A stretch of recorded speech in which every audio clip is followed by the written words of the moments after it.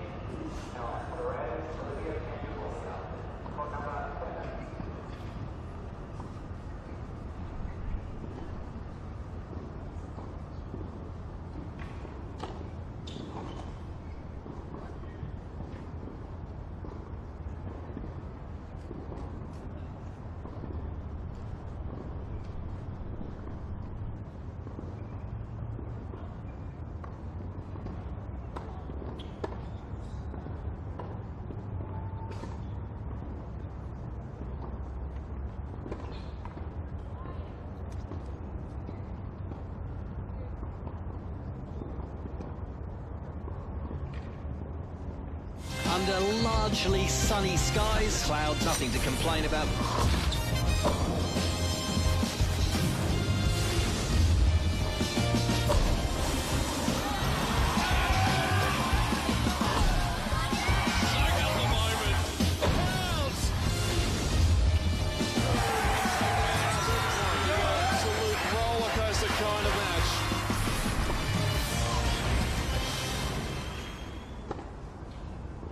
Yes, hello and good morning. What a spectacular day it is here at Melbourne Park, home of the Australian Open. Day 3 action of the 2017 Wildcard Playoffs. Sean Manawira with you as well alongside me, Boyana Babusik. Boyana, good morning to you. Good morning, Sean. It's a spectacular day here in Melbourne and we've got some epic matches. This is men's singles and a couple of women's doubles as well on the other courts, but it should be an absolutely cracking day. It sure will, and our first match today is between Andrew Whittington and JP Smith, both seeded in this year's wildcard playoff, and two very consistent players, so I think we're in for a very long match today. Whittington, the number 1 seed, and getting the number 1 match as well. Chris O'Connell, we move on to our second match of the day.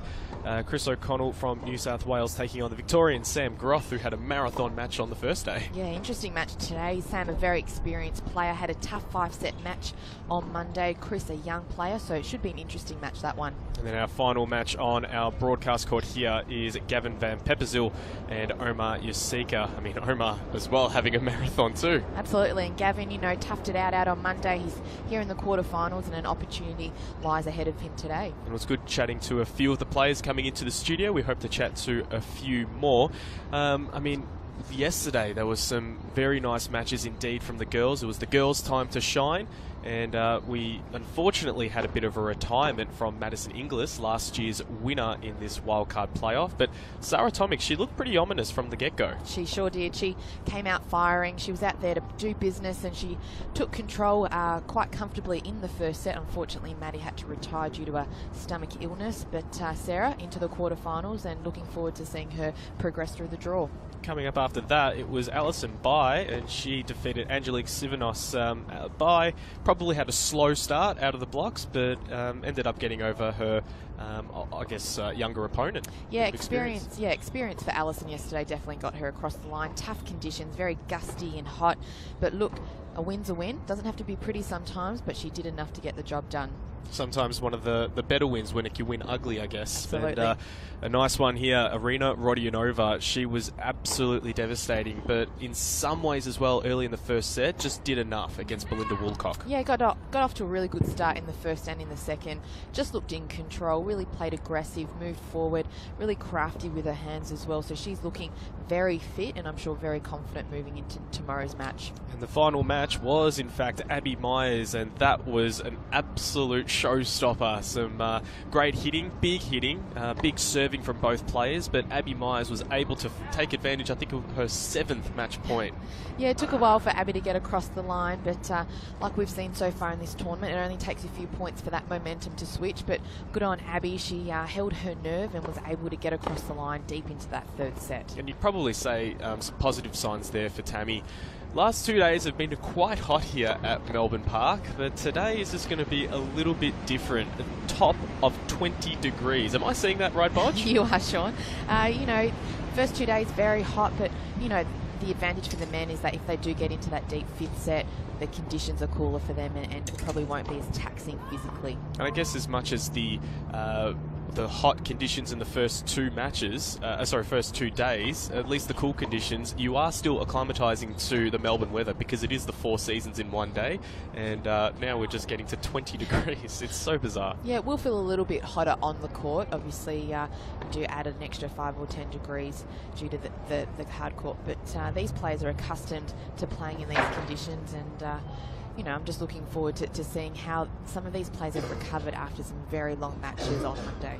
And we see on screen there JP Smith. He'll be taking on the #1 seed in Andrew Whittington. Whittington having a very nice season. We were able to speak to him on day 1. As we see Tom Sweeney there, chair umpire, who will be presiding over today's match. And Mark Pullman's there in the background. You can see Bodge munching down.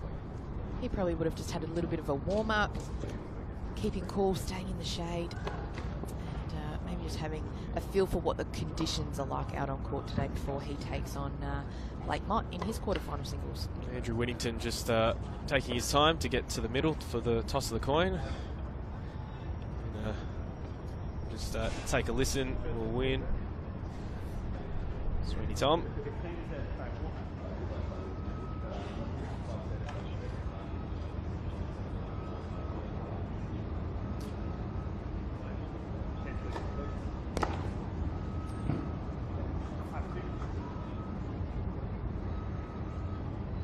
So there you have it. We're going to get into our quick warm-up, and our #1 seed, Bodge, as we said, had a marathon first round encounter. Ended up going 2 sets to love up, but was troubled in the 3rd and 4th set. Yeah, he seemed to be struggling with a little bit of a cold or a chest infection, as he spoke to us in the commentary booth, but he said the advantage of playing today was he did get the day off yesterday, so hopefully he has recovered well. But look, did enough to get across the line on Monday, dug deep into that 5th set, and let's see what he brings out on court today. It was a win over Max Purcell, 6-3, 6-3, 4-6, 3-6, 6-2. The 23-year-old resides here in Victoria, in Williamstown. Current ranking of 170 in the world, which is his current career high, Bodge. It sure is. He had a fantastic year, won 6 singles titles, 6 of those on the Future circuit, but also qualified and made the round of 16 in September in Shenzhen in China, where he lost to Richard Gasquet. So an unbelievable experience for Andrew, and hopefully he can keep carrying that momentum through this tournament and into early next year. And no one likes to lose the way he did against Gasquet, but he was so positive about it, wasn't it? The experience to get on the big court, to get on the big stage. It was great to see from a young man. Yeah, you can't buy that type of experience, and I'm sure Andrew took a lot out of that match and really wants to keep progressing, so he keep continuing to play against those top players, because that's where you can really improve. We didn't see this match in particular, Bodge. We saw a few snippets, but it was JP Smith getting over Maverick Baines in a 4-set encounter. Yeah, JP's been on the tour for quite some time now. He's 27 years of age, currently ranked 231 from Queensland, but spends a lot of time in the US. Did play 4 years for the University of Tennessee and then turned pro after that. Very good doubles player, ranked 79 in the world. Did win 6 doubles titles this year, but has been around for a while, has played at this wildcard playoff as well a number of times. He knows what to expect here at Melbourne Park. Made some quarterfinal appearances on the Challenger circuit in October, and also played at the Australian Open, made the second round of the qualifying event. There was 9 doubles finals as well this year. So, like you said, Bodge, no singles finals, but his doubles ability is quite strong. Well, I think when you have the ability, as we just see our chair umpire Tom Sweeney on the screen, but for JP, I think it adds value to play doubles and bring that into the singles, but also when you're on tour, just helps in terms of being able to fund the year as well. Especially if you have a coach or a trainer travelling with you or a hitting partner. We know Andrew Whittington is a big hitter, massive serve, big forehand. JP, on the other hand, is, I mean, he's definitely got less pace, but he could really absorb that, couldn't he? And use it to his advantage, try and come forward and use that doubles experience at the net. We'll definitely see JP move to the net a lot. He likes to serve and volley. He likes to chip and come in. Andrew, as we saw on Monday, likes to come in, has the ability, but sort of likes to dictate play off the baseline. So I think we'll see a lot of long rallies, but JP will look to finish at the net a lot of the time. Talk about the lefty serve as we see JP just serving up there. That could really trouble Whittington if JP can get the ball high up the shoulder. But again, Whittington's a tall guy, so it will take a good serve to be able to get to shoulder height of Whittington. Yeah, a left-handed serve's always tricky, especially when they swing that ball out wide and down the tee on the due side. But Andrew's an experienced player. He'll look to try and take the ball early and especially try and get the ball down low to JP's feet if he does serve a volley. And I would say that just looking at him right there, just such a fit athlete. So he's done a lot of work in the gym, a lot of miles in the legs, a lot of weights as well with his coach Glenn Busby, and that's really paid dividends, especially this year. And that's what you need to do. You need to find that edge. And for him, he's lucky he's got the frame to fill out. Sometimes we do see some tall athletes and they don't really fill the body out, but he's looking in good shape and hoping for a big 2017. Absolutely. They both would have come off a good 4-week training block, so physically they would be in top shape. And I think at the high level, the ball comes in quicker, the men are a lot stronger, so physically you do have to do that extra work, and Andrew's obviously accustomed to that, and maybe still working on that physicality as well. So career high of Whittington at 170. Career high for Smith, in fact, was 108. So he's been right there, right knocking on the door, I guess, of the top 100. And we've said numerous times before the last couple of days that top 100 is the ticket to the big tournaments, isn't it? Oh, absolutely. And I think that's what these players aspire to, is trying to get that ranking so they can automatically. Ladies and gentlemen, this match with the best of 5 sets, first 4 tiebreak, final set advantage. JP struggled a little bit with injuries this year. Nice to see. To left of the chair, John Patrick Smith. So we had our famous to the right of the chair, Andrew Whittington. We love our viewers. Smith won the toss and chose to receive. Fans on social media to get in touch with us using the hashtag TAYOPlayoff and join in the conversation with us.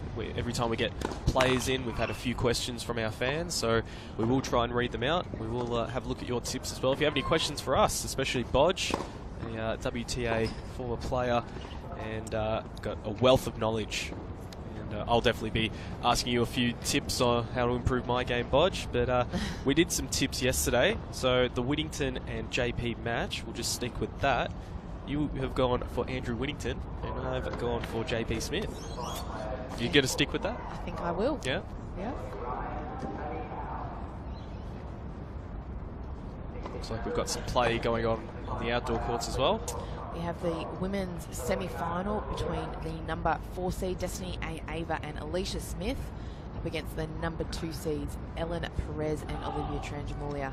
And Destiny Ava and Alicia Smith have an early break, and they're into the second game of the first set. You can see there, Whittington probably still suffering a little bit from the flu. We saw that in that first match. Let's hope he isn't coughing as much as he was in that first game. So he's just taking his time, just like he did with the coin toss. Just happy for JP to wait there a little bit longer. But he just looks very calm, very collected. So here we go. The first match of the day, Whittington versus Smith. Whittington to serve.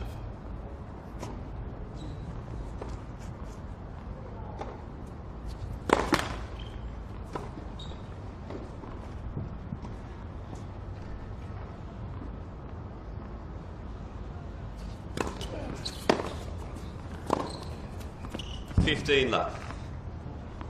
Good early sign. Sometimes players can be a bit tentative when they start up, but very nice forehand down the line.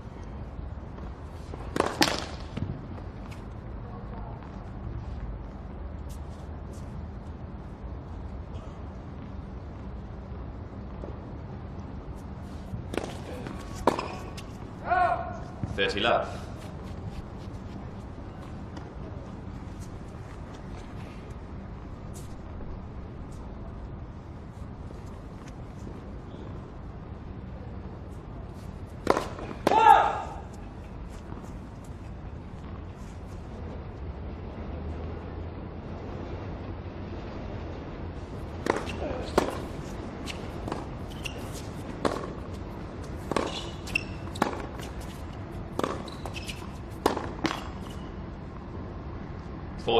Doesn't look like Whittington is overplaying, and right now his opponent's just giving him a couple of gifts, and I mean, this is what you want to see from a young man. I think in the first couple of games, both players will just look to get comfortable, see how their opponent's reacting, just get into a good groove, and maybe just get rid of a few of those early signs of nerves. 40-15. The dreaded commentator's curse with a double fault, but again, if you're going to do it, 40 love is better time than any to do it. Still a couple of game points he's looking at.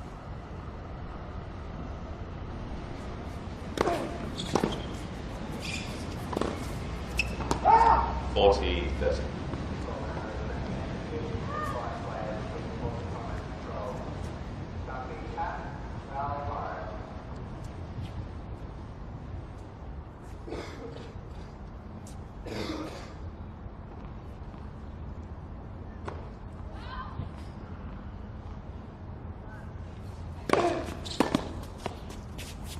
Outs game winning. First game. So the first game there goes to Andrew Whittington. It's 1 love.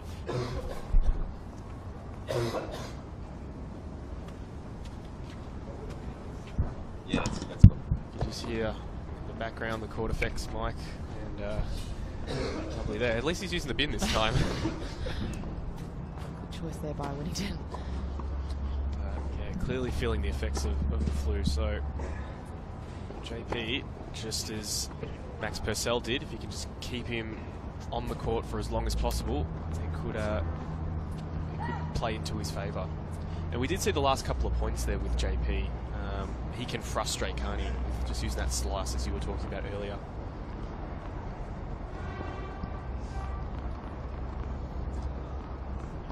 John Patrick Smith to say. Wait, please.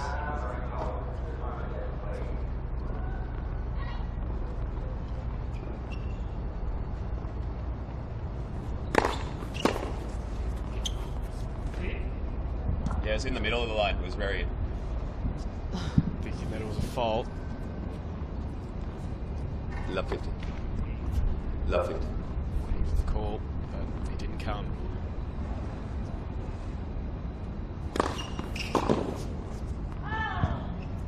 No surprise there with the left-handed serve, slicing out wide.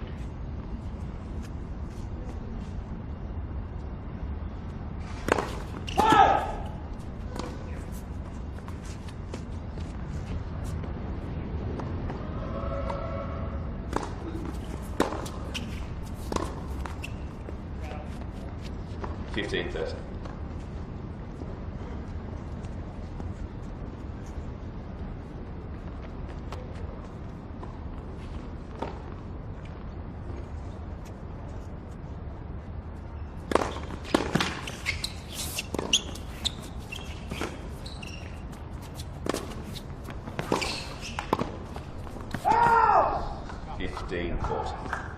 You did expect JP, as I did, to come to the net a lot, so he needs to be making those. You can't afford to miss any volleys, especially against Whittington. Whittington doing a great job of getting a racket on that return, landing nice and deep through the middle. He was so far back in the court, so he could have just dropped it short. 30-40. One break point saved. Using that lefty serve, curling it away from the backhand stretch. The long limbs of Whittington. Perfect serve. Still one more break point.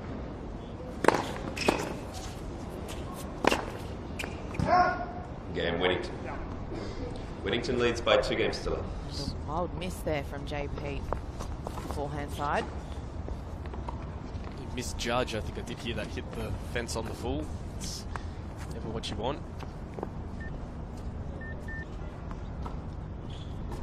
This is what we saw Whittington do on day one. Get off to that good early start. Dropped off late, so he'd be eager to make sure he takes his opportunity here.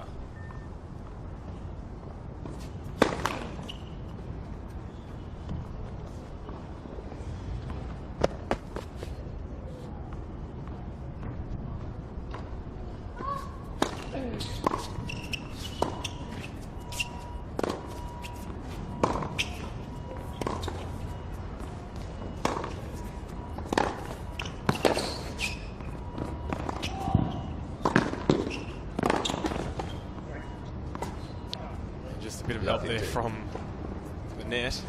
Whittington doing everything right.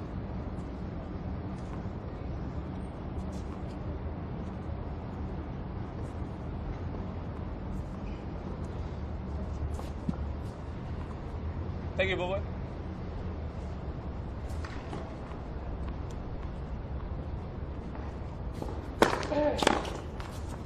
$15 all. We saw on Monday Whittington when he was under pressure and in some tough situations, his first serve helped him get out of those types of situations and points when he was under pressure. Talk about weapons at this level. His serve is definitely something that's helped him get here so far.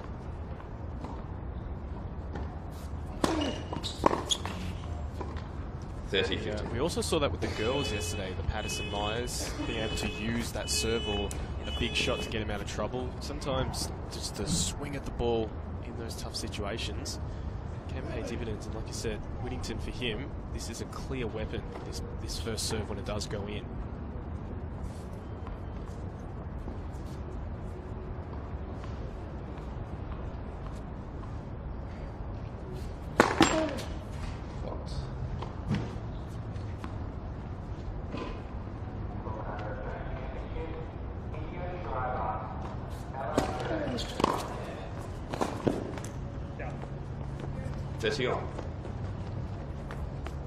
For right-handers playing, a lot of right-handers, that serve to the backhand can always help, but for a lefty, that's right into his forehand, so good effort for JP to take care of it, as he did.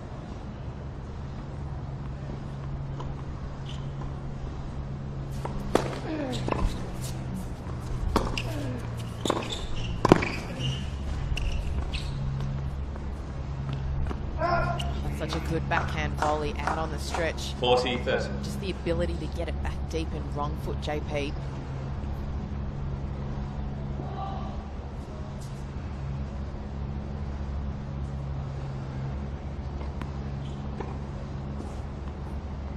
A point to consolidate on the early break.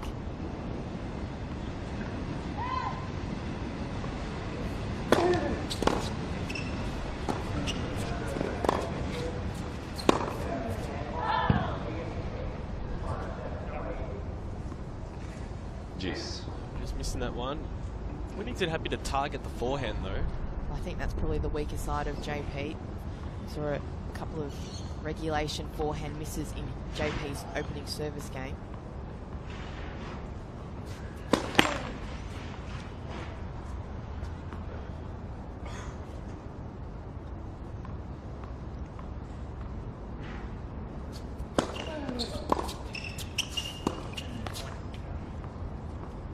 Really Advantage down on Smith. that. And lazy footwork from Whittington, so from an opportunity to, as you say, consolidate on the break, Smith now gets his opportunity to break right back.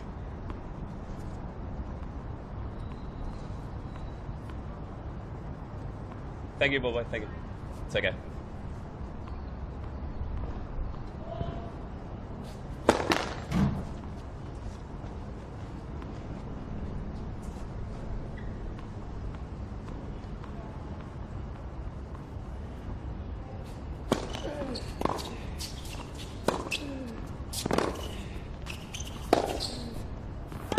Game, Smith.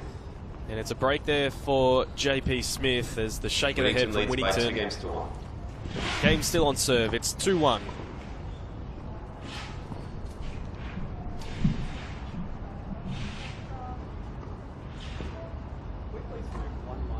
At the very least, Bodge having that early break does help. And at least it's still on serve.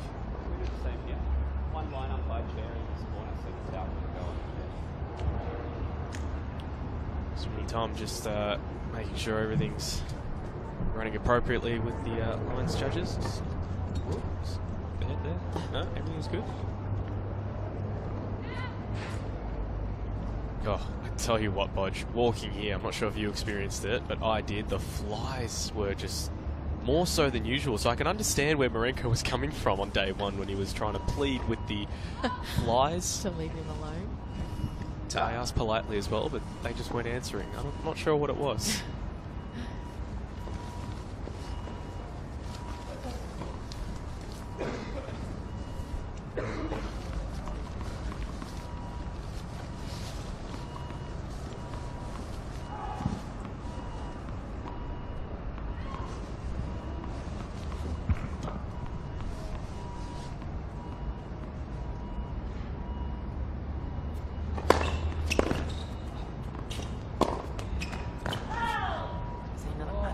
Love 15. Poor boy, can you please put the towel on the chair? Thank you.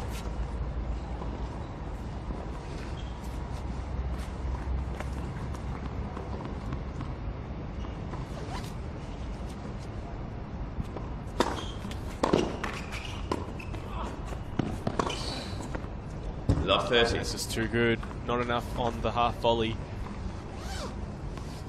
Smith probably just wanting to get the ball in the court, whereas he had a regulation volley earlier in the set. Missed it. Well on top, Whittington was on that forehand.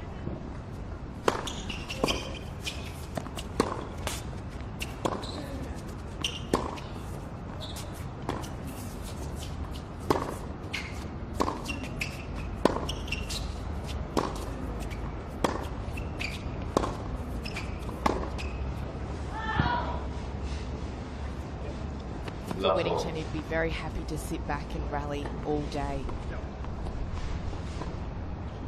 Which is what I would have thought Smith would want as well. But he's not making these normal rally balls. Smith just at the moment is just trying to press a little bit too much, trying to pull the trigger a little too soon.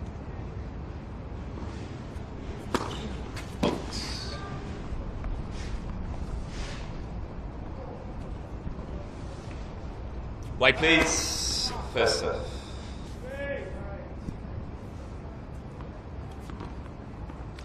So just because you have affected the server, he'll get a first serve.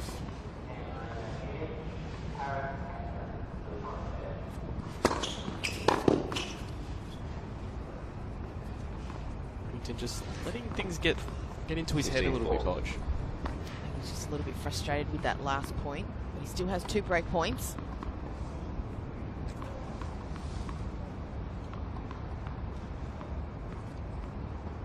Wait, please.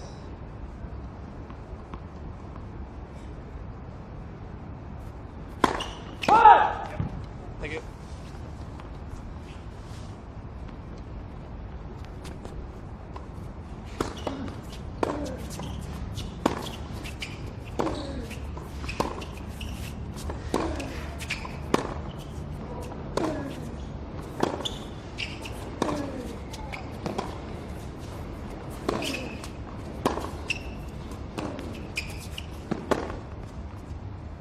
shot from JP. 30-40. A change of direction using the forehand line. And catching it late, but had so much balance, so much timing going into that ball. Whittington, you can almost just do nothing but applaud. It was a great shot by JP. But still looking at one more break point. Let's first serve.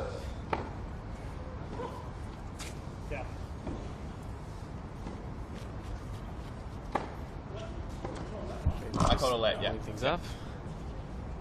Grabbing the towel, starting again. Good serve, but catching the net.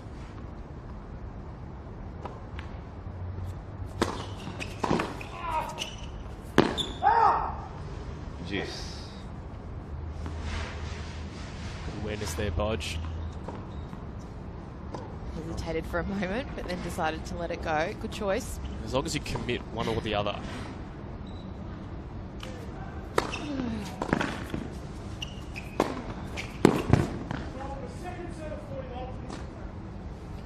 So, from that point where Whittington was looking at a second serve and the umpire just needed to hold things up and give him another first serve, Whittington allowing that to get the better of him. Game, Smith. That's a few first serves in a row for Smith. 2 games. And games on serve. It's 2-all in the opening set.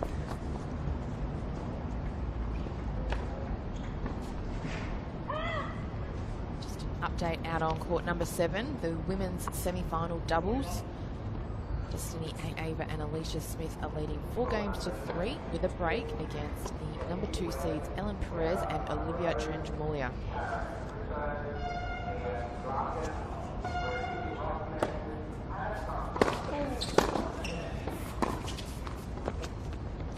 Love 15. 6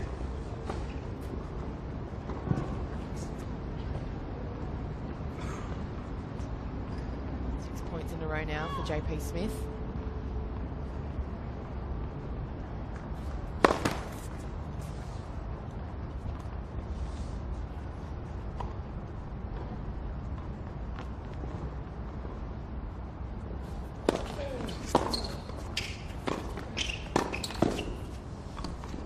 Good bit of play there for 15 on. Whittington.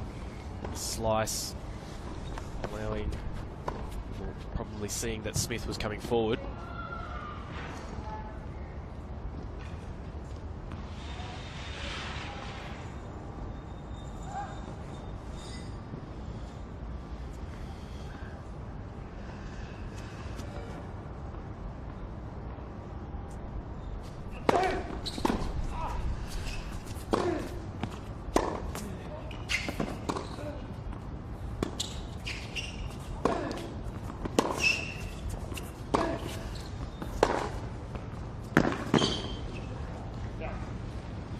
Forehand's coming back now.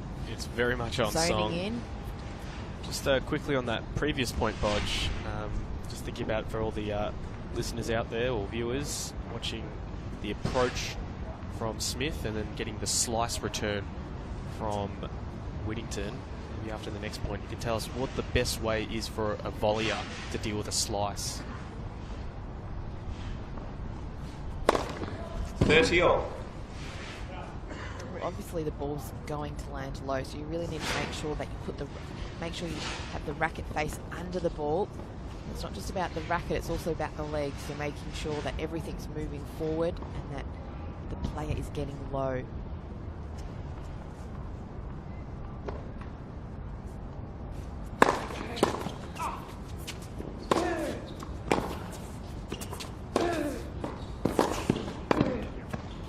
Nice volley.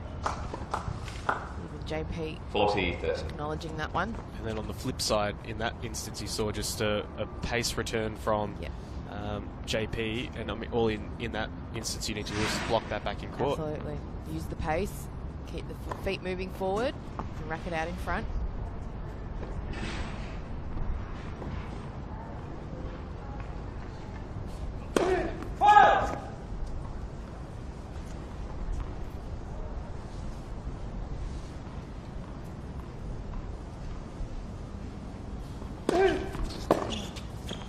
Game, Whittington. So Whittington breaks the run of 2 Towel, games please. from JP Ice Smith. towel. He heads to the chair, Well, can you get leading the ice towel 2 games from to the 3 freezer, first set. Whittington leads by 3 games to 2.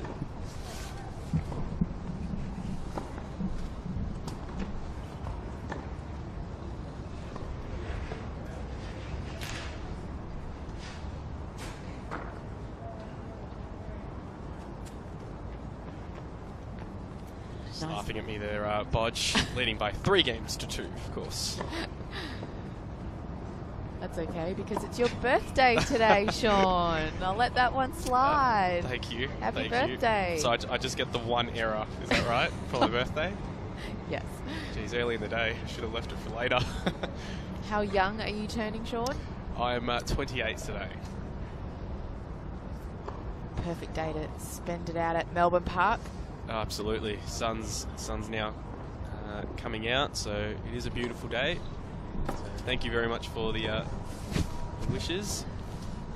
But, the birthday present is, of course, staying at this amazing precinct, isn't it? What a wonderful place this is.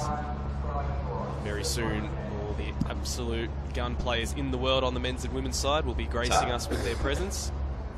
So every change of ends, can you Winners grab that here. At the start, can you bring out the ice towel, and at the end, can you Looking give it back? for their present, their Christmas present, or birthday present if they have a birthday in December, which is a wild card into the Australian Open.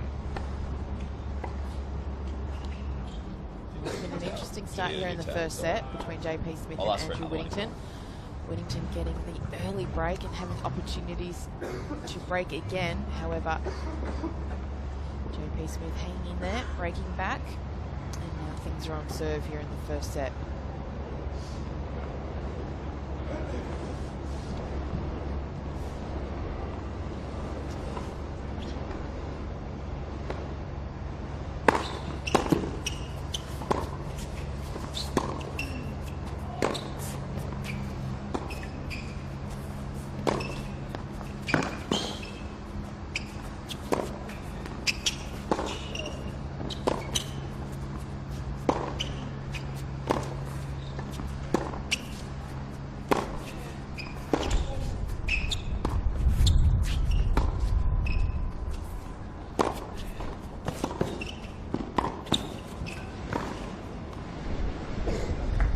Super rally, probably the longest of the match so far. JP getting over the top. Both players having some ascendancy, but both their defensive skills were strong. JP winning out, taking the initiative coming forward.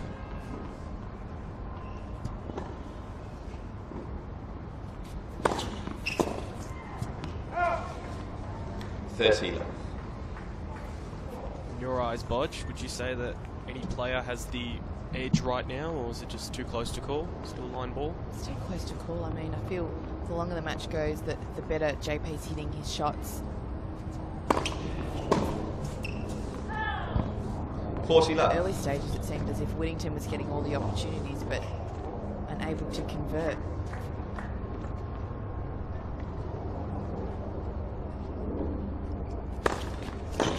Game Smith. 3 games on. A quick game there from JP Smith. 3 games all.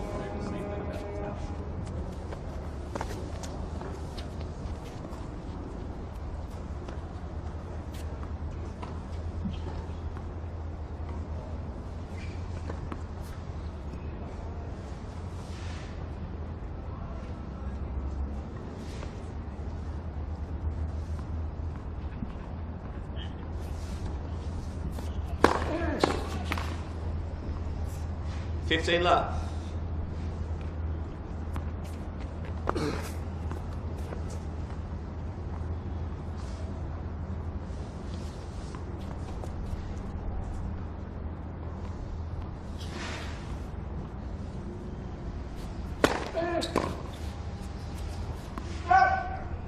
$30 love.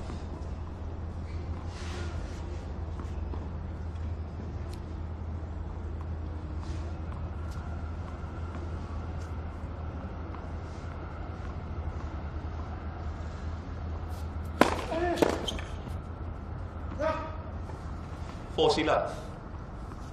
Both players doing it easy on serve in the early part, last couple of games.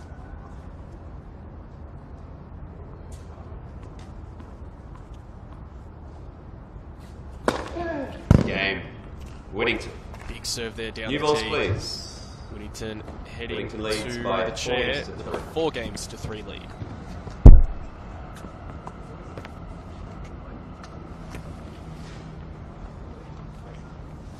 We were talking about that on Monday, weren't we, Sean, about these players can hold serve comfortably, especially when the matches do get longer and deeper into those 4th and 5th sets, how much it'll pay dividends.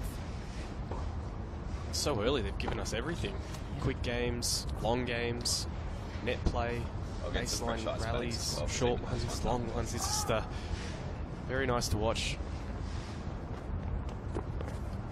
Maybe a few too many errors early for JP and later on for Whittington. The last 2 games, at least, they've both found a good level of play.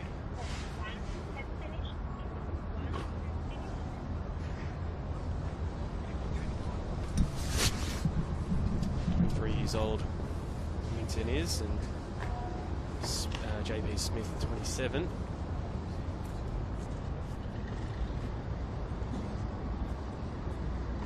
As you said before, the 9 doubles finals for Smith this season, whereas flip side, Whittington 12. The number of doubles and singles finals that he played in, so he's had a big 2016. Hoping to kick it off with a win here. Bobo, can you put the ice bags back in the freezer? So at the start of every changeover, we'll get them out, and at the end of every changeover, we'll put them back in. Okay.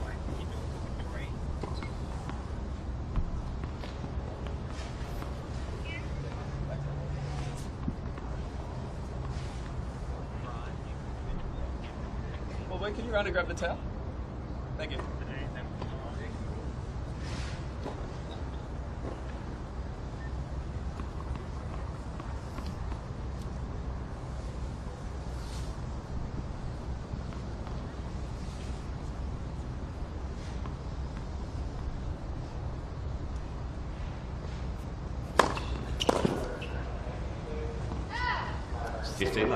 Out on court number 7, the women's doubles semi-final. Destiny Ava and Alicia Smith have taken the first set, 6 games to 4 against the number 2 seeds. 30 left.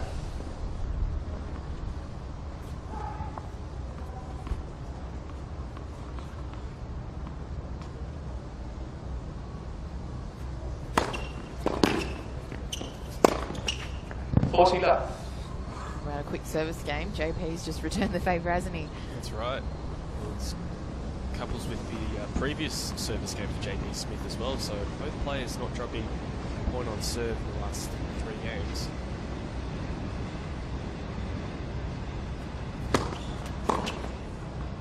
Game Smith. The trend continues, Bodge. 4 games. We find ourselves at 4 games all. Roll the balls down, please. Thank you.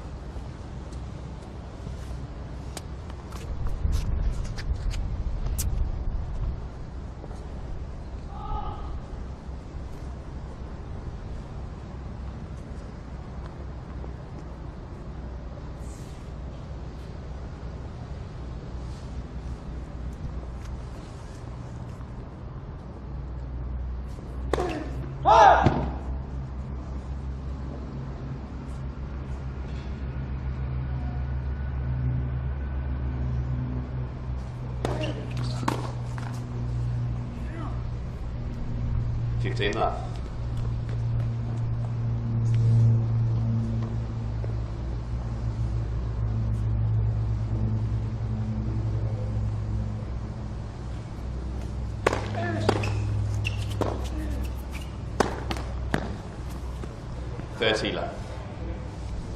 Still at that stage where no player has lost a point over the last 4 games, now leading into our 5th game on serve. Gifting another one to Whittington. Ball, please. The ball. Thank you.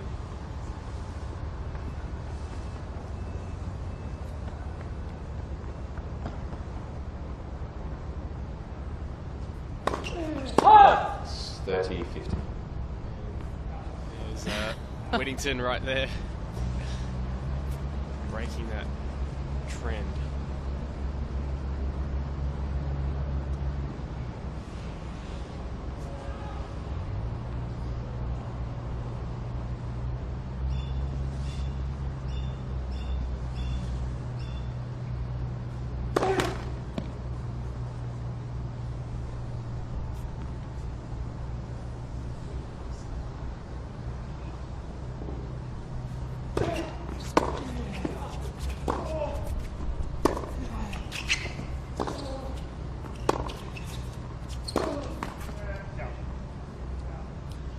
Always been curious to watch seeing these players. They played in that very hot day on day one, whereas today's a lot cooler. What will that do you think, to the strings, racket tension? Do you think that players would try and use a different racket, or? I was always the type that always liked to keep things the same. Obviously, you need to adjust when the temperatures are increasingly hotter. But on a day like this, 40-30. would look ahead and say, look, okay, probably don't have to have my strings as tight. So bring it down a couple of pounds.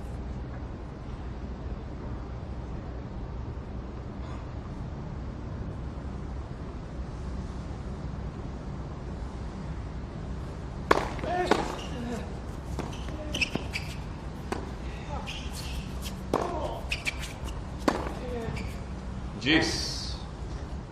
Forget the 2014 women's final. Lena and Dominika Sipilkova. 7-6 in the first set. Lena asked for a racket. Thank you for the ball in the middle of the court. Which won the next set, 6-love. Or 6-1. It was a very different set just after she got that racket restrung. Very humid conditions that day. Advantage Whittington.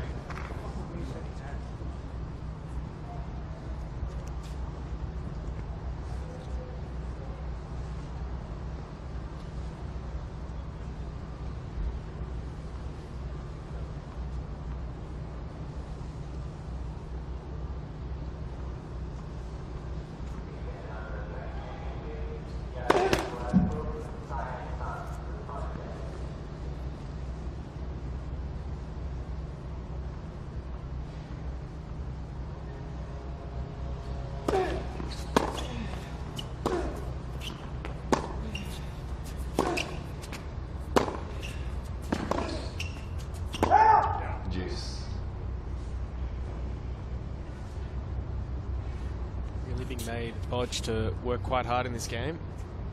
And for both players, how crucial it is to get to that 5th game first. Talk about first serve percentage. On the first point, JP Smith had an opportunity on a second serve return. Whittington's also thrown in a double fault. Just want JP to have a bit more of a look on this game. Well played, Whittington. It's a top volley. Just closes in so nicely. Advantage Whittington. See that JP's on the stretch, that the ball will be a slice. And he just captures the net really nicely.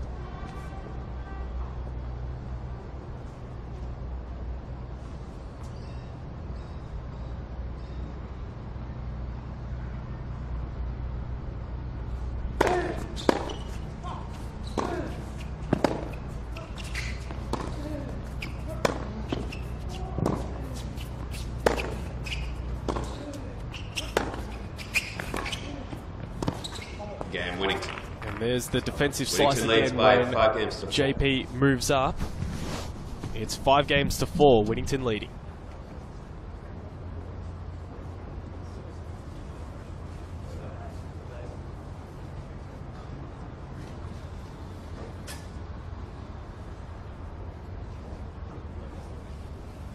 JP Bodge, you can see on screen, just grabbing some ice bags.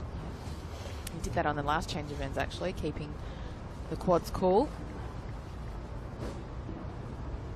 Okay, so this match does go deep into a 4th or 5th. It's always good when you see the players prepare like that, whether it's having... Preparation is key. How many rackets restrung, how many bottles of water and Powerades in the bag. Changes of shirt as well, just knowing that potentially could go the distance.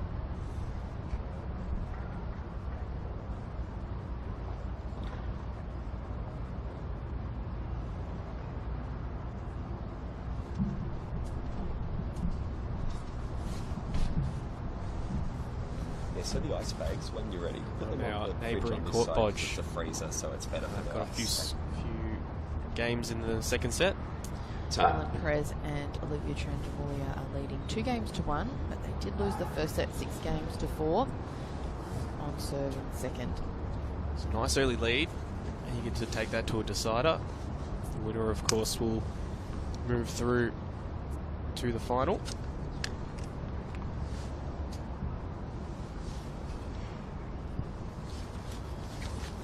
Whittington again, just the last one to get out, and happy to wait.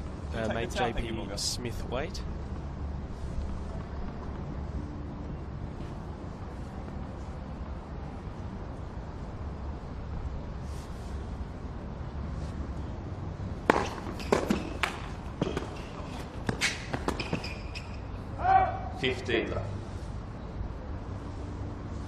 JP will be breathing a sigh of relief that that went out, because he hasn't dealt well at the net with the slice of Andrew Whittington.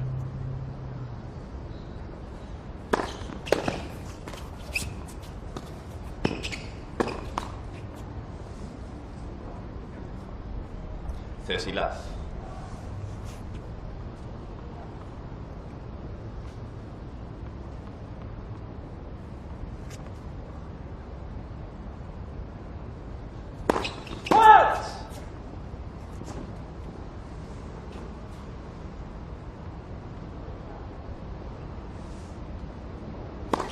Led second set.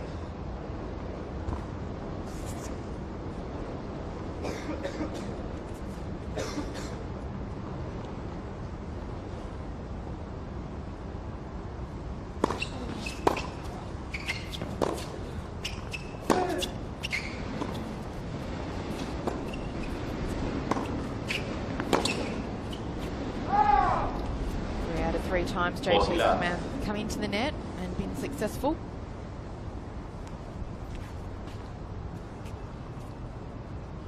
And hasn't had to do too much to put away, because there have been 3 errors.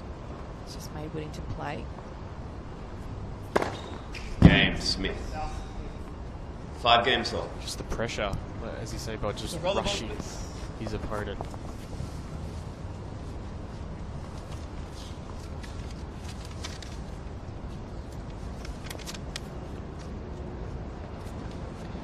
Also, that was another quick game from JP Smith. On the flip side, though, the previous service game was very long. So, JP really asking the question here of Andrew Whittington.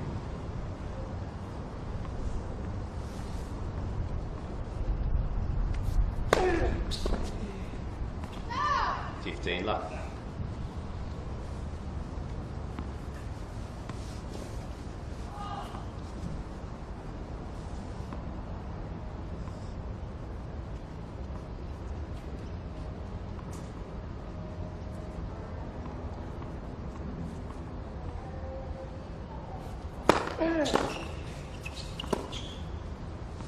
Good deep return from JP. 15 off.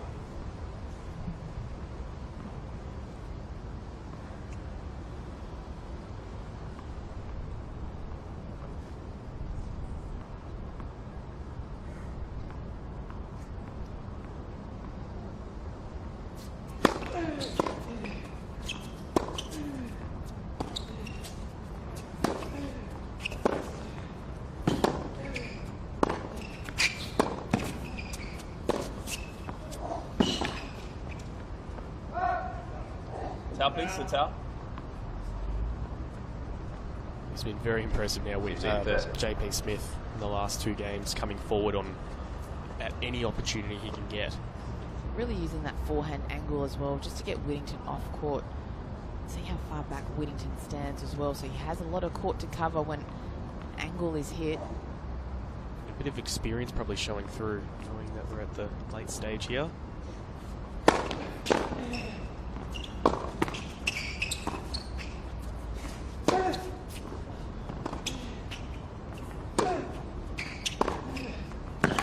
Too good.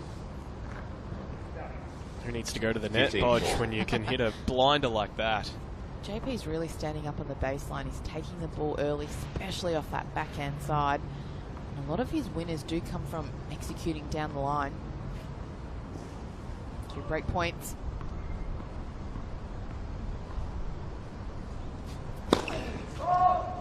And to look on a second serve.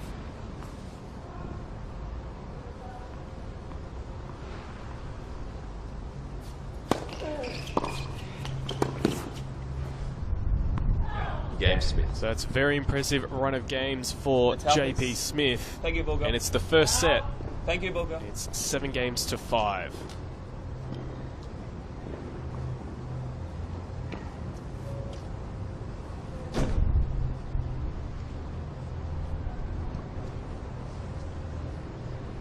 Smith leads by 6 games to 5.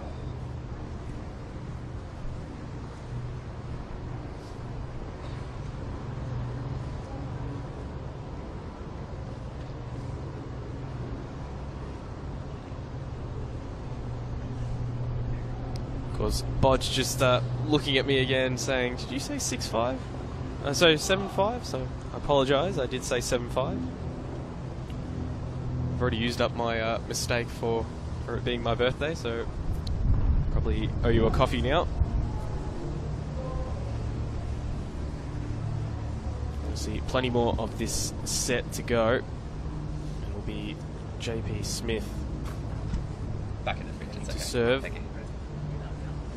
Yeah, sure. Just an update down on court number 7. The tables have turned and Perez and Tranjamulia, the number 2 seeds, have broken. 4 games to 2 in the second set after losing the first set 6 games to 4.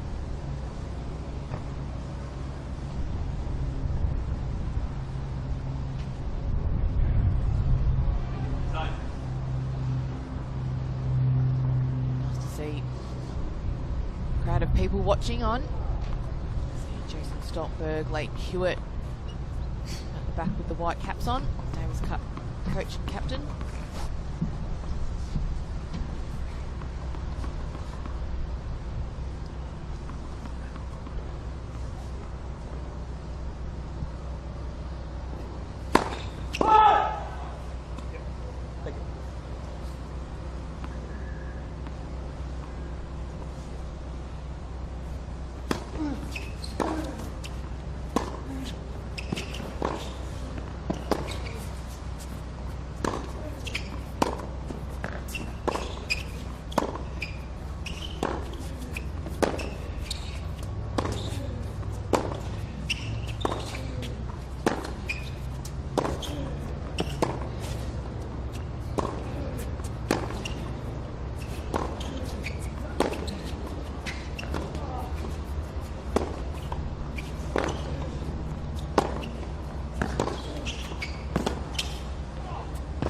Not up. Oh no, he's Winnington thinks he got to the ball. The umpire said it was a double bounce. It's a big call. This is what I saw. Winnington is absolutely disgusted there. I'm not that slow. Just has to be careful here because the last time he wasn't happy with the call. He did end up, he had 3 break points and lost the game and then got a little bit frustrated. That's what I felt, yeah. JB's right ready to serve. Winnington's taking his time.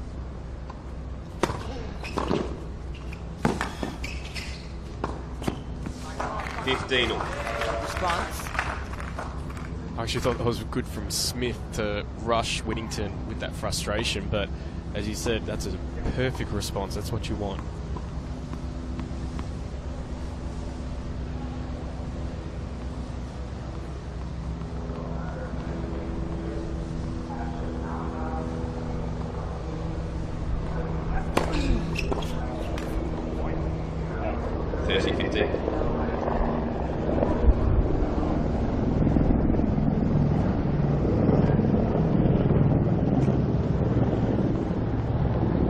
Thank you, Bogo. Thank you.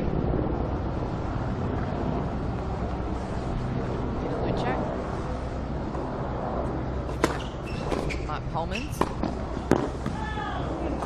30 on. Volley. JP JP would be pretty annoyed at himself. Could have had a look at 2 set points. Similar volley that he missed in his first service game of the first set, that backhand long. I wonder whether that's just a little bit of nerves creeping in.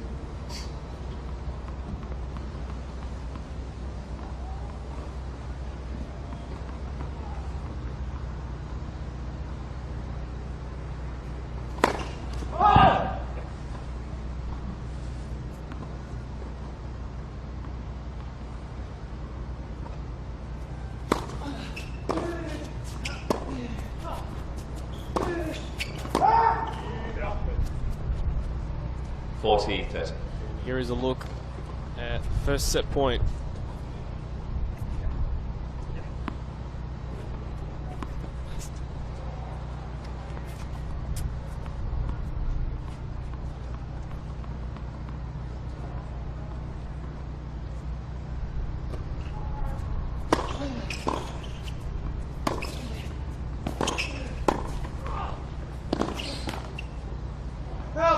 Game and No help first set, from Smith.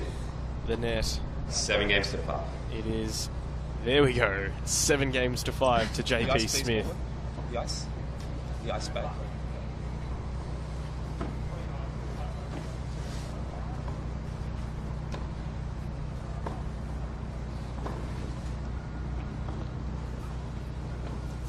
Did see Leighton Hewitt and Peter Luchak in the crowd before. And interesting to note, as we see Mark Palms as well walk off court, trying to maybe get ready for his match. We might all remember, of course, they have been a good pairing together for doubles, and Luchak at one point was also hitting partner, or even maybe the official coach of Leighton Hewitt. They're also basketball teammates. Play some social competition, which I spoke to Peter Luchak a couple of weeks ago. He was wearing a wrist brace. I was saying, oh, okay, you're obviously still getting on the court, and must be pretty tough. He goes, no, mate, this is from basketball. Hewitt's just dragged me onto a social competition. So still eager. Well, I guess the injuries still happen on a court, but just a different type of court. A on the hat stands for. That was an Aussie. Awesome. Aussie Open. If anybody does know, hashtag AO Playoff, help us out. That's a good one. His nickname's Rusty, so obviously not that. Adelaide? It's from Adelaide. There was something written on the side of his cap. Not sure if we can get some vision on that or not.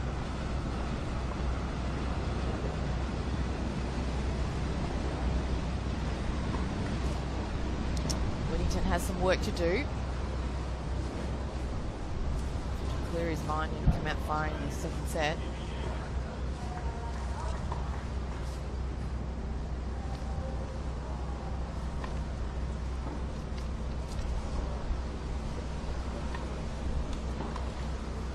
Crowd are really starting to pick up now. It's not as hot as the last 2 days, Bodge, so very comfortable conditions to, again, come in for free if you're around the area.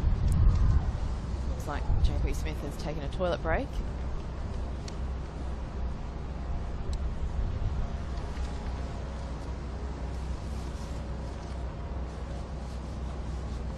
What do you feel that Whittington needs to do?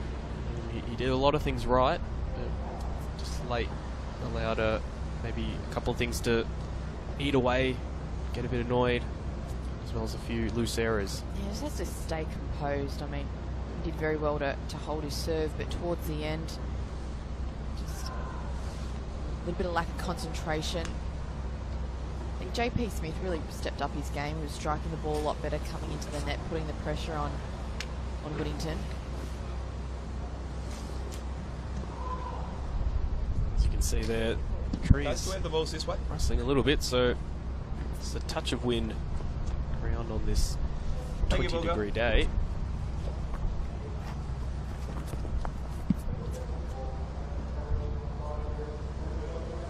So, as you did mention, Podge, in the sun, when it was out earlier this morning, it did feel a little bit more than 20. I always find that interesting when they say, whatever it is. 20 degrees feels like 25. Yeah. I'm like, well, isn't it 25 degrees then? But no.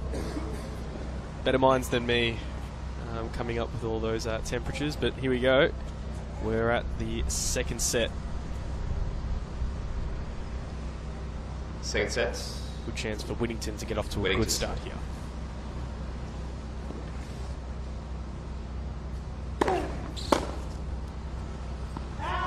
$15 left.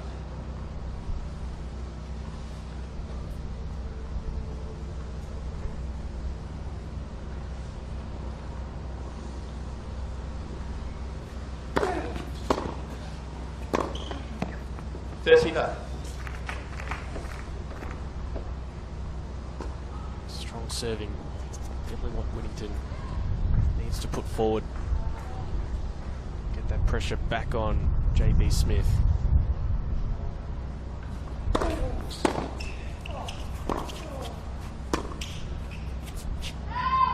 $40 left. Bit of help from your opponent is always welcomed. Floating that one long for Smith. Game Whittington. What's happening? Another bit of help there. It's a quick service game to start the second set. First game, second set. Claiming it 1 game to love.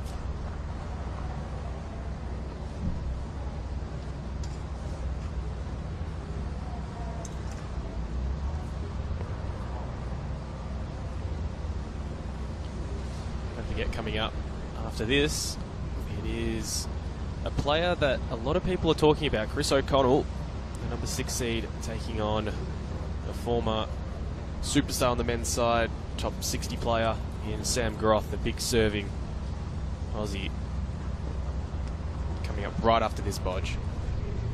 Tough match for Sam in his first round against Dane Kelly.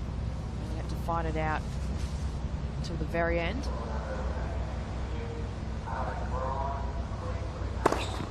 $15 left. I didn't hear a I was about to say, I thought that was well in, but yeah, he's looking for potential let call, but Whittington happy for that. Happy to move on. 30 left. Serving from JP. 30 left.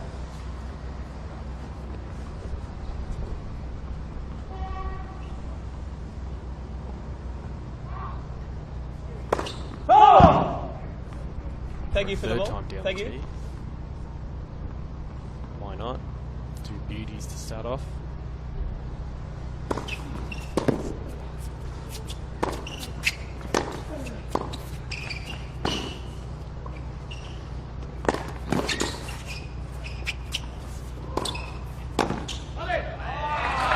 And the Ale call from Whittington. 30, Why 15. not?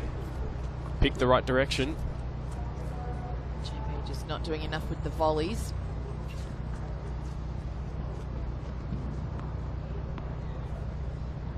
Enough on that forehand put away from Smith.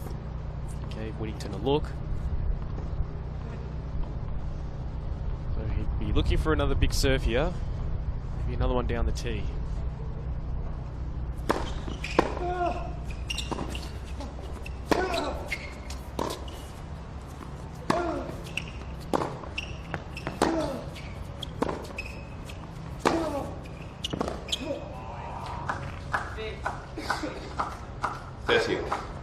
Big hitting from both players. Whittington, after losing the first 2, is now back on level peggings in this game. Remember, this is how he started the first set.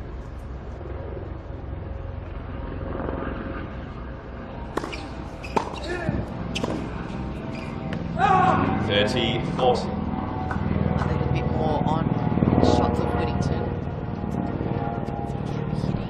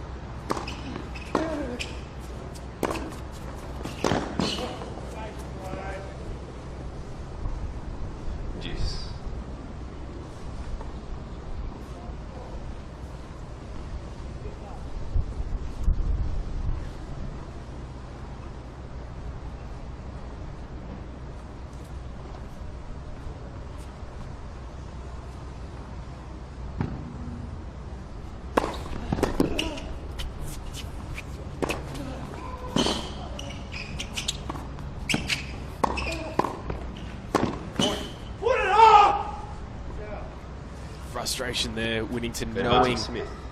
he's got his opportunity right here. Hasn't taken it yet. Still not out of it.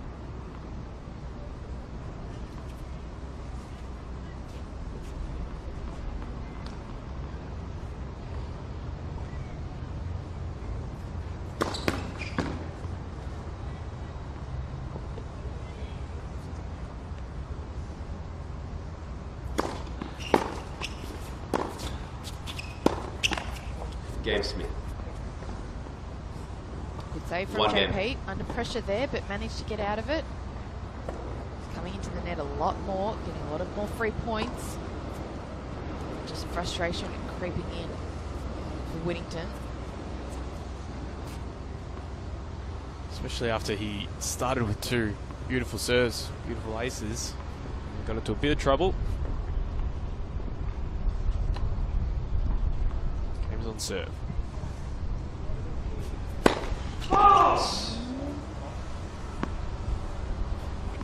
Ball, please.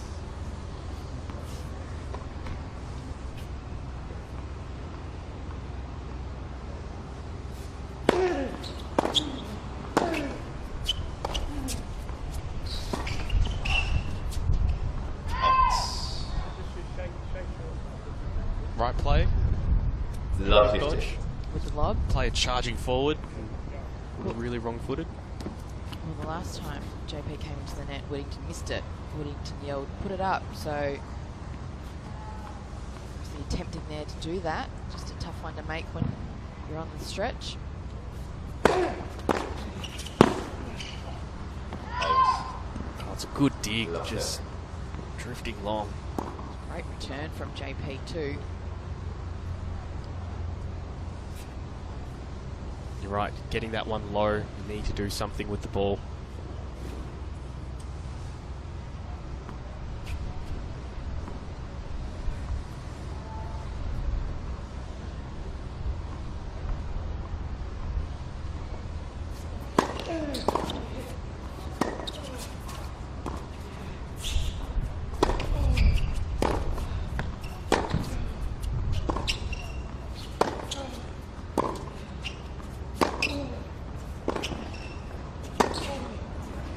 $15.30.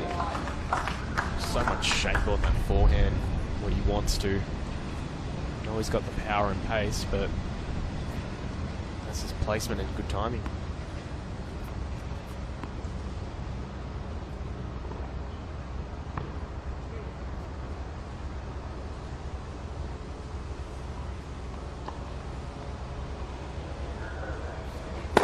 Let us serve.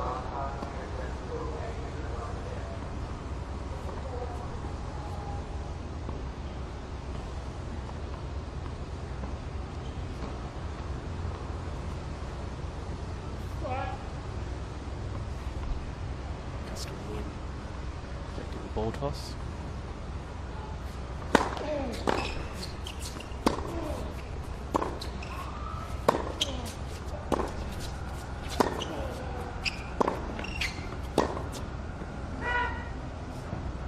$15.40. Love that camera angle to see how high the ball is coming at Whittington. The reason they need to hit it. JP trying to push him behind the baseline, but sometimes you don't want to get pushed too far behind. Forced to take that early. Got a second serve.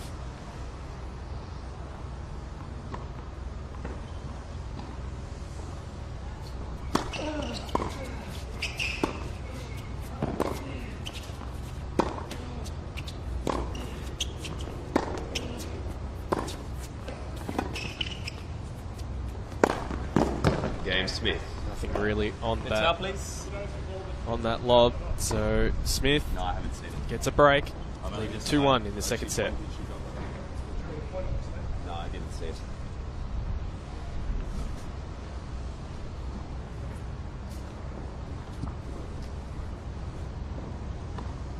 Smith leads by 2 games to 1.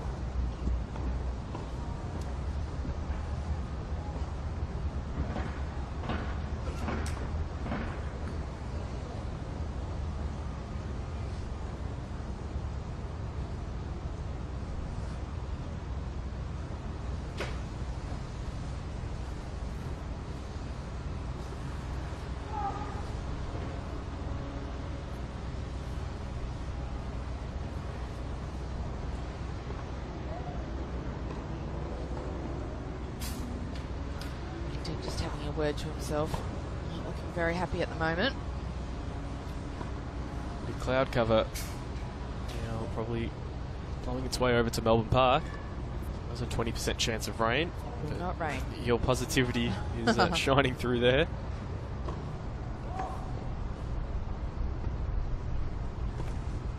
Even conversation between the Davis Cup captain and the fan just going up, hoping for A selfie, what looks like selfie, it. yeah, or an autograph.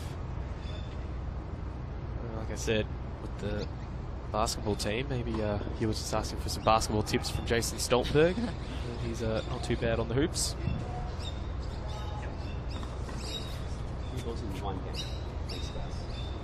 So a chance here to consolidate the break. This will be huge for JP. Up a set and a break. Just get on top of this game. Really will help him.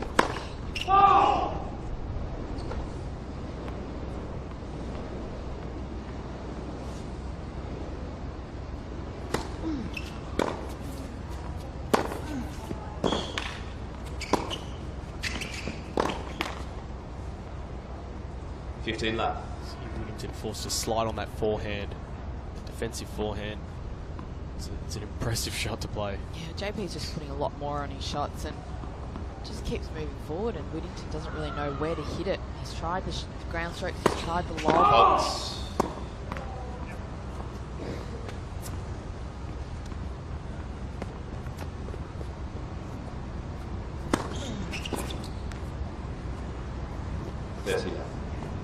Just trying to block that back, catching it correctly.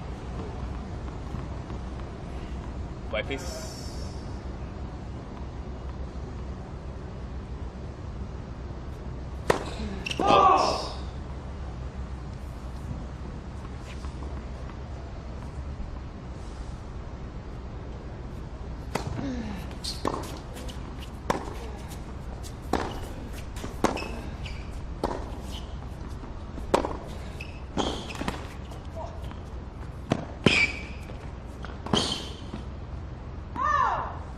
Good pick up from both players.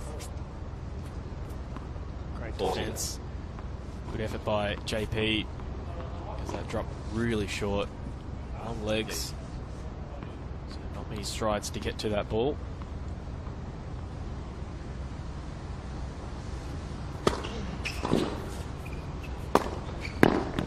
Game, Smith. New balls, please. Smith leads by 3 games to 1. Does it comfortably too. New balls, yeah. Does well, JP Smith, doesn't he, Bodge, when he's in a bit of trouble. He just takes a bit of time, just making sure that his player doesn't ride that wave of momentum. However, when he's on song, as he is in that previous game, he was very quick to try and start serving. Just looks composed out there. Good body language. Wouldn't really be able to tell if he was up or down in the set.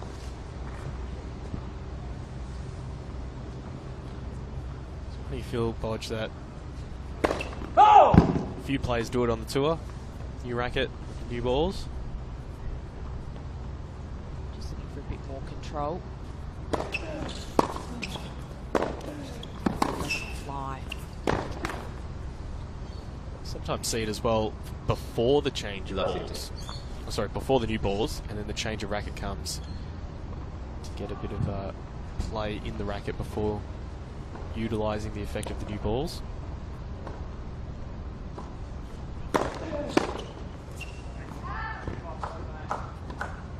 $15 on.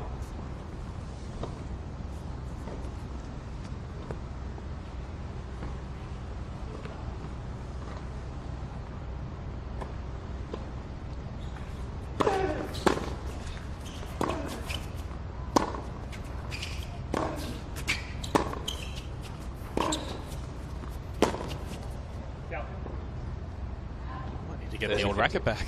Well, that was just a miss hit. I'd like to know which player really started changing the racket at the new balls. If any of our fans know, hashtag AO playoff. Oh. Federer's a big one. Fetching was good. First serve.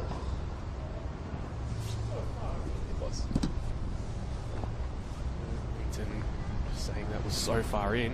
Why did the call come? Just in the background there, you can see John Fitzgerald, Wally Massert. Pat Rafter there, 2 in the corner, in the black shirt with the dark sunnies. We're doing well with our Where's Wallies. And literally Where's Wally with Wally Massert. Yeah. All the big guns watching a massive match here, Court 8.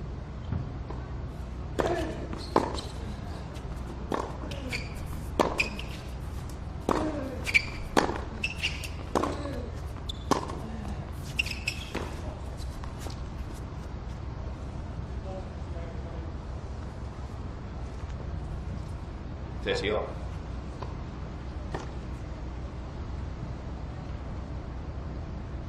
Pat sitting down next to Wally. Patrick Fitzgerald as well, right there. That's John's son. Two-time US Open champion after 97-98. Former world number 1.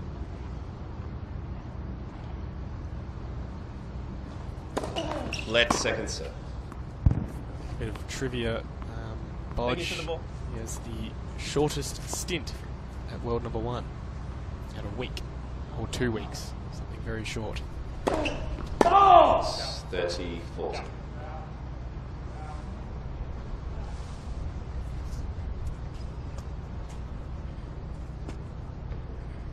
Breakpoint opportunity now for JP Smith to take a 4-1 lead.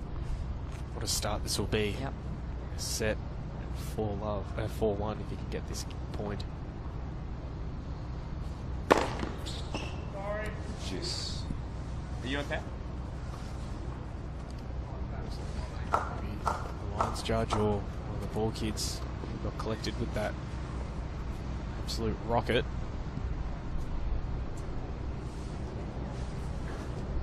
Just wanting to make sure they're okay. They're at juice.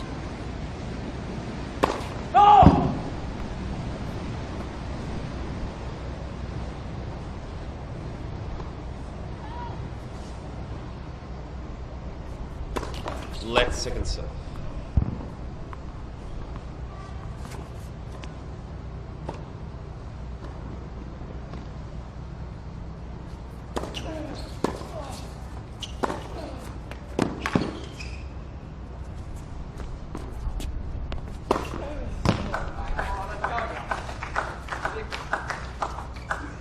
Advantage Whittington.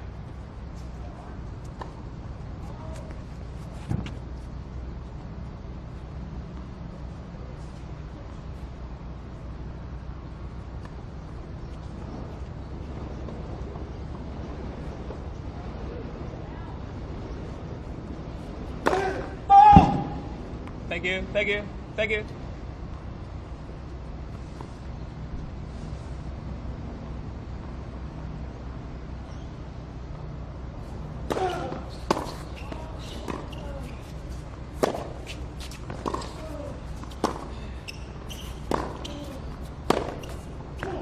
Game Whittington.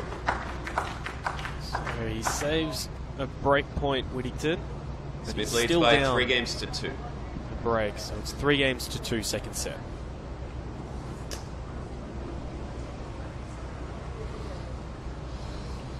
We do have a result from court number 7 in the first women's doubles semi-final. Destiny Ava and Alicia Smith won 10-7 in the third set match tie-break. Wow. Against Ellen Perez and Olivia Tranjamulia. So the number 4 seeds prevail through to the final. They'll play the winner of Nektha Baines and Abby Myers, or Tammy Patterson and Sally Pierce, and that is played later today.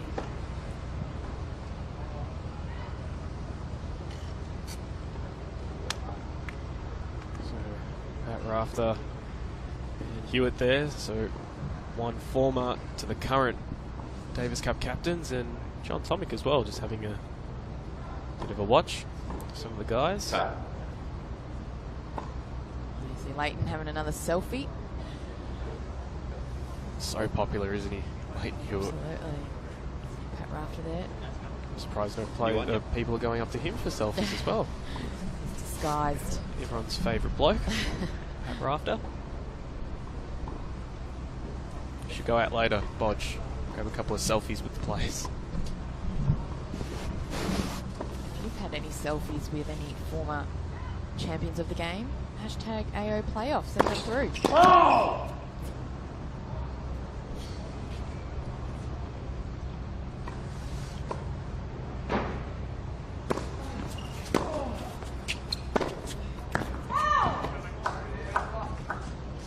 Next time we get one of the players coming in, we'll ask them if it's okay if we can take a selfie.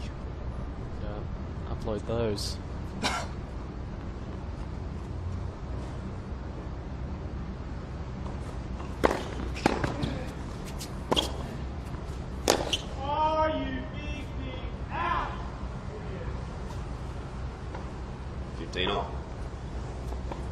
Disgusted with himself there, Whittington. Knowing how important it is to get off to a good start, try and get the break back.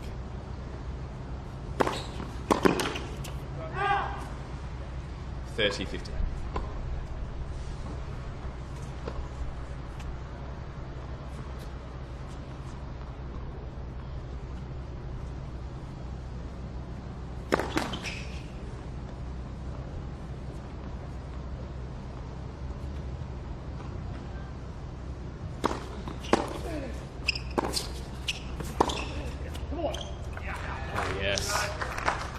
That one, I think JP just not doing enough with the approach shot.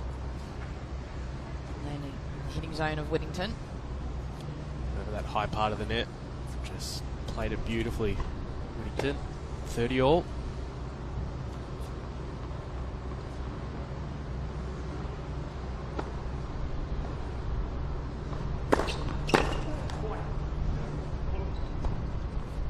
$40.30.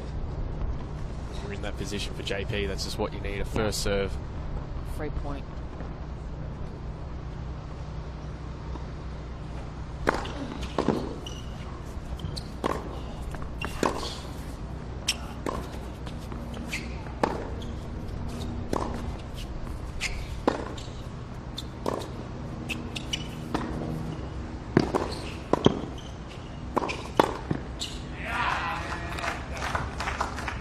Over the net there, Bodge. Juice.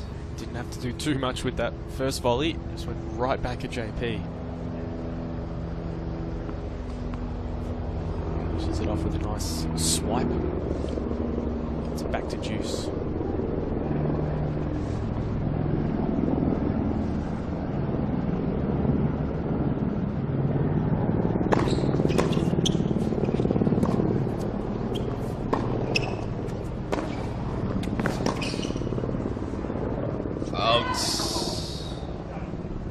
Advantage.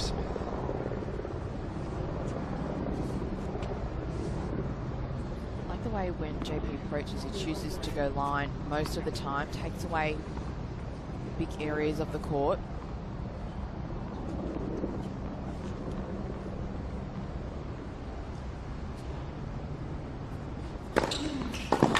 Game Smith. Smith leads by 4 games to 2.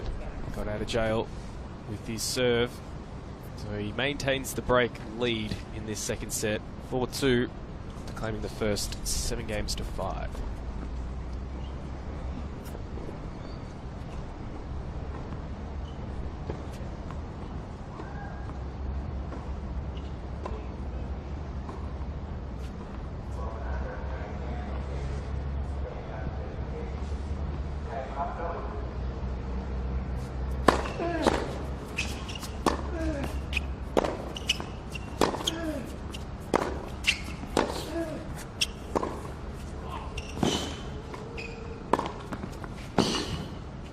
Played. Love 15. Just hear that, the sliding and the court effects mics. Great picking that up. Bodge, for anyone watching, this is a hard court, but you can actually slide on this surface, the plexi cushion. I think that was something that maybe Djokovic brought in. Yep. Kim Clijsters.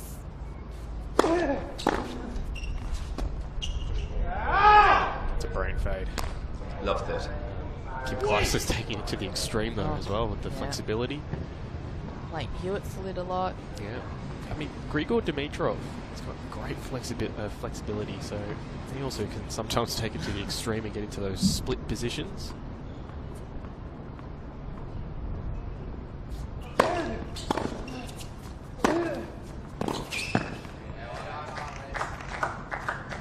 $15.30.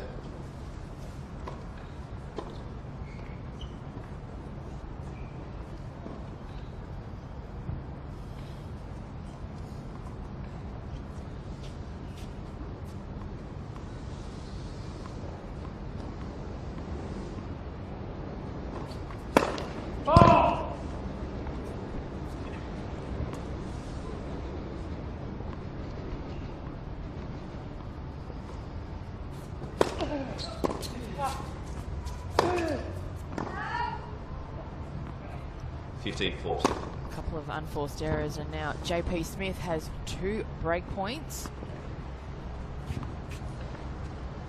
JP really hasn't done too much wrong in this second set.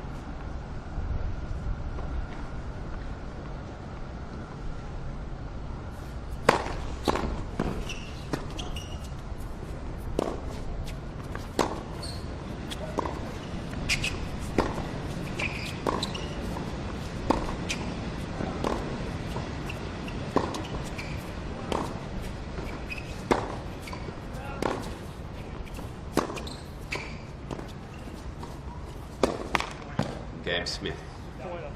And, tough leads ball girl. he has a mountain to climb now. Andrew Whittington. Smith leads by JP 5 games Smith to 2. will be serving for the first set. It's 5 games to 2.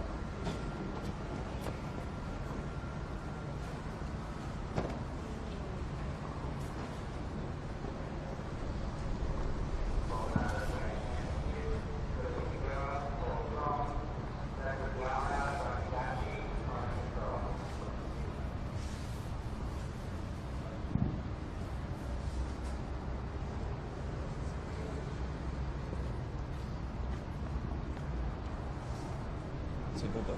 Forward. Screen there. Hodge. Conversation so far away. They almost need a phone to. That's Bernie Gerlitz on the left there. It's a fair bit of time at the National Tennis Centre precinct here at Melbourne Park. Coaches. World-class precinct over there, Bodge, isn't it? Oh, the facilities are amazing. Opened in Time. 2012. 8 clay courts, 8 indoor courts, 5 outdoor plexi cushion. World-class gymnasium on the top level. 1,000 space car park facility for Recovery pools. Yep. hot and Change cold, rooms. Change rooms. Nice reception and cafe area. Players still regarded as the best tennis training facility in the world at the moment. Very lucky if you're based in Melbourne to be able to play there.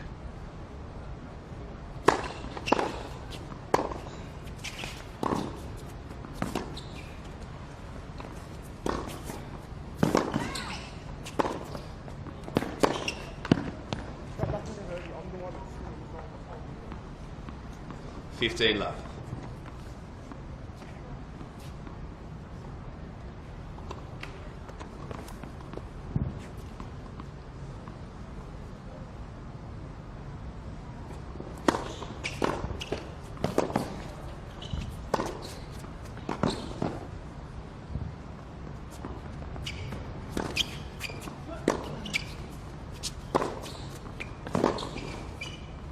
Out 15 all.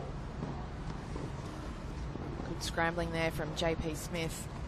However, just those ground strokes landing short. He's had to do a lot of running. Serving to take a 2 sets to love lead, so really can't afford to play passive. He has to go out there and play to win.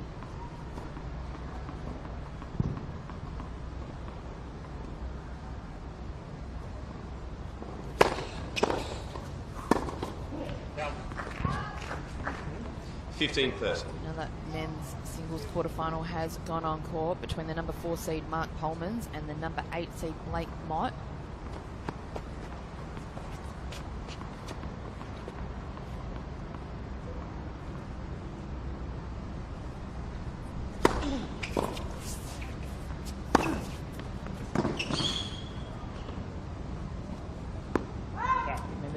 and watch that match, if you head to tennis.com.au/tournaments, scroll down and click Australian Open Playoff, and you'll have access to that match on Court 7.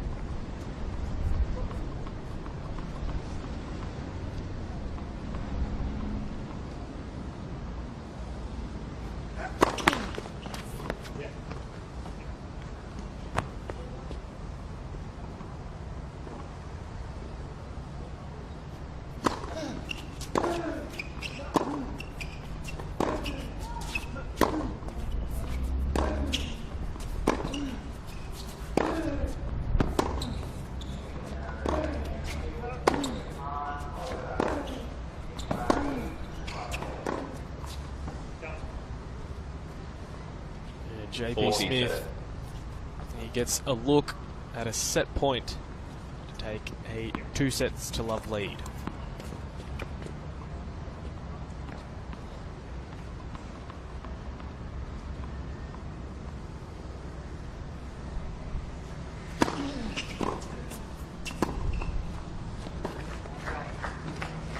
Good depth. Juice. From Whittington. And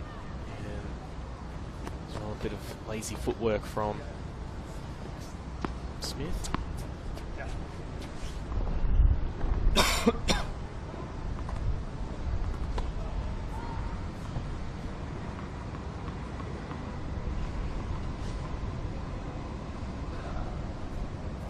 Let's first serve.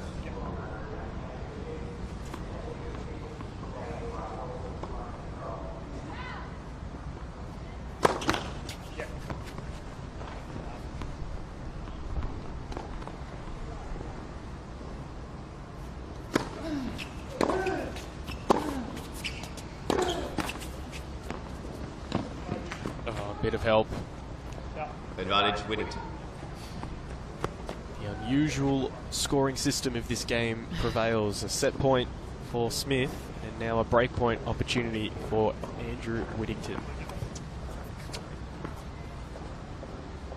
As we said before, though, it's a mountain to climb.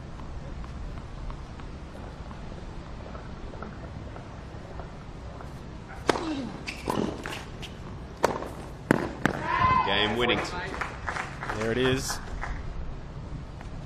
Smith leads by 5 games to Nice 3. break of serve for Andrew Whittington.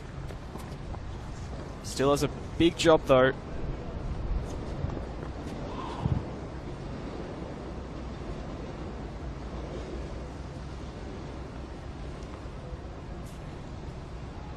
Of course, the key is to hold serve here. Just force JP to serve it out. Start the third set with your opponent serving.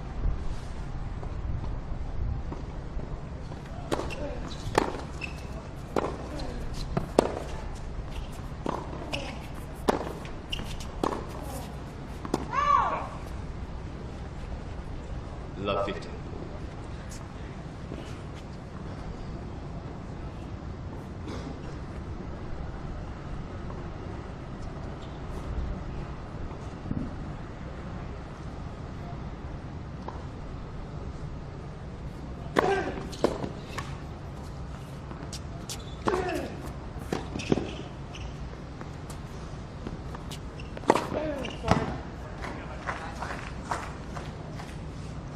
Put away. 15 on.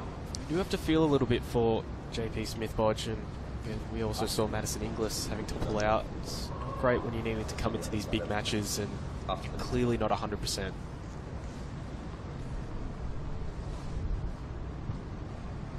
The good thing for Whittington is we haven't heard him cough since maybe that first few games of the first set.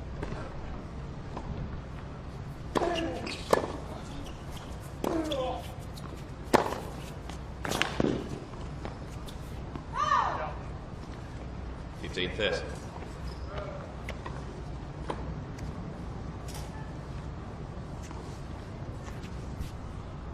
Thanks.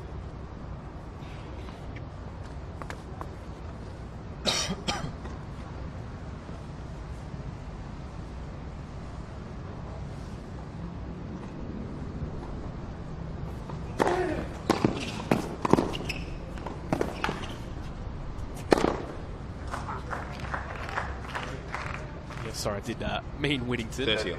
Start coughing a few. Lucky it's your coughing his birthday today, his lung Sean. out. I know, there's a few blunders in this opening couple of sets. They're all gone now. They're all gone.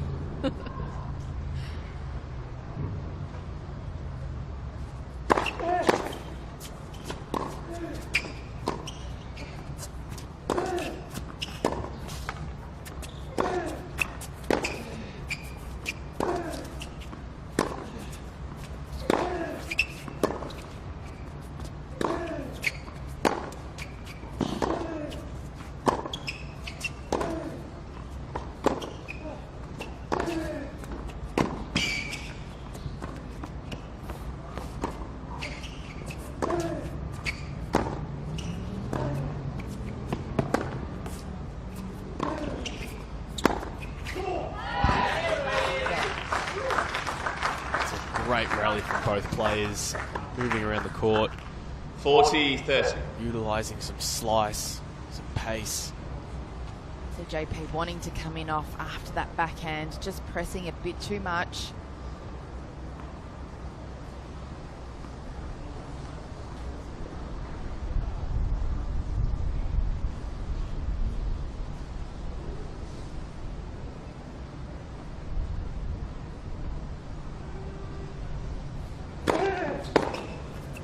Out game Whittington.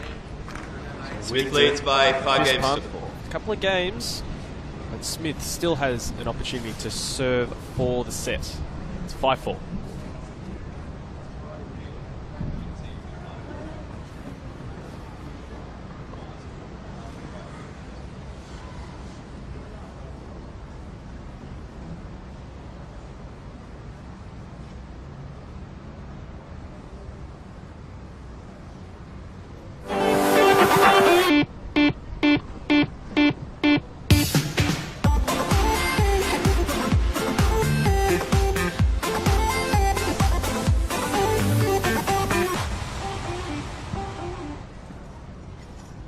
It's exciting stuff, Bodge, because of course the Australian Summer of Tennis, we have our Australian Open of 2017 with tickets on sale now, so make sure you plan your summer around the Australian Open. Head to ozopen.com to get all the information you need.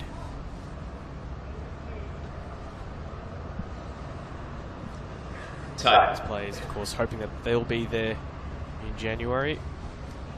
So to get one step closer, Smith looks to be in the prime position to progress.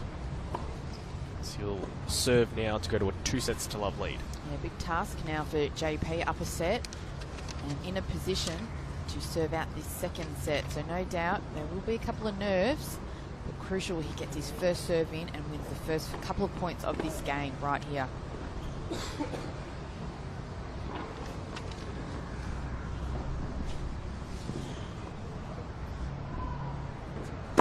Go!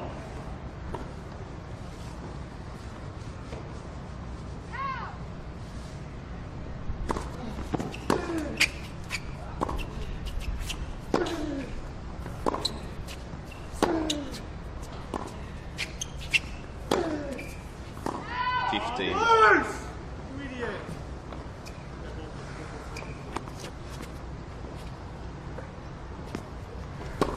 Say with court 7 now in action, a couple of the guns that we saw before Rafter, Fitzgerald and co. They divide their time now between courts 7 and 8.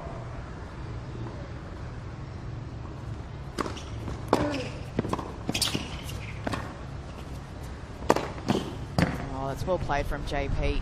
30 love. Just that first volley again, landing out of the position of Whittington. Now Whittington has thrown up a few lobs, but JP's responded, getting up to every single one. Oh! It's a bit hard with the wind as well. You've got to be careful with that lob. Ball! 30-15. Just a gift from JP Smith. And with that win, probably think, okay, I need to take some off it. That's why maybe they're dropping a touch short than what Whittington would like.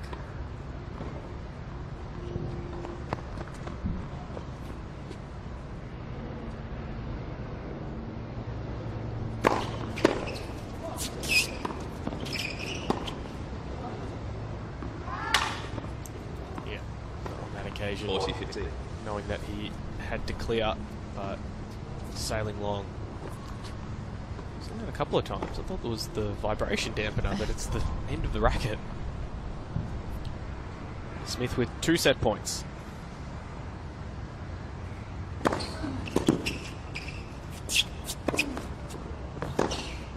Game and second set, Smith. 6 games to 4. Smith leads does by it. 2 He sets does to enough. It was good to have that early couple of breaks, and he now has a 2 sets to love lead. 7-5, 6-4. Line up. Can you come across, please? Yep.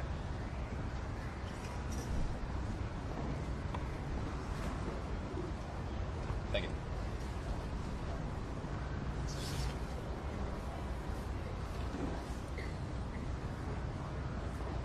Close to where the ball's that way. The balls, are they that way?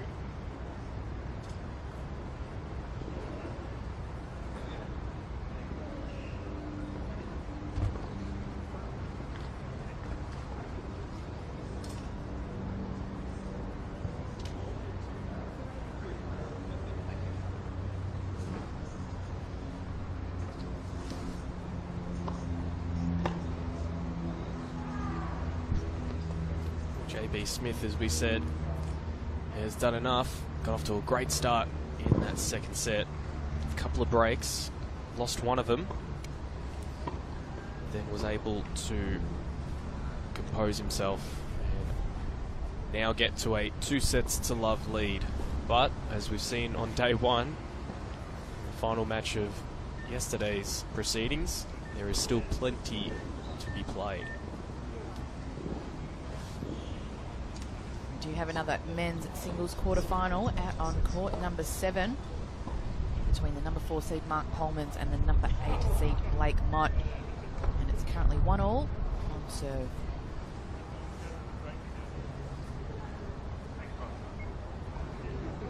Don't forget, coming up after this match, Bodge will have Chris O'Connell and Sam Groff, 6 and 2 seeds.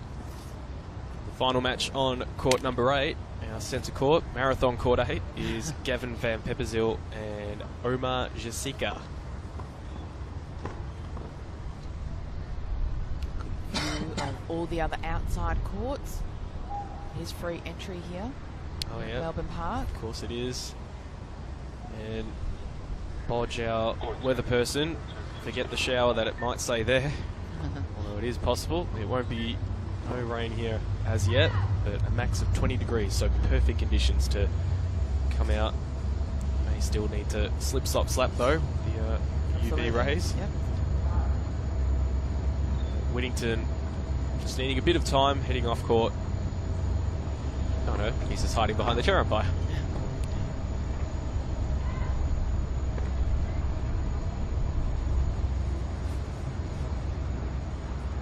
Interesting to see how Whittington now comes out and responds in a different position as to what he was on Monday. He was leading 2 sets to love and then to find a way to come back and win in the 5th.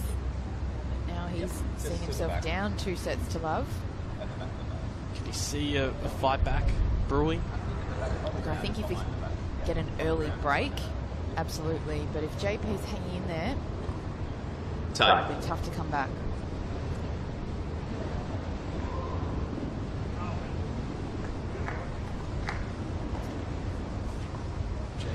players looked quite good, but the job isn't done.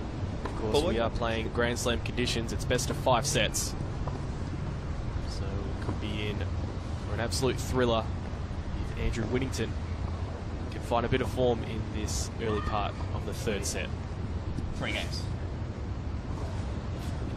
3rd set, Whittington to serve.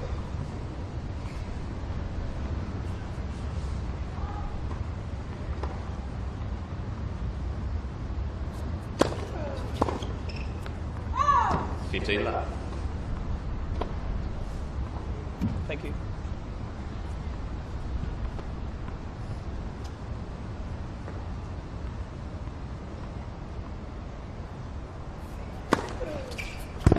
Love.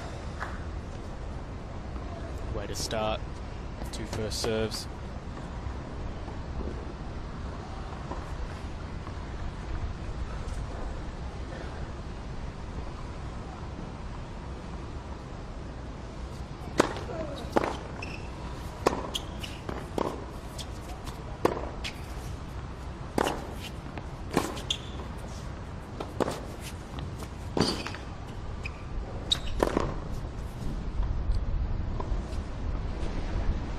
It's a super play from JP Smith. So much rotation on that lefty forehand. It's the shot that really did it. Moving in for the quick put away. Oh.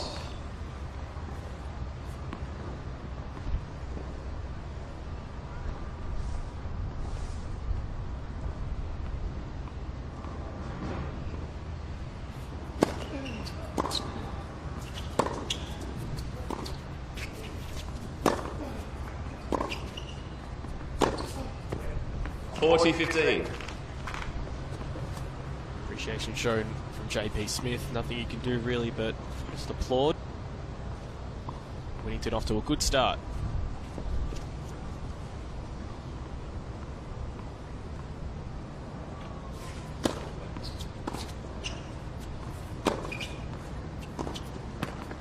Game Whittington. First game, 3rd set. A quick game to start this 3rd set. It's 1-love.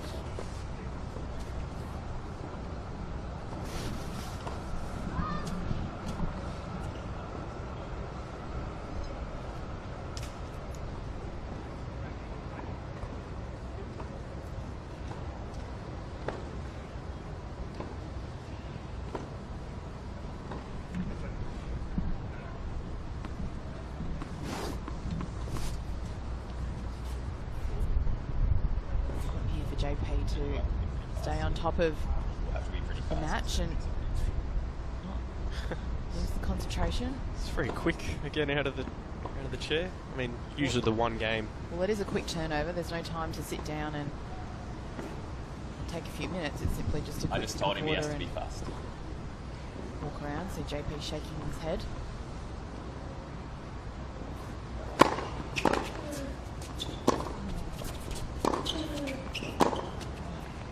Love. Oh, bang. Line. Right, you have to be careful. Strict time restrictions between serves. 30 love. 25 seconds is it, Bodge? Thereabouts. Blake Mott has taken an early break against Mark Polmans. 3-1 in the 1st set, out on court 7. Thank you. The ball, please. Thank you.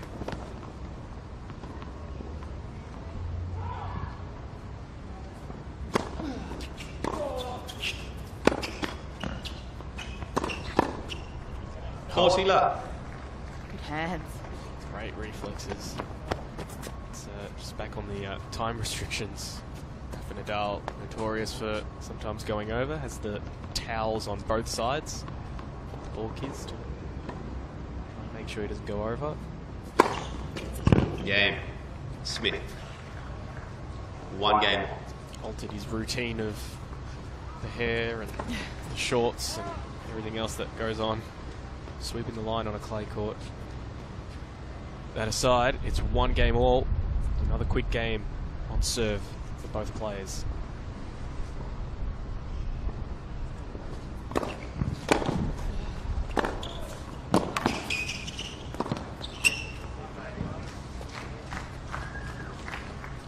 15 left.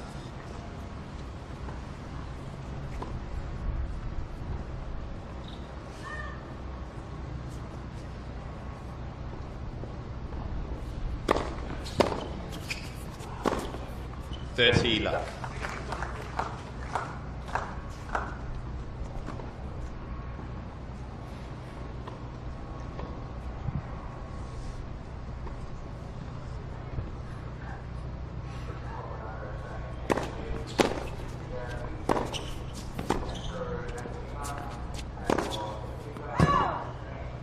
$30-15.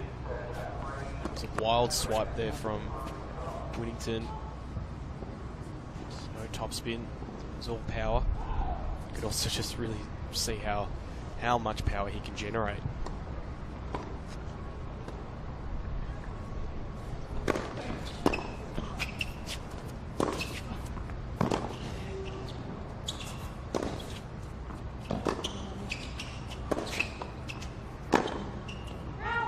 $40-15.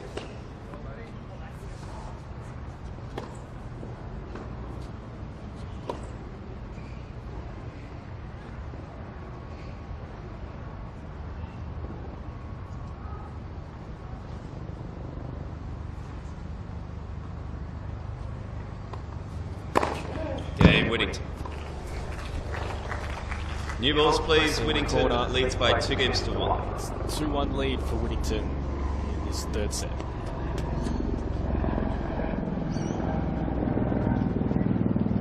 And 1 in this quarter.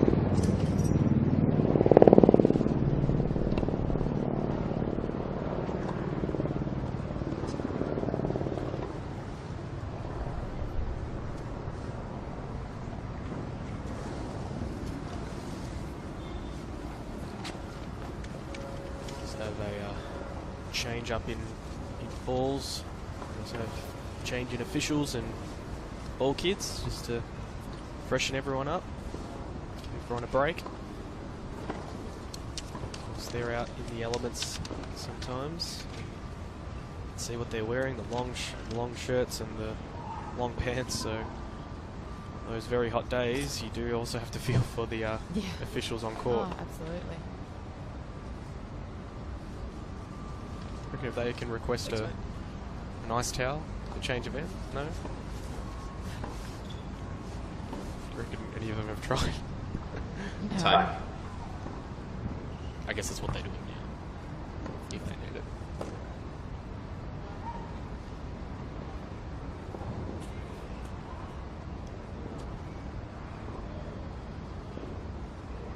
So, as he's done a fair few times in this match, JP very quick out of his chair. He's eager, showing the new balls.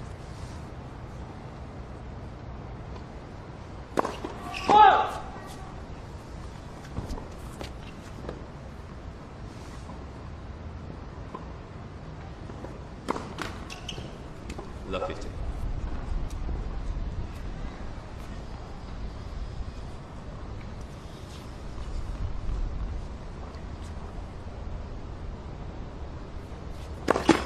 All.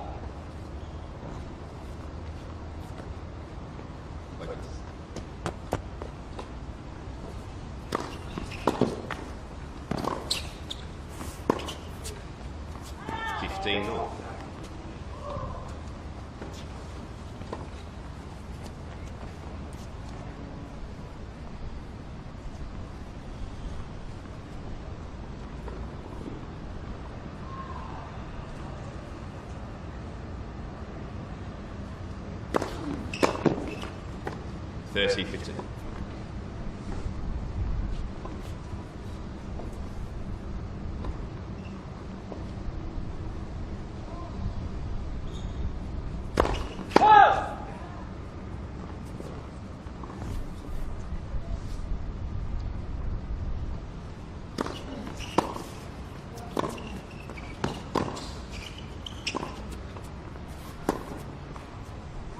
On the previous point, 40-15. Whittington are clearly committed to the double-handed backhand. For me, that's probably one of the very few disadvantages to a double-hander versus a single hand. Of course, when you commit to one versus a slice, where He would use the one hand. If you've already committed, sometimes it can be a bit of a struggle to adjust again.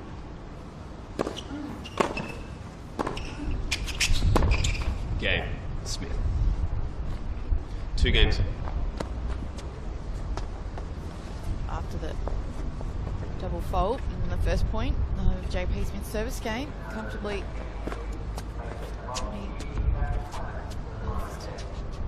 good few points. That's an interesting one, Bod. So we've seen JP, I'm sure he changed rackets at the change of balls. Now he's changing it after. Maybe he thought his strings weren't right tension for him. 15. Like he needed another change. 15 left. Maybe he forgot. I'm sure there's plenty of rackets in that bag. He can. How many would you have in a bag? Oh, 4. Yeah.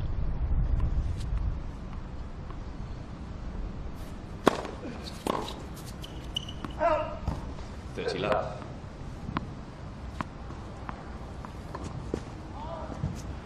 You would keep all, I mean, at the same tension, and if you need anything else, you just Oh, depending get on someone the, to run off. yeah, or depending on 40 left. on the weather as well, if it's what country you're into.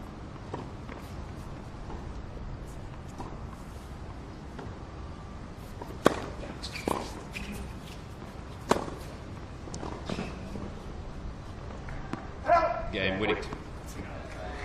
Very quick game there for Whittington. Whittington leads by On 3 games serve, to 2. it's 3-2.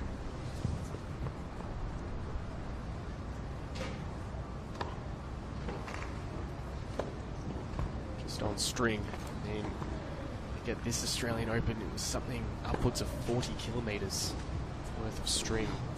For our Melbourne fans, I mean, we're looking at the equivalent of Frankston to the city. If you just had a long piece of string go all the way down, that's as much string as we use. One of the fastest stringing efforts was for Rafael Nadal's racket at the 2009 Open. He played that epic against Fernando Verdasco. 5-set in the semi-final. I think they did the racket in just over 9 minutes. Wow. For anyone else who gets their racket strung, Tight. it usually would take about 20 minutes to get it done. So the guys and girls who work at stringing at these events, they're absolutely at the top of their games. Mott has consolidated on the early break and now leads 4 games to 1 and on court 7 in another men's singles quarterfinal.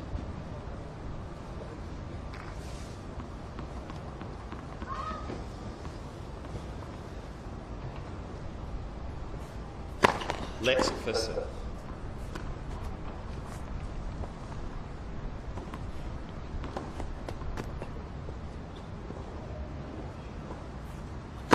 Left first serve. Wait please, wait please.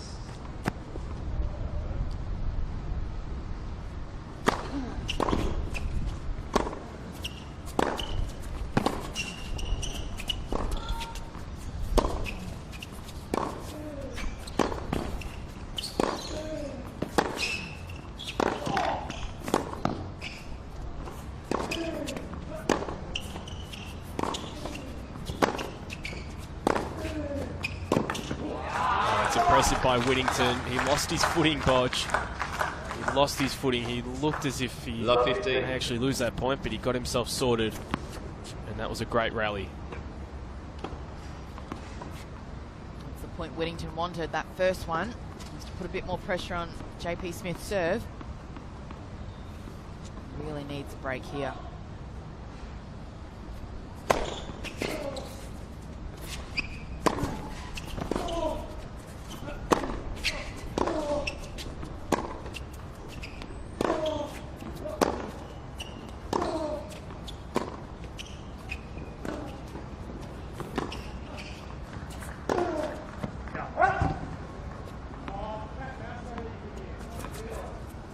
Yeah, the cat and mouse.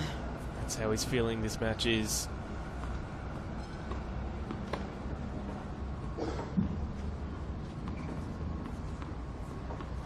because it's a wasted opportunity. 15-all, still early. What?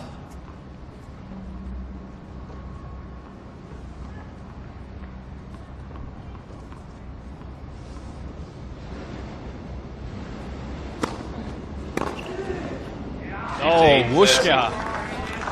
What a shot.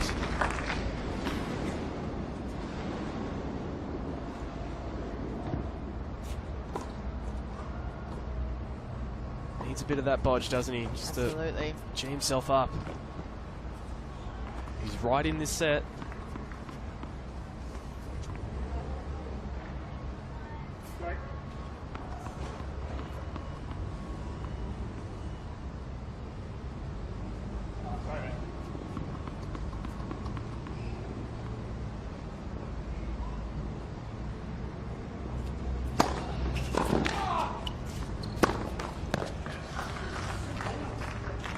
$15-14. This is the break he wanted right here. 2 break points. Always interested in the placement of the server, and for the lefty, you do try and get a bit wide, don't you, on that ad court? Faults.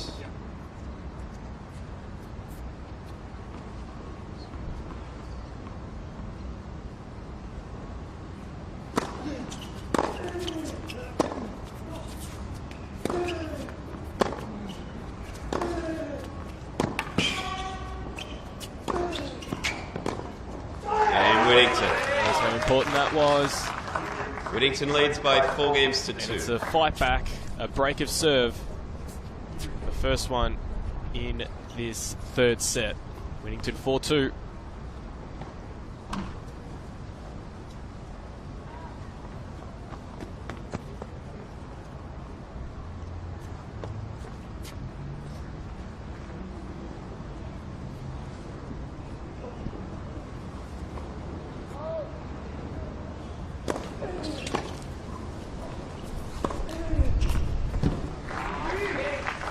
Nice 1-2 play.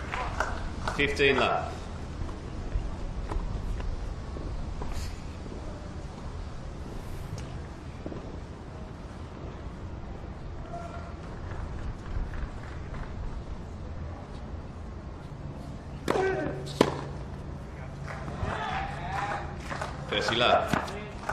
Still a long way to go, Bodge, but looks as if Marathon Court 8 might continue on day 3.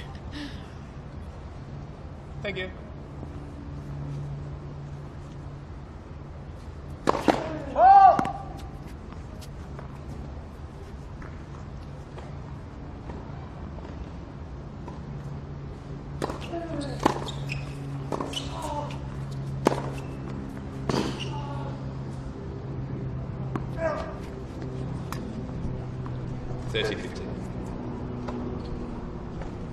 It's a very nice shot there from JP Smith.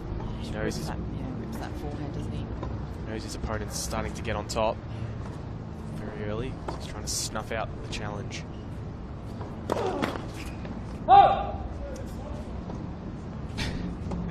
It's Melbourne. That's right. Surely you know that, mate.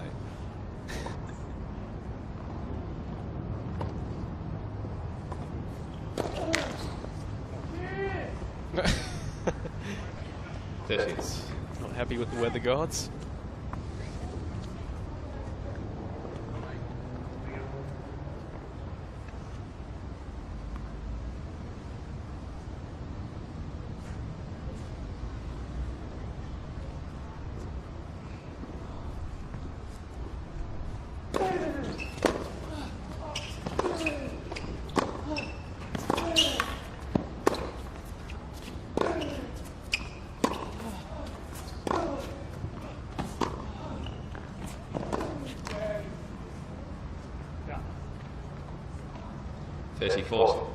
Just a lot of talking from the Whittington end.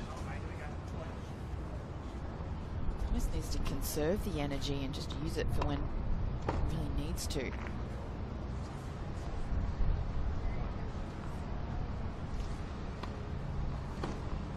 Point chance here for Smith.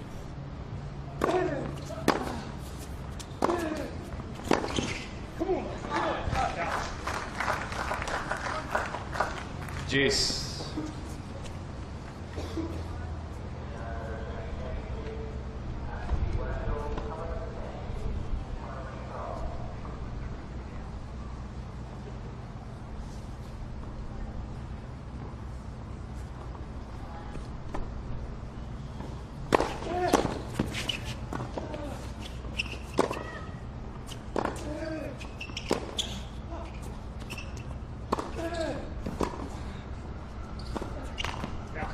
Super defense from JP Smith. Golden opportunity missed there for Whittington though. Advantage, Smith.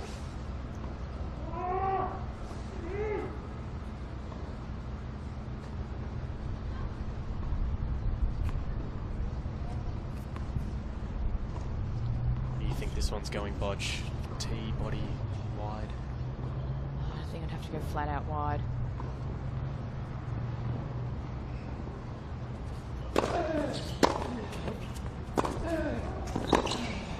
Game, Smith. Discuss there from Andrew Whittington. Whittington leads by 4 games to break. 3. Go to waste. It's back on serve. 4 games to 3.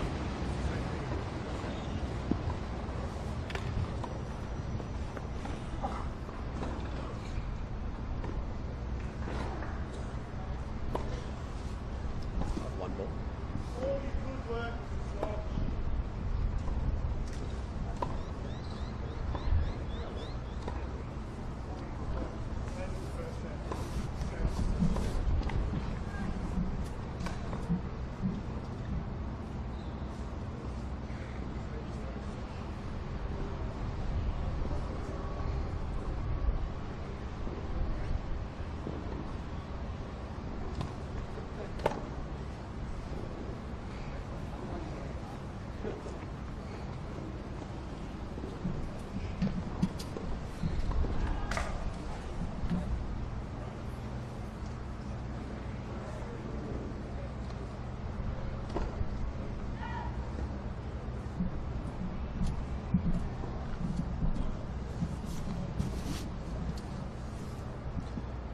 Time.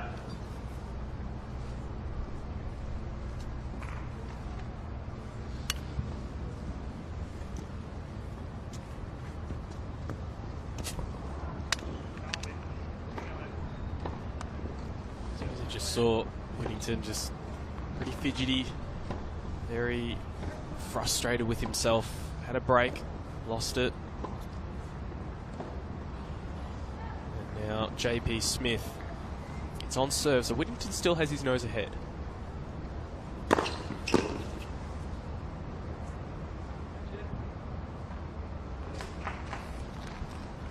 $15.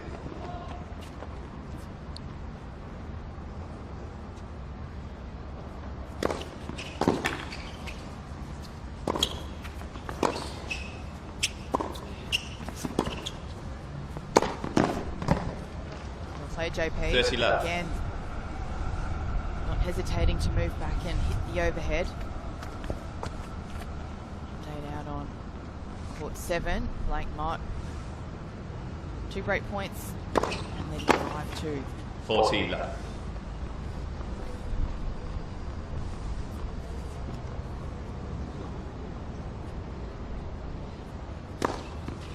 Game, Smith. 4 games on. That was just too easy for Smith. Whittington, he could have really put on the pressure. Wasn't able to. Afraid the opportunity, didn't he? But he just couldn't execute. Especially after such a hard game that you've had to play previously, you always just want to make it harder for your opponent. Heard him say, you worked so hard and now you've let it go.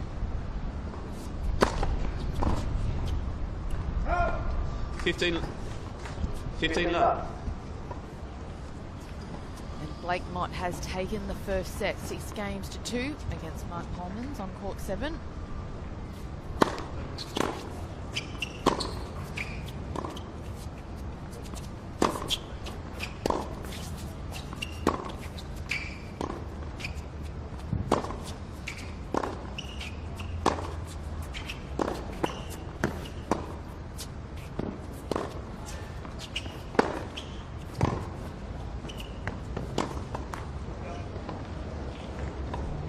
15. Big result there, isn't it? From court 7. Mott 6 games to 2. I mean, I'm not necessarily surprised that Mott has taken the set, but only 2 games for Pullmans.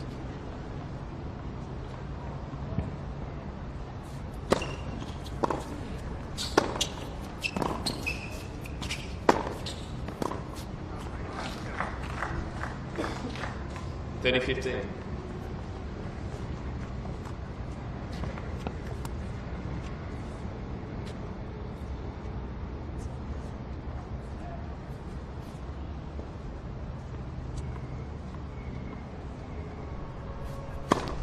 Bolts. No.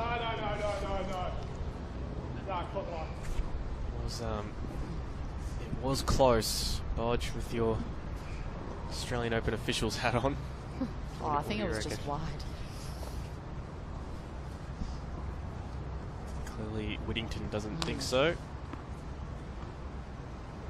So it's a second serve.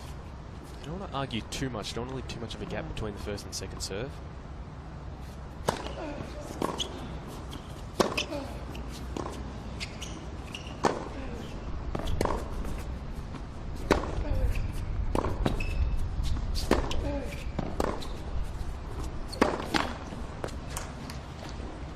That JP's just 30. getting the ball back, trying to get it deep and just waiting for Whittington to pull the trigger.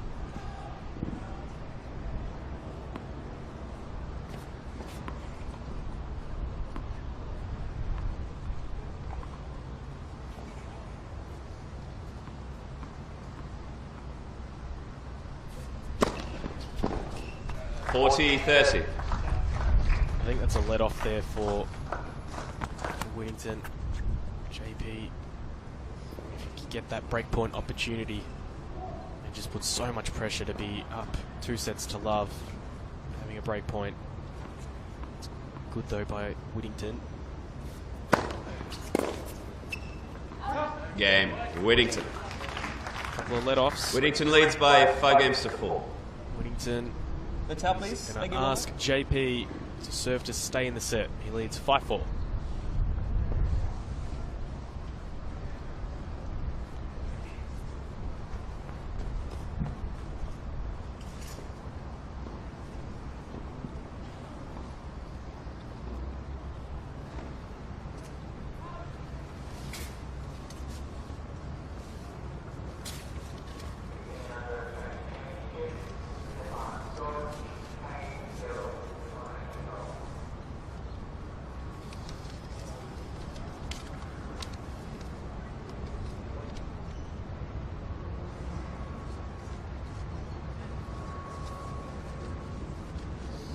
Body language there now.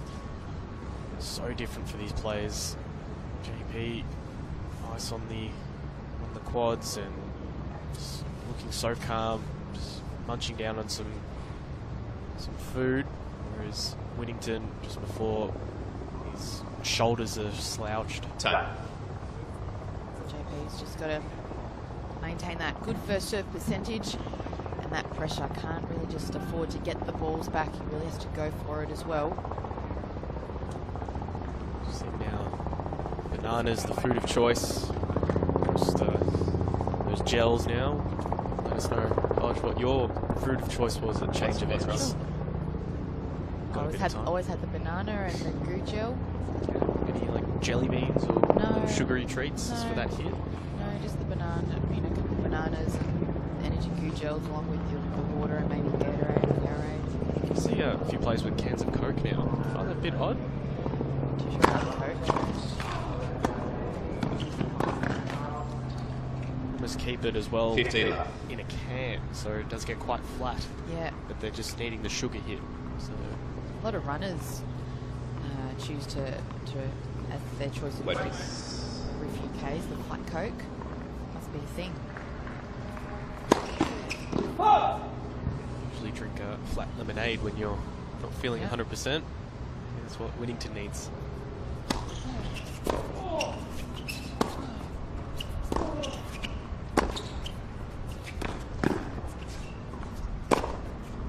$30 love. Just pop that up. There was a lot of movement on the ball. I think it did it was clip 2 in. feet closer to me. It's not this mark. It was 2 feet really closer to me. picking fights. It's just taken. One player though that was good at the banter, the officials, Andy Roddick, always used to fire himself up. He used to actually play a little bit better after a bit of an argument with an official. I'm just not too sure if these situations are helping Whittington at all. Thank you.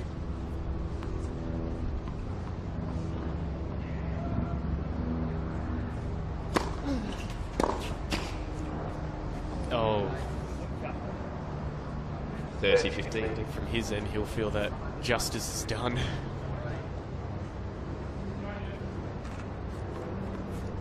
JP just, you can see they're just moving on, thinking about the next point.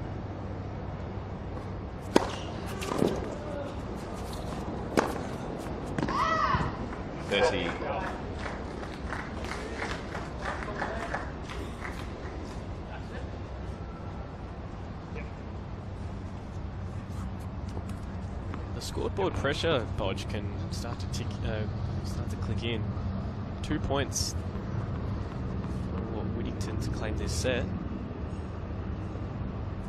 A look at a second serve. This could be very interesting.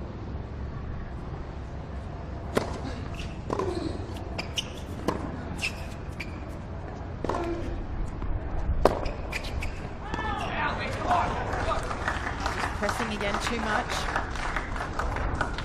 It was a good serve. 30-40. It wasn't deep, but it was just dealt with well by Andrew Whittington. So almost a bit surprising, but he has a set point.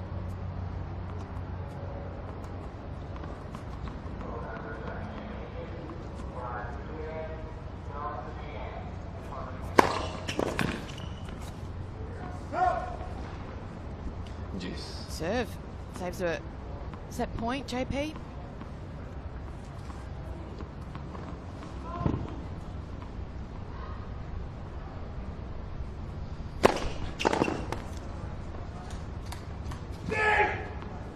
Advantage Smith.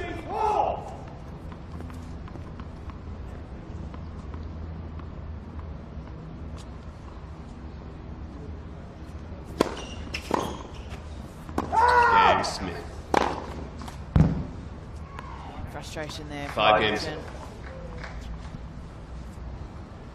So, just such a surreal situation. So close to go from a set point, and you just, again, hats off to John Patrick Smith. Served his way out. Absolutely.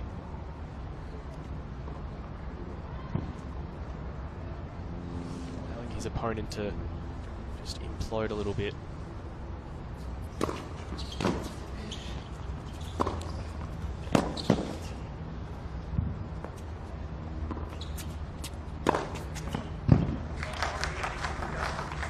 That is impressive. An easy shot to make. 15 left. 3/4 back.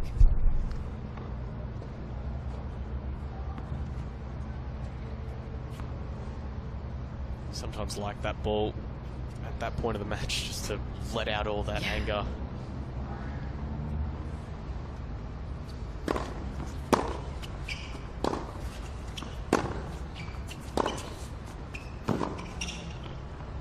Oh, wow. That is a super defensive slice from John Patrick Smith.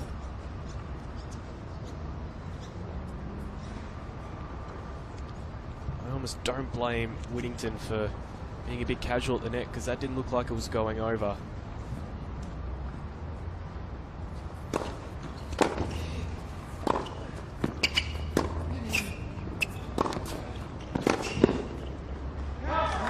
Pressure from Whittington. 30-15. It was lucky, I think, because Smith looked set for a pass down the line. But didn't catch it the way he wanted.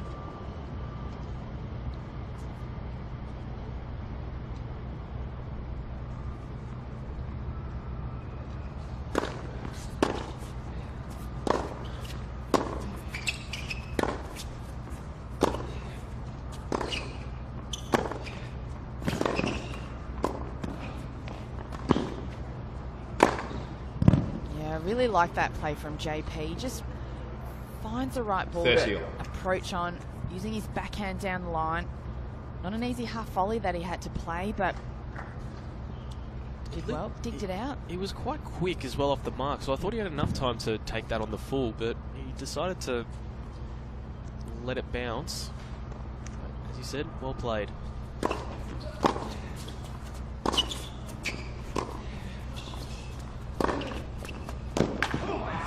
Big from Whittington, that forehand inside out. 40-30.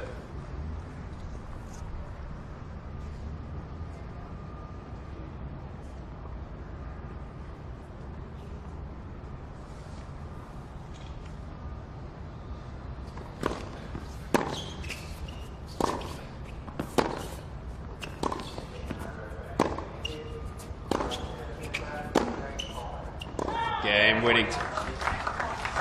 So again, he does enough, but puts the ball in JP's court. Whittington to leads by again 6 games to serve to stay in this third set. It's 6-5.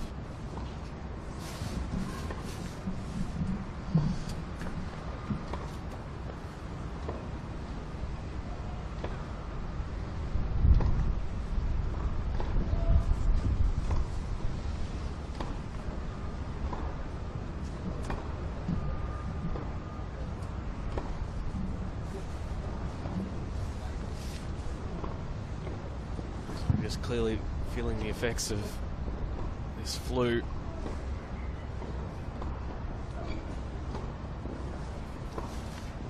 Can't really put it down to that though. He has played well, but his opponent, John Patrick Smith, the number 5 seed in this December showdown, has just played some sublime tennis when he's had to. And also in some respects just doing enough. The ball in play, Time. understanding how his opponent's playing so that he just doesn't overplay his own shots. Occasionally Whittington just popping a ball long or into the net. So he'll come out though in this third set. He's already done it before, serving to stay in it. Save the set point at 5-4.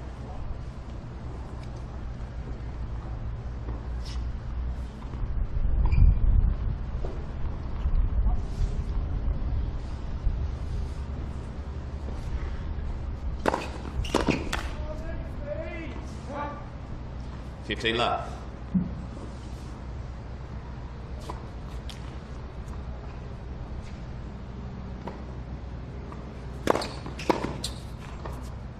Bit of a contrast to that previous service game.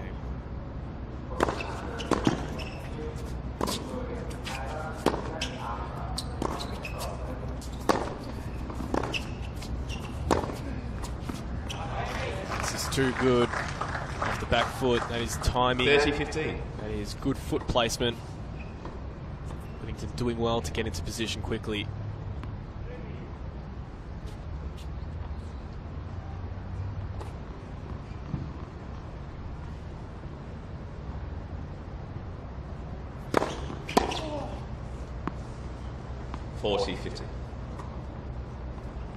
Becoming a bit quicker than he anticipated, Whittington.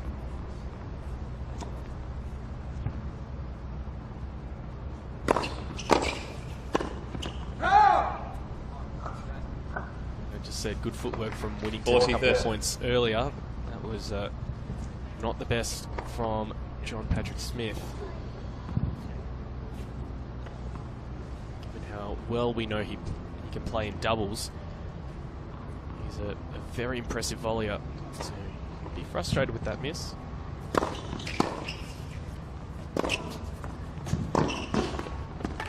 Oh, yes. That is a ripper forehand from Andrew Whittington. Yes.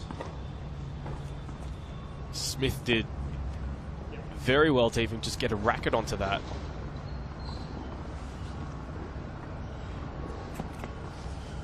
Two game points saved. Coming. From Whittington's racket.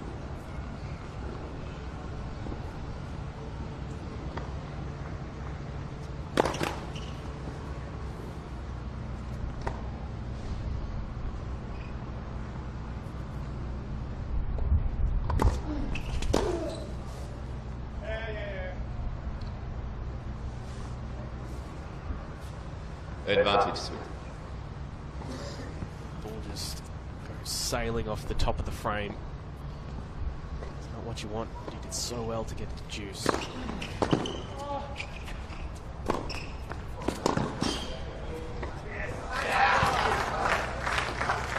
And he's finally had a lob that pays off.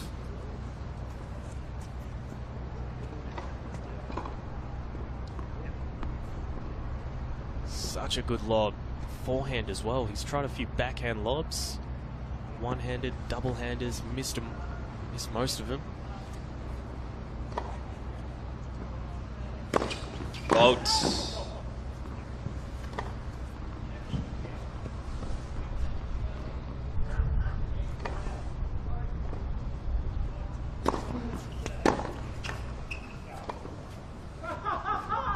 Get a look at it. Second serve. Advantage. Whittington knowing how, I mean, what a let-off that is.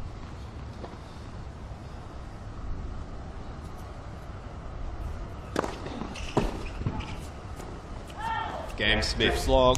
We're heading to a tie-break. 6 games old, tiebreak.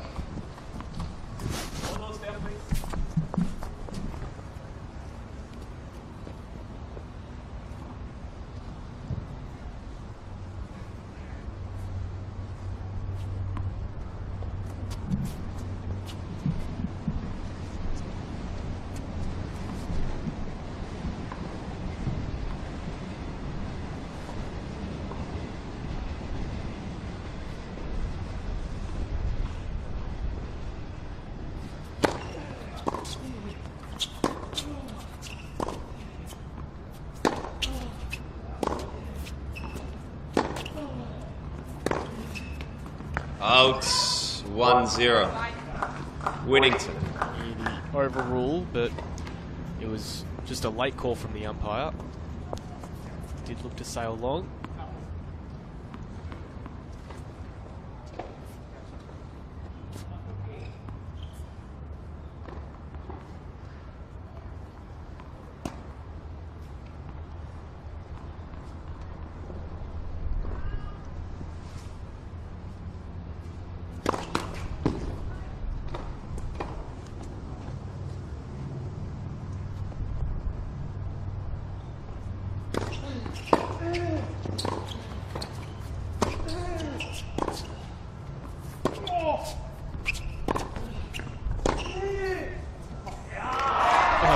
Gone again. The forehand lob. That's 2-0. such a hard shot Whittington. to play. When you have the backhand lob as a double-hander, got so much control. He hasn't been able to pull it off, and in the last 2 attempts on a forehand lob, he's done it. So maintains his mini break lead. 2-1, Whittington.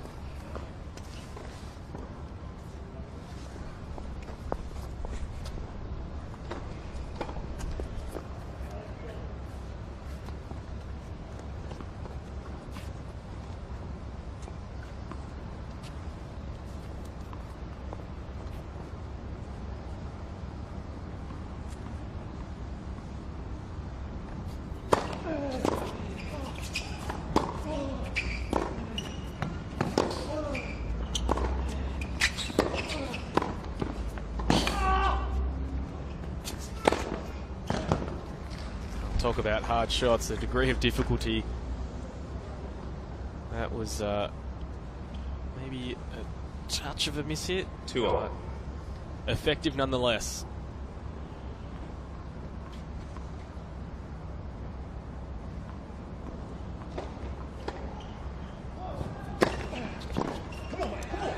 Three-2 Whittington.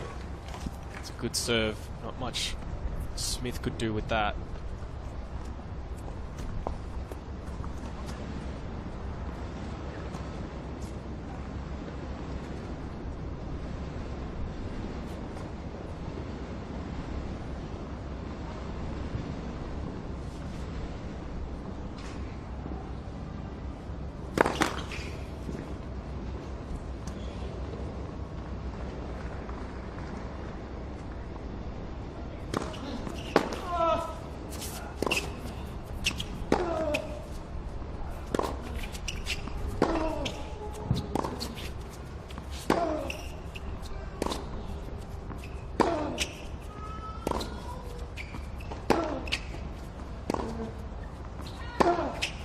Out.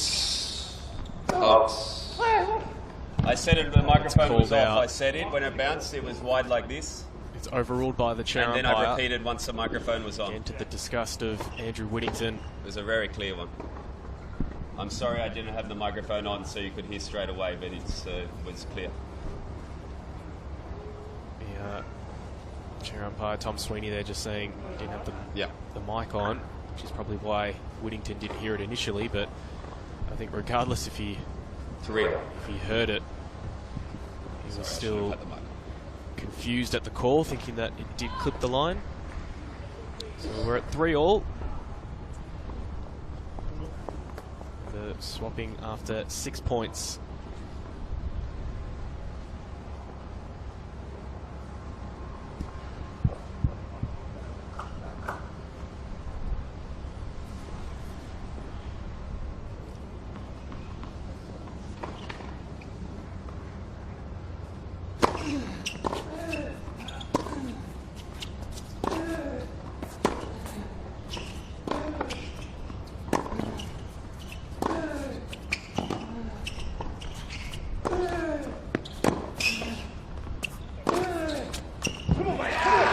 Hitting from Andrew Whittington.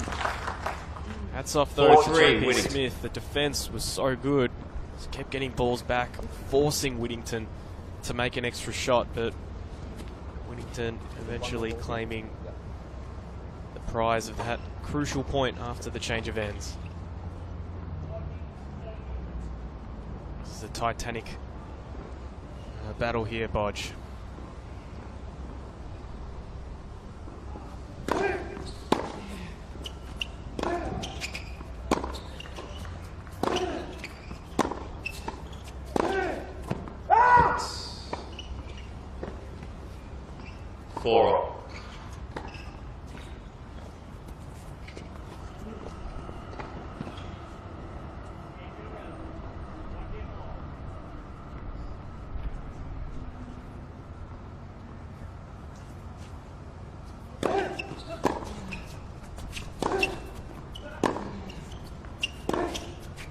Out. 5-4. Smith. Roll the balls, please. Smith just staying consistent, isn't he? Forcing the air out of Whittington. Nice to see Matt Johnson tweet in what do you do when you've got an hour before catching up with someone at Melbourne Park? Watch some tennis, of course, and a nice picture of Blake Mott.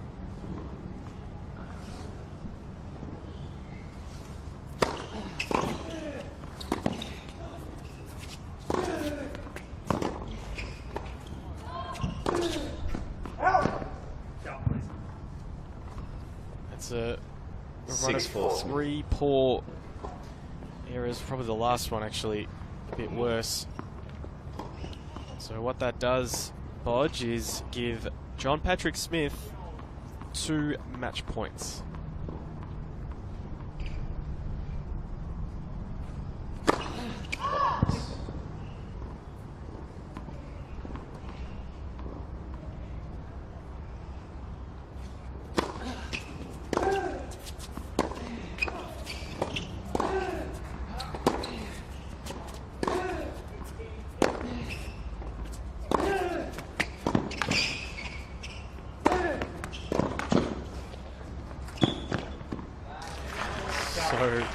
So often we've seen players really winning the points when they're down, and on those key points, the break points, the match points. We saw it yesterday with Tammy Patterson saving 6 match points, and Whittington there, he definitely saved that. That was a very well constructed point. Now he has 2 serves.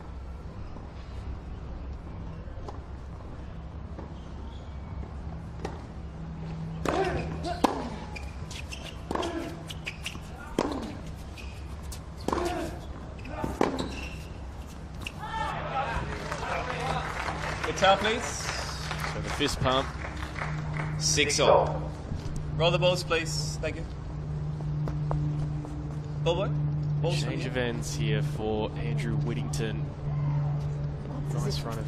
So what was that, Sean? A nice run of a couple of points to save, or to keep this match alive. last two, I mean, Whittington lost 3 points off unforced errors, and then he's down 2 match points, and he plays aggressive again. JP just getting the ball back, but maybe not with enough depth. Just to stay up on that baseline, not get pushed back too much. I guess that's the trust that Whittington has in his own game. Yeah. Understanding where he's at.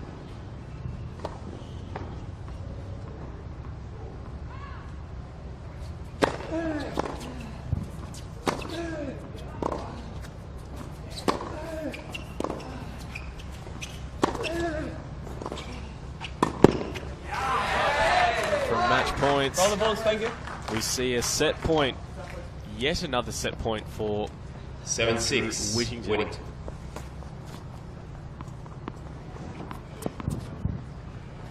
The plus, though, for Patrick Smith is John Patrick Smith is that it'll be on his serve.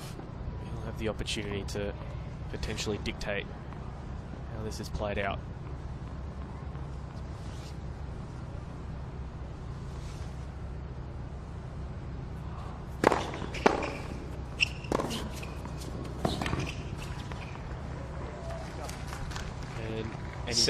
A good first serve, nice pace.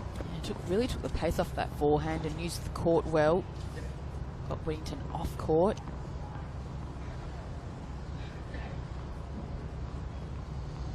There's nothing phasing Smith at the moment.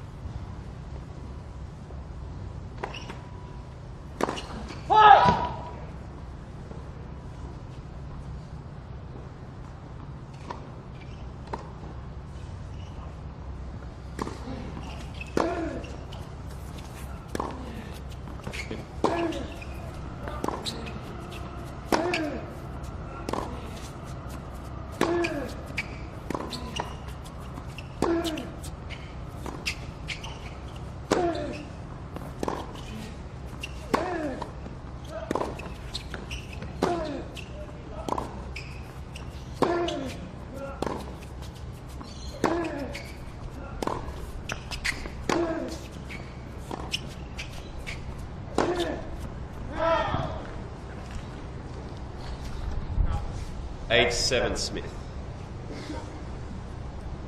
He's really digging deep. Long rally there at 7-all. It was a great point, Bodge, from both players. Just who was going to blink first. So another match point for JP Smith.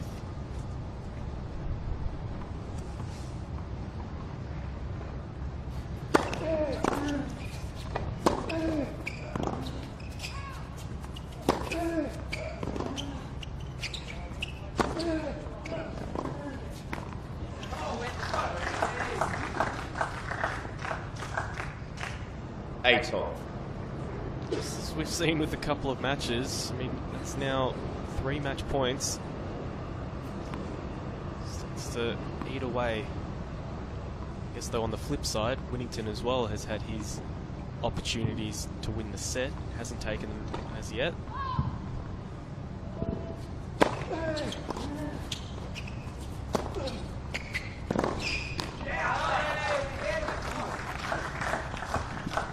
Another opportunity, though. 9-8 Whittington. It's a set point for Andrew Whittington. Yep, roll it down. On court 7, Blake Mott well in control. 6-2, 5-2 against the number 4 seed Mark Pullmans. He's eager to get off court quickly, Bodge. Don't speak too soon, Sean. Yep, that's a very nice scoreline, but anything could happen.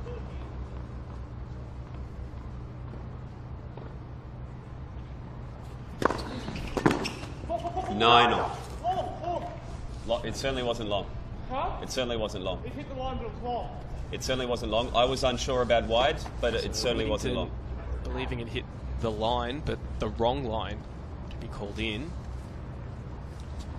Chair umpire. That's always the hard end to overrule on, isn't it, Bodge? Very rarely would you have a chair umpire overrule.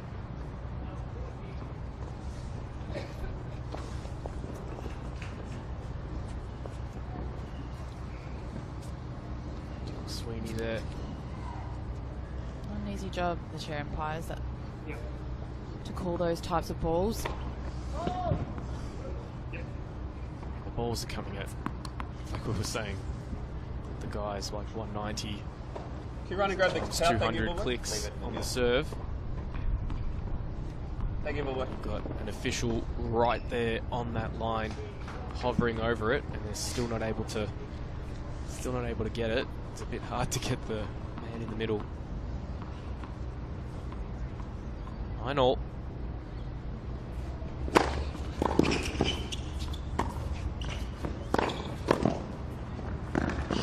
Oh, well played, JP. I thought he didn't do 10-9. enough. Hesitated Smith. for a moment. He let that ball drop, chose to go a slice. Roll that ball first, please. Picked the that ball right way, first. Yep. executed a winning volley.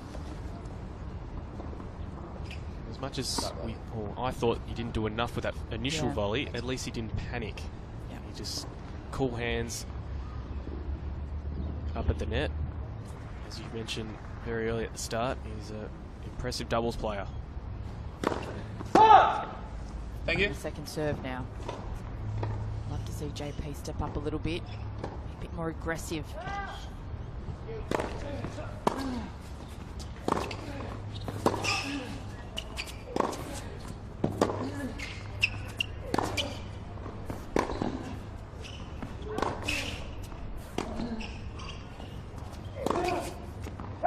Game, set. Game, set, match, It is Smith. game, set, match. A few match points. It 3 took, sets to love. 7-5. John 6-4, Patrick Smith, 7-6. he progresses through to the semi-finals of the 2017 wildcard playoff. It's a great effort there from that man on screen.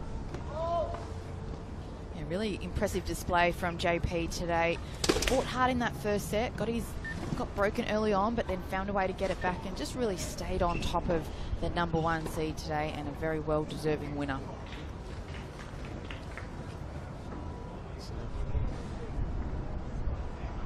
We'll Match complete. be coming back with a big match Match. after these players get off court, and the court is just cleaned up a little bit. It'll be Chris O'Connell versus Sam Groth, a mouth-watering clash. Our second match of the day. So don't go anywhere. We'll have our second match on court 8 coming up very soon.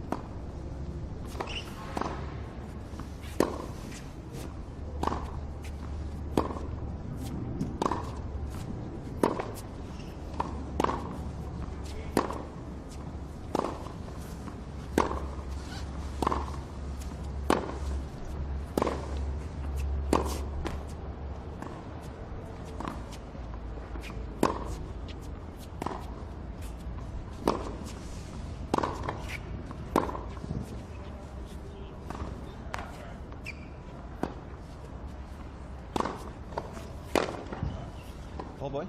Just good for now. Just there. Thank you.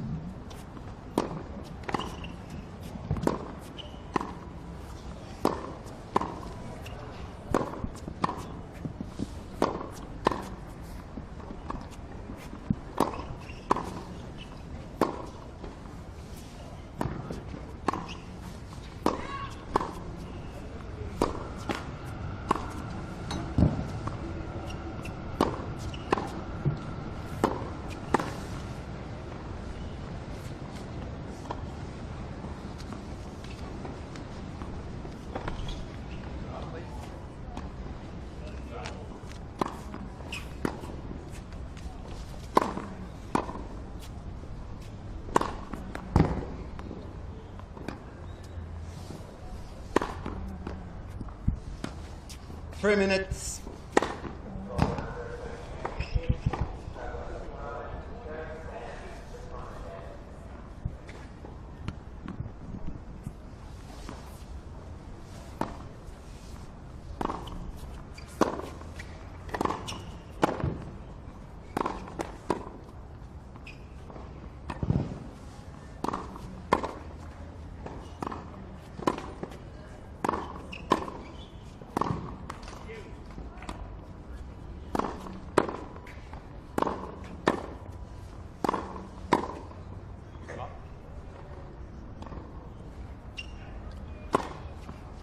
So thank you for staying with us. Our second match, day 3 of the 2017 Australian Open wildcard playoff. A couple of bright stars here. We've got Chris O'Connell closest to us. And on the 2 opposite minutes. side is Sam Groth. Lodge, I think it's clear to say we're going to see some massive hitting from one side of the court with the absolute bombs that Sam Groth can produce. One of the fastest servers on the men's tour. That is Sam Groth. Age 29 years of age, currently ranked 181, but it has been as high as 53 back in August 2015. Really trying to find his confidence and his form back on the men's tour. Got through his first round singles on Monday. Just 10-8 in the 5th. That's right. Finished at around about 10 to 9, 5 minutes to 9 o'clock. Does have a tough opponent today. Young Christopher O'Connell, 22 years of age, currently ranked 240 in the world. Won a number of events this year. 1 minute. In February, won the Port Pirie Future.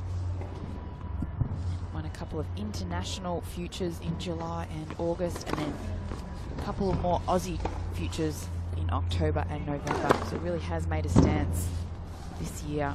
5 singles titles under his name.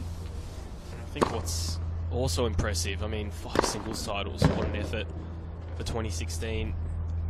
The 6 finals, but excluding those finals, he's also made it to 6 semi-finals. So he's had a run of just some amazing. Ladies and gentlemen, this quarterfinal round match.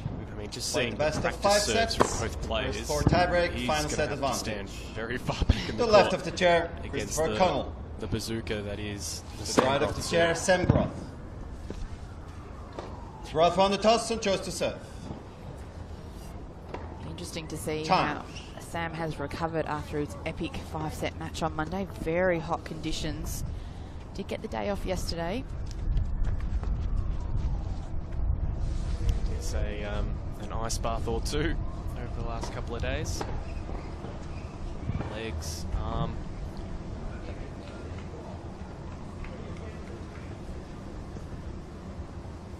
Just the fact that on that first day was extremely warm, so at least the silver lining to all of that is that it's a nice cooler day. The sun is now starting to just peek itself through, but plenty to talk about both these players. It's Christopher O'Connell and Sam Groth. Sam Groth to First serve set. to start proceedings. Sam Groth to serve. Ready. Play.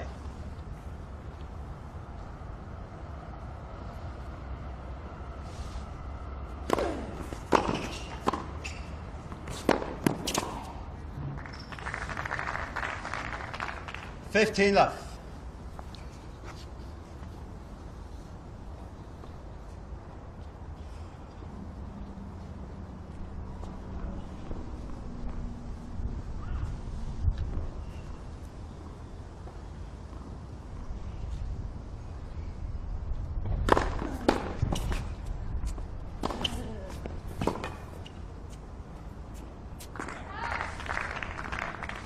$30 left.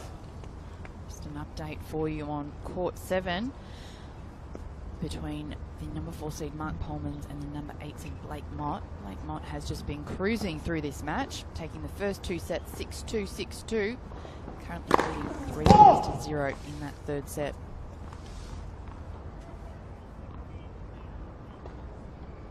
Be a big win for Mott. 40 left. We can close it out. Bodge, we did see at the start of Sam Groth's match on day 1. I mean, it was Dane Kelly just didn't have an answer for the serve, it seemed, in the first set. However, as the match did wear on, he was able to find his range, Dane Kelly. Stay in there, stay in those games. Chris O'Connell could just stay there enough, he might get his opportunities. 40-15. Of course, he'd be hoping for a fair few double faults. Yeah. He gets one there. Well, the good job that Dane did was picking the serve and just getting it back in play against Sam. So tough ask for Chris as well, was just to try and pick where Sam is serving and try and get it back. Again, Groth. First game. So he heads to the chair. 1 game to love. And we will be having JP Smith join us here in the commentary booth. JP, is that right? That's right. So if you have any questions for him, please hashtag AO Playoff.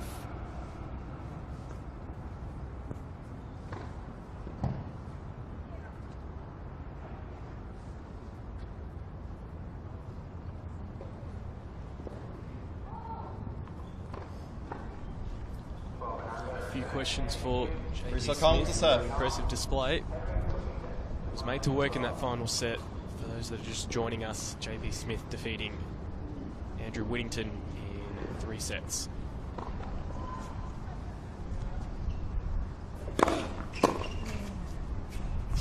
$15 left.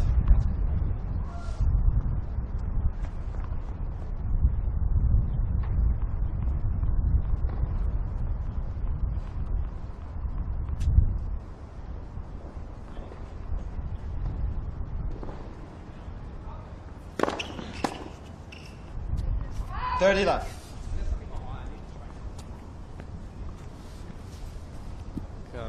Groth You say you need the gesturing trainer? to the The next chair changeover? umpire.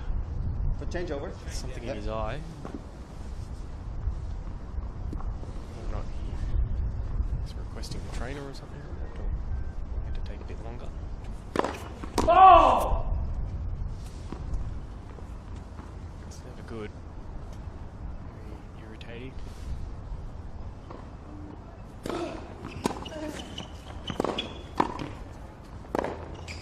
Now! 30-15. I think he got a bit lucky there, Groth. There wasn't too much on that volley, but against O'Connell, just that charging, as you mentioned before, Bodge, rushing your opponent. 40-15. Clearly something's bothering Groth with his eye.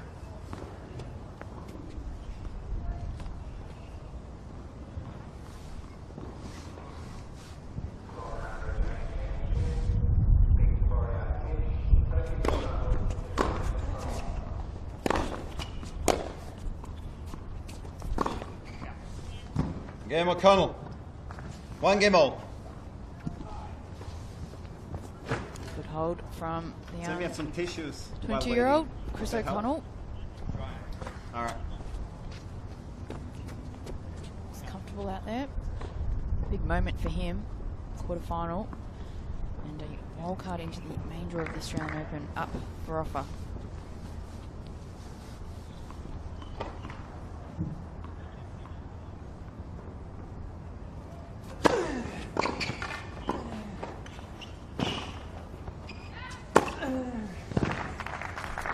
And a nice tweet come through from our Paralympic gold medalist Heath Davidson, saying, watching this unit at Sam Groth drop bombs, hashtag AO playoff. Nice to see you there, Heath. Royalty over there. Absolutely. Gold medalist. Anyone should go and try and get that selfie with. It's just left on screen.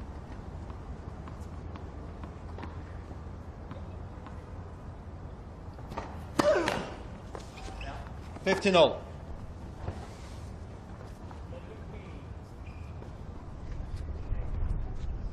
Roth not featuring in the US Open this year, so his last Grand Slam appearance, well, sorry, in the singles, but his last Grand Slam appearance in singles was Wimbledon. And as you rightly pointed out, Bodge, who did he play? Kai Nishikori, very tough opponent he had at the Grand Slam levels this year. 15-30. Roland Garros first round drew Rafael Nadal. Wimbledon. Handy just player. mentioned. Yeah. Wimbledon, Kai Nishikori. I heard he's good on clay. Who, Rafa? Yeah. Yeah, he's okay. It's okay.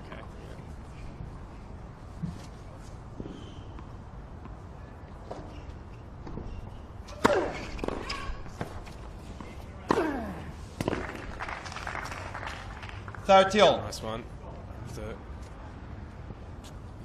I guess still in a bit of trouble. As much trouble as you can be. His own serve.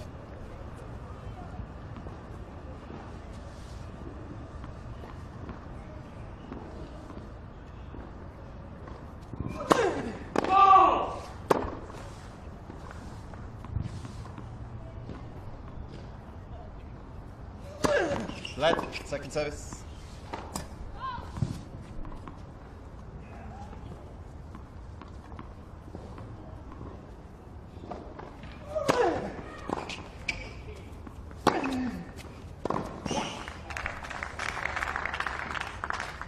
$40. Don't see him hit it too often, but if you can get a hold of it, it's a brilliant shot, the one-handed backhand. Yes, time. He was in good position there.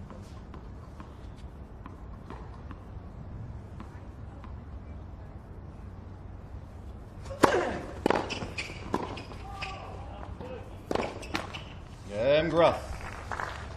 Groth leads by 2-1. Games on serve, it's Groth 2-1.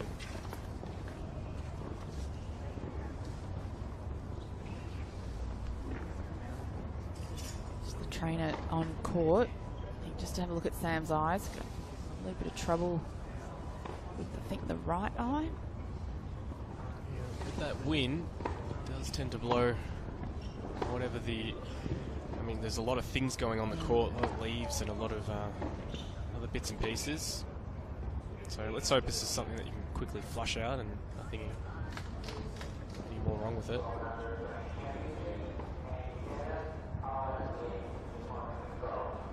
Well, the trainer assesses Sam. We'll give you an update on court 7. Blake Mott up 6-2, 6-2 and 4-1 in the third set against the number 4 seed Mark Polmans. And we will be having JP Smith join us in the commentary booth in just about 15 minutes. So if you do have any questions, hashtag AO Playoff.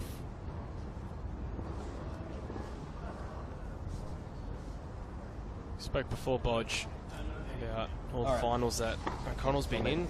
Sam, at least, has been in one singles final this year, defeating Santiago Giraldo. Time. It was an impressive effort, but on the doubles circuit, he's found some form. 5 finals. Currently ranked 49 in the world on the doubles rankings. can be tricky to divide your time adequately between singles and doubles. We know he's always going to put singles first, I guess, but he's a handy doubles player.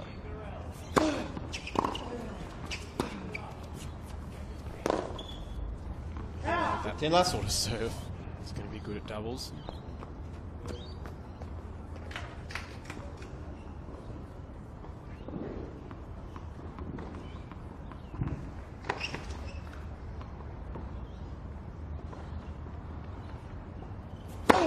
Ball!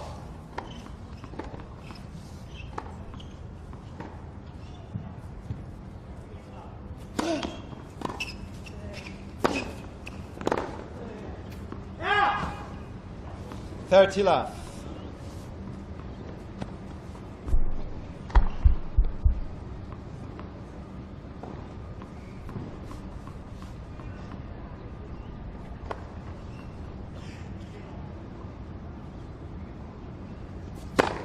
Ball!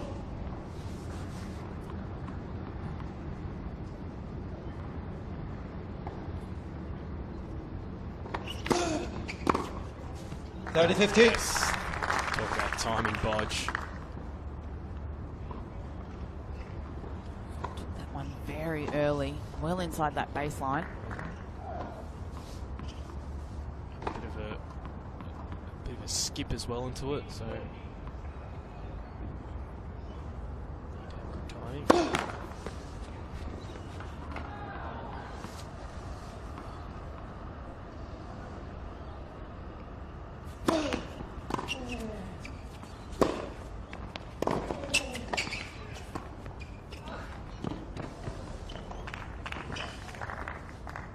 All. Have the speed gun out, Bodge, just to see the difference in pace, because I mean, you obviously expect Groth to have a heavier serve, but I mean, this first serve from O'Connell's coming in quite quickly. Yeah.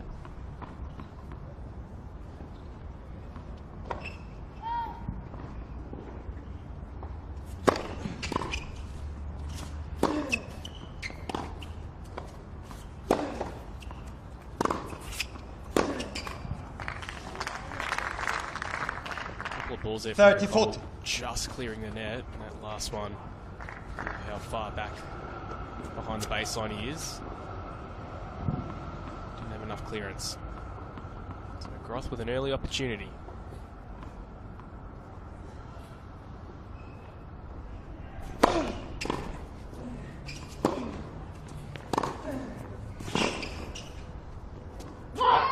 Game, Groth.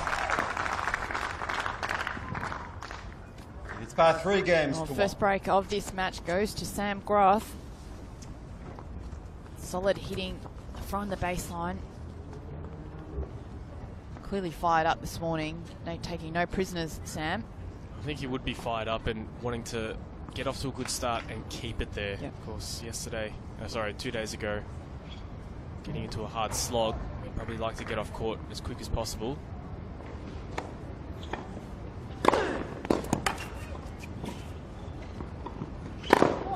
Saying that, O'Connell, he's a 50 bright left. young star, so I've been talking to a couple of people, a few coaches. Every time I say, give me your name, they're saying Chris O'Connell. Watch out for him.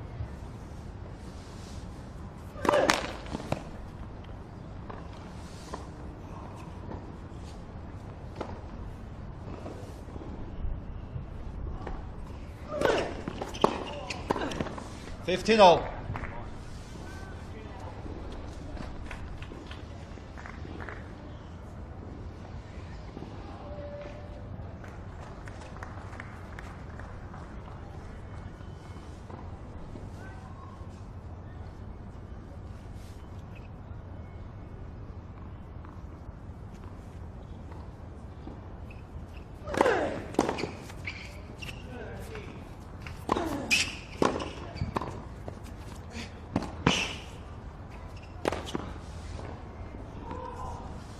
15, Scrambling 10. from O'Connell just to get his racket on that one and throw up the lob.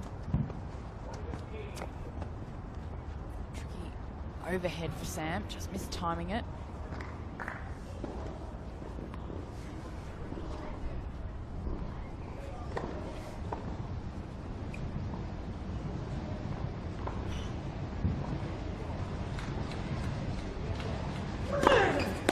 30 all.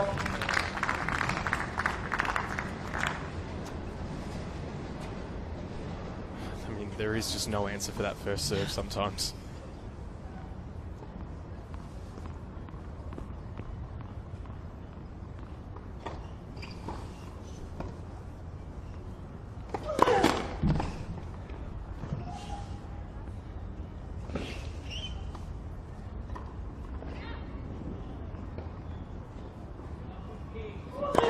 Fourth. 30 foot. Hats off to his this is Sam Groth's fitness staff or whoever he's working with to get him to recover after big matches. You're rocketing all these serves at such high speeds, but the amount of training you have to do on court, on the practice courts, he's serving so many for so many serves. Game O'Connell. Trying to keep that arm in check at the Well, moment. it's about 3 games to Misfiring slightly. It's the break back for O'Connell, 3-2. Can I get the ball? Can I get the ball, please? Can I get the ball, please? Yeah, for anyone, Bodge, and you've definitely been there, out on the practice courts, sometimes on your own, sometimes with a coach, sometimes with a team of people if you're lucky enough to have that.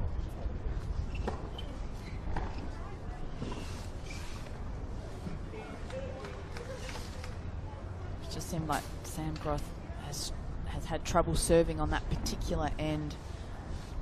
First service game where he threw in a couple of double faults, but this man on screen, Chris O'Connell, looking very composed and calm. This will be such a new experience for him. He'll be trying to soak all of this up, make the most of it. Played in Blacktown recently, sort of mid to late November. Time. Won the final against Max Purcell, 6-2, 6-2. One of the 5 out of the 6 finals that he won this year.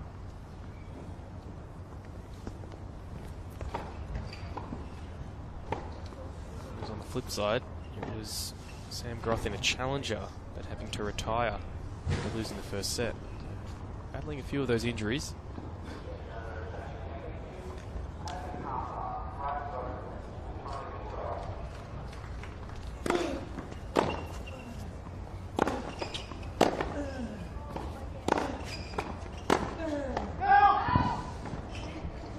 Fifty left.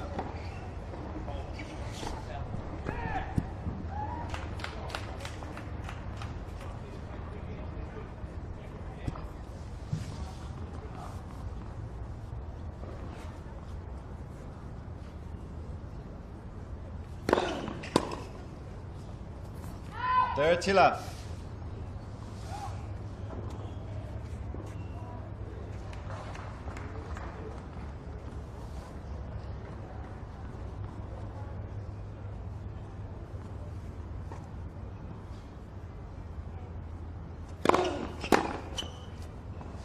Forty left.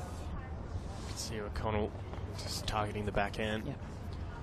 We saw a couple of sublime shots though from Groth, but right now it's proving to be a bit of a weakness right now.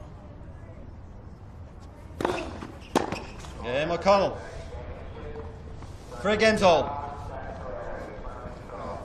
And doing what Sam Groth wasn't able to do, breaking and winning your own serve.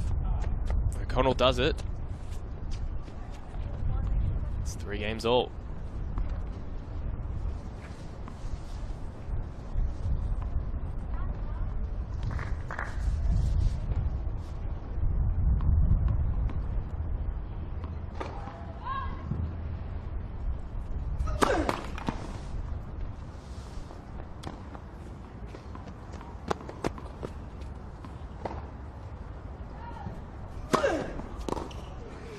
Left. We heard Groth on the previous side saying, "What's going on with my second serve?" That was a good one.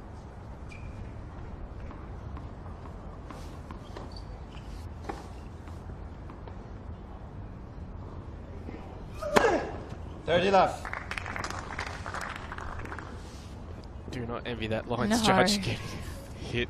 Cringed when I saw he got hit. Ouch. Starting to the chair umpire saying, "Don't worry, mate, I'm good." Crying on the inside.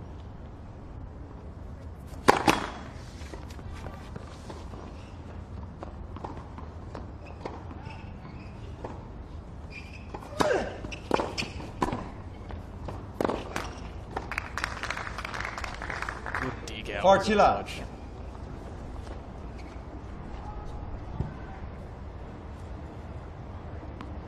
Connor would have done his homework.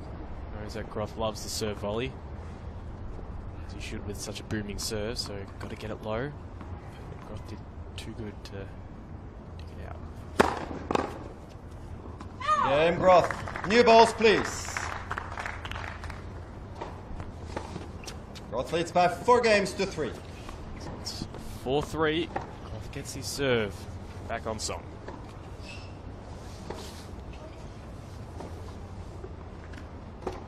If you've just joined in, we will be having JP Smith join us here in the commentary booth. So if you do have any questions for him, please hashtag AO Playoff.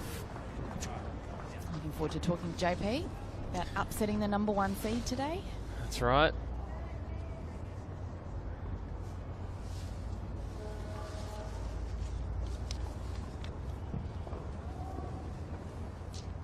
Plenty of action still to be played on day 3, 2017 playoffs. So you've got some time.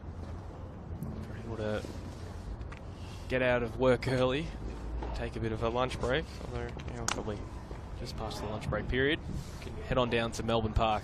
I mean, Time. free of charge. One of these players on the men's and women's side will be winning their ticket into the Australian Open for 2017.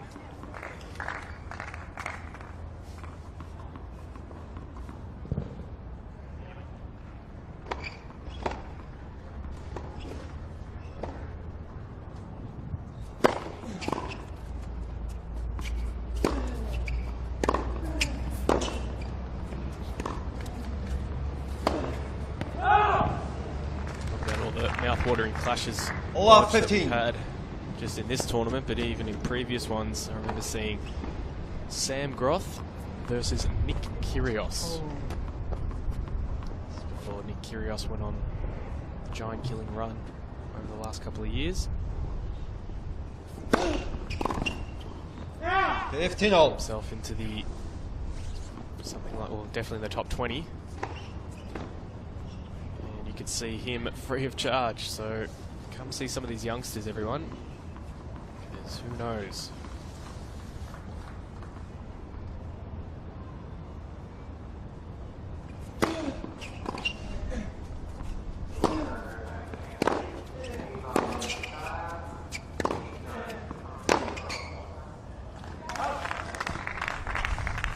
$15.30.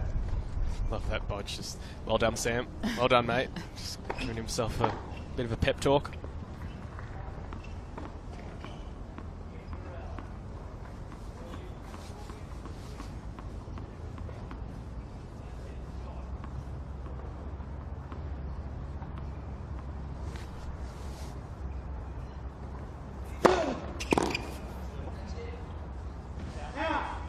$30 all.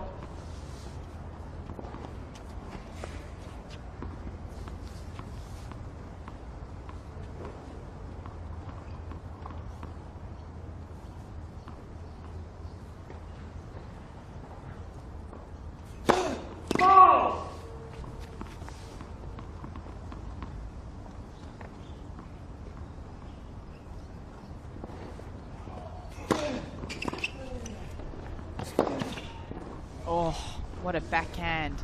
40-30. Pretty good approach from Sam, deep into that backhand corner, but O'Connell found the angle and let that backhand rip.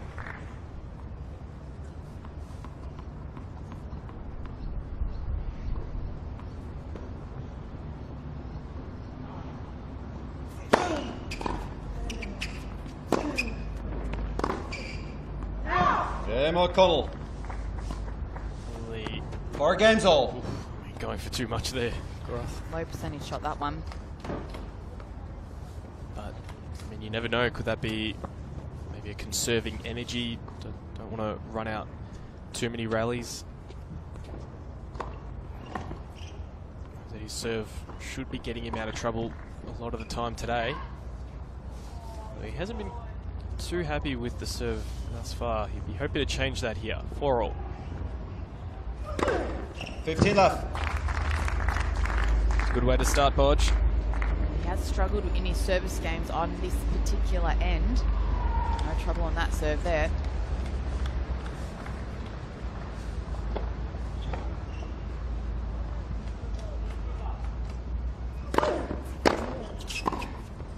Out. 15 all.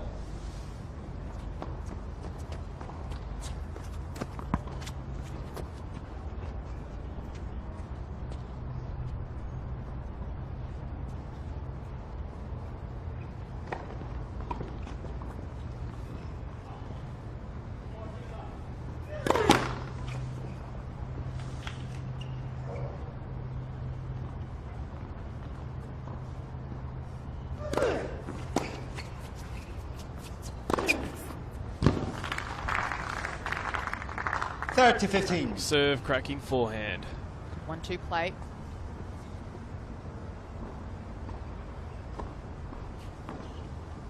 Very composed, isn't he, Chris O'Connell? O'Connell, absolutely. It's a big occasion.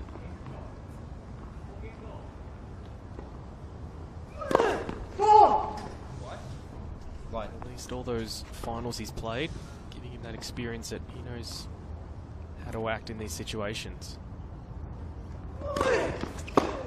40-15.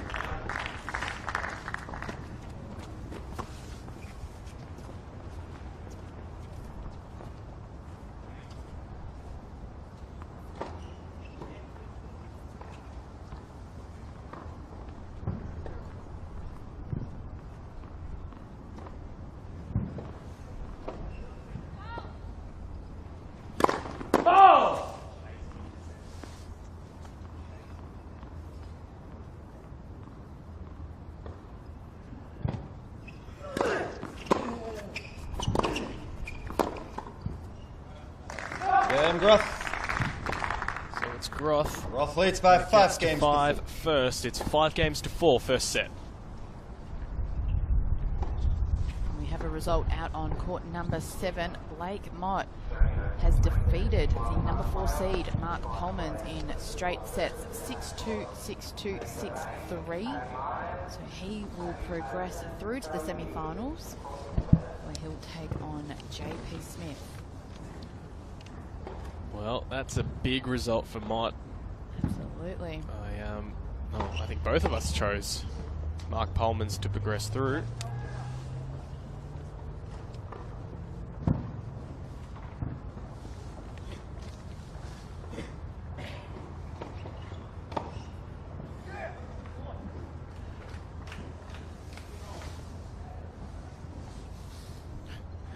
So many things the players have got there. Well, Sam Groth has got Time. the banana, the gel that you were talking about before, and Powerades. Another concoction. Yeah, we saw Barocca tablets a few times.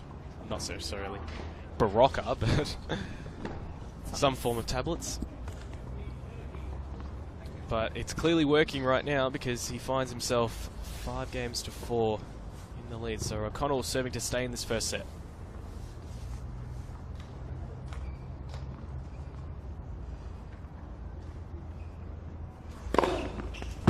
Left.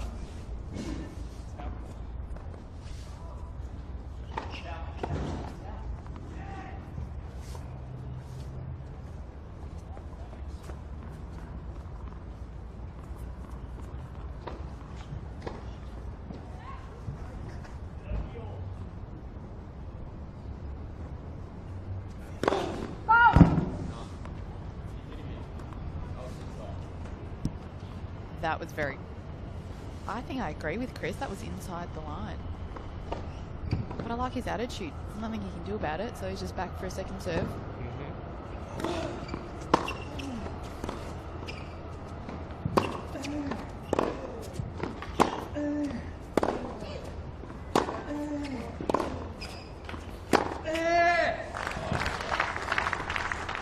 about to say, the longer the rallies go 15 on, all. the more you may favour O'Connell, but if you're just going to launch a rocket like that backhand, Sam Brother, you can see him shaking the head there. He's probably would have given him a bit more slice, moving away from him.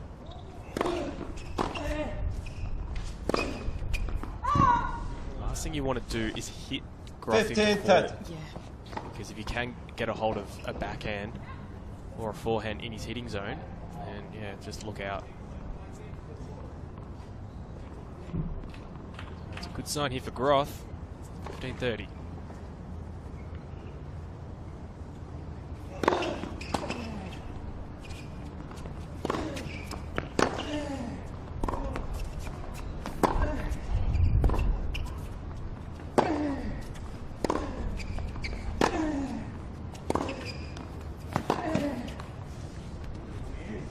All. That was what you were talking about, Sean, moving the ball around, Just a lot better. getting Sam out of position so he doesn't have the time to load.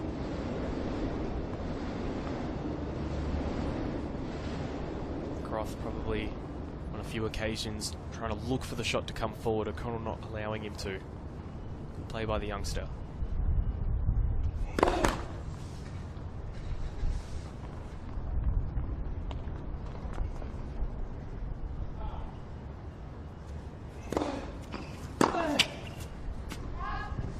Forty 30.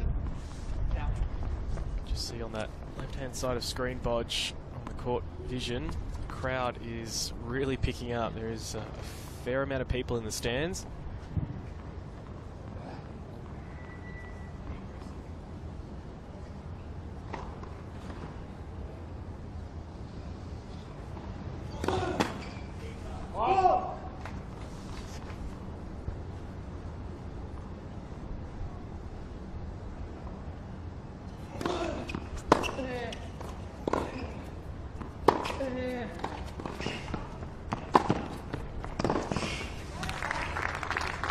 What he wants. Yes. Groff, he wants that ball to give him the opportunity to move forward. Does with great effect, getting it to Juice. Asking the question of O'Connell.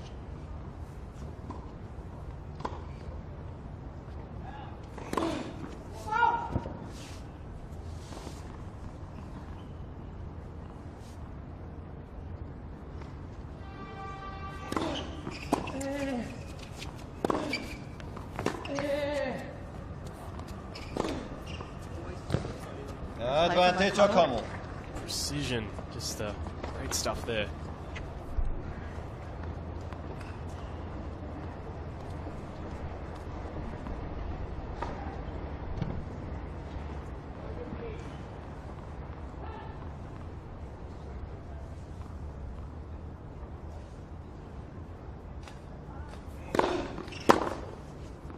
Game O'Connell. 5 games all. Balls, please.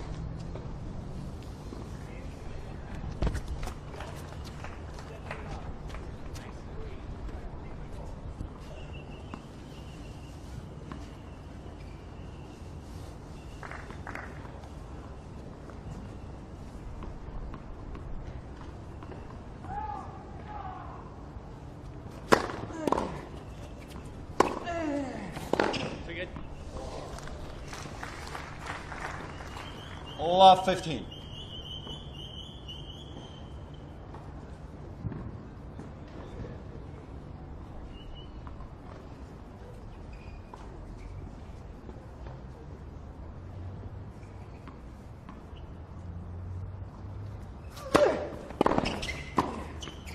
First volley! Right, work on it. Love 30.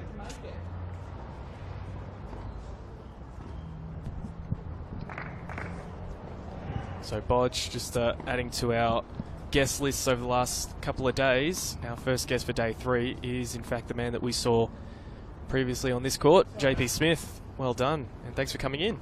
Guys, thanks for having me. Talk us through your match. I mean, Got broken early in the first set, and then you just found a way to win and kept on your winning ways. Tricky conditions out there. Love 14. Overcast. Probably not the most ideal day to play tennis. As you can see, there's a lot of stuff on the court here as well. That's a little bit off-putting as well. A bit of shadow as well. Yep. So a lot of elements out there to deal with. But once the match progressed, I think I actually hit my strides pretty well. Got a win early in the section as well. Kind of just rolling it. It's tough when a player sort of gets frustrated with calls and umpires and sort of carries on a little bit here and there, or is it 15-14. because you seemed pretty calm out there, sort of got on with business? Yeah, I think a couple of things.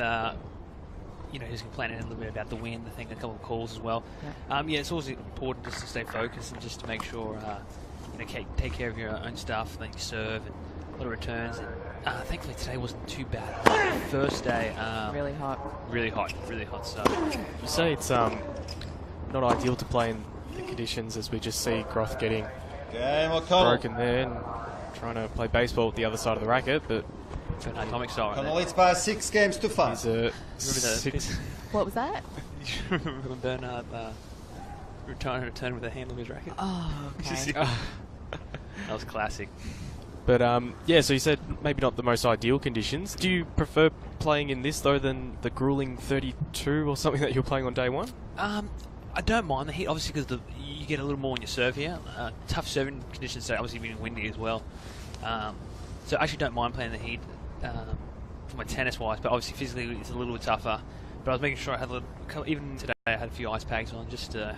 Yeah, we saw that on the legs just to keep keep them fresh. Yeah, exactly right. It's a long point. So every time from on this. Edmonton, we saw this match coffee. It's just literally 100. You too much stress of all the goings on the side that you just really focus on your supposed to be like around like again. Yeah, first physically actually adding close. Just get over it. I think they came out as well. So you should a little bit how we change hands for that. A bit frustrating. Essentially, when you're serving, you really return it. I feel like, and because I didn't know I'm saying online, so just my mind in the box too much. A couple of hands of yours sitting in JP. I'm asking how you're feeling here at Edmonton. Obviously, Hollywood Esports played a play a few times. Yeah. The shade of the pro fan, of course, it's good to get a couple of months before the last couple weeks. It was a couple weeks, tough lives. So now good down there, have a been now for a 5 prize back. So it's good to see that again. From home, how approach match on your dog, JP? I don't really think I haven't had a great year. I feel like I tennis the last 4 years, got better, more doubles, physically, I was better in the last quarter years on. That's the titles? Yes, not finals, not finals. So that's something good doubles. And, obviously, staying healthy next as well. But yeah, first half of the year was really tough, but now I think I'm going to stride a little bit. Yep. You did mention the shade before. Roger and I have just been trying to play a bit of a game with each other and with the people watching us. We've got a little hill there in the background, grassy hill. Now we know at Woodend there's a famous one called Murray's Mound, formerly Henmindal. We're thinking today I had a few ice packs on just to... Yeah, we saw that on the legs just to keep them fresh. Yeah, exactly right. It's a long point. So every time from on this. Edmonton, we saw this match coffee. It's just literally 100. You too much stress of all the goings on the side that you just really focus on your supposed to be like around like again. Yeah, first physically actually adding close. Just get over it. They came out as well. So you should a little bit how we change hands for that. A bit frustrating. Essentially, when you're serving, you really return it. I feel like, and because I didn't know I'm saying online, so just my mind in the box too much. A couple of hands of yours sitting in JP. I'm asking how you're feeling here at Edmonton. Obviously, Hollywood Esports played a play a few times. Yeah. The shade of the pro fan, of course, it's good to get a couple of months before the last couple weeks. It was a couple weeks, tough lives. So now good down there, have a been now for a 5 prize back. So it's good to see that again. From home, how approach match on your dog, JP? I don't really think I haven't had a great year. I feel like I tennis the last 4 years, got better, more doubles, physically, I was better in the last quarter years on. That's the titles? Yes, not finals, so that's something good doubles. And, obviously, staying healthy next as well. But yeah, first half of the year was really tough, but now I think I'm going to stride a little bit. Yep. You did mention the shade before. Roger and I have just been trying to play a bit of a game with each other and with the people watching us. We've got a little hill there in the background, grassy hill. Now we know at Woodend there's a famous one called Murray's Mound, formerly Henmindal. We're thinking... Helping you along while you're in the Australian circuit? Time. No, a couple of my buddies came out today. Daniel out here to the match down here and warmed me up today as well, which was nice of him as well. But no, I'm just here solo this week. 7 sets. My coach right now is in America, so I'll be meeting him up for the Australian summer. So just by myself here. But there's such a good 15 left. Starts team here during these tournaments, so it's not too bad. And obviously, you can speak to my coach over text and phone if we need to discuss anything. But no, obviously, it's been good so far with that one. and just keep on rolling. You did mention that you've had some good results on the double circuit. I mean, like you said, 9 finals. It's pretty impressive. So Matt Reid 30 played left. a lot of those finals with, coupled with maybe another partner, I think it was. Yeah, but, a couple. Yeah, Jared Chaplin was one, another Australian. Mhm. One with Stefan Kozlov. Yeah. Yeah. So what do you look for in a doubles partner? How does the chemistry work, especially that you've won a fair few and with different doubles partners? So you've got to have good chemistry, clearly, with these players. yeah, I really like playing with my mates out there. Obviously, people I've always played with, pretty good friends. So 30 to obviously 15. playing with Matt and Jared and Stefan, guys who have I've got to know pretty well over the years on the tour. So no, I think obviously you're right. Chemistry is very important. Having fun out there is another big thing. So have you picked a partner for the Aussie Summer yet? Yeah, I'm playing with Reedy. Ah, Reid, okay, yeah. Matt Reid. So I've known Reedy for a little while now. So we gel pretty well and get along great. So any chance of a mix partner? Oh, probably not. You're probably best to try and find He's already someone dogged else, me Jeremy. once, Oh, is that right? Yeah. Come on, Second Bodge. service. No, sorry, I've... Get back on the court. Forget this media stuff. Shins are better now, yeah? Sorry? Shins are better now? Oh, my feet, yeah. Yeah. Yeah. I thought you said seats are better now. No. When you're sitting in the commentary booth. 30 Well, off. they are sometimes.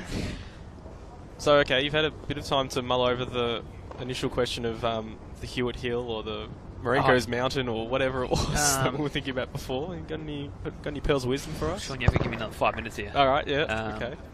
Happy for it to sit if you want to watch this match for What a are your little bit as thoughts on well. this match? Do you I mean, Chris O'Connell's a name that's been brought up a fair bit as of late. Had some really good results. What are your takings on this match? Yeah, I think these conditions, a little windy out here. It's tough serving conditions, so Grothy's going to have to serve a lot better.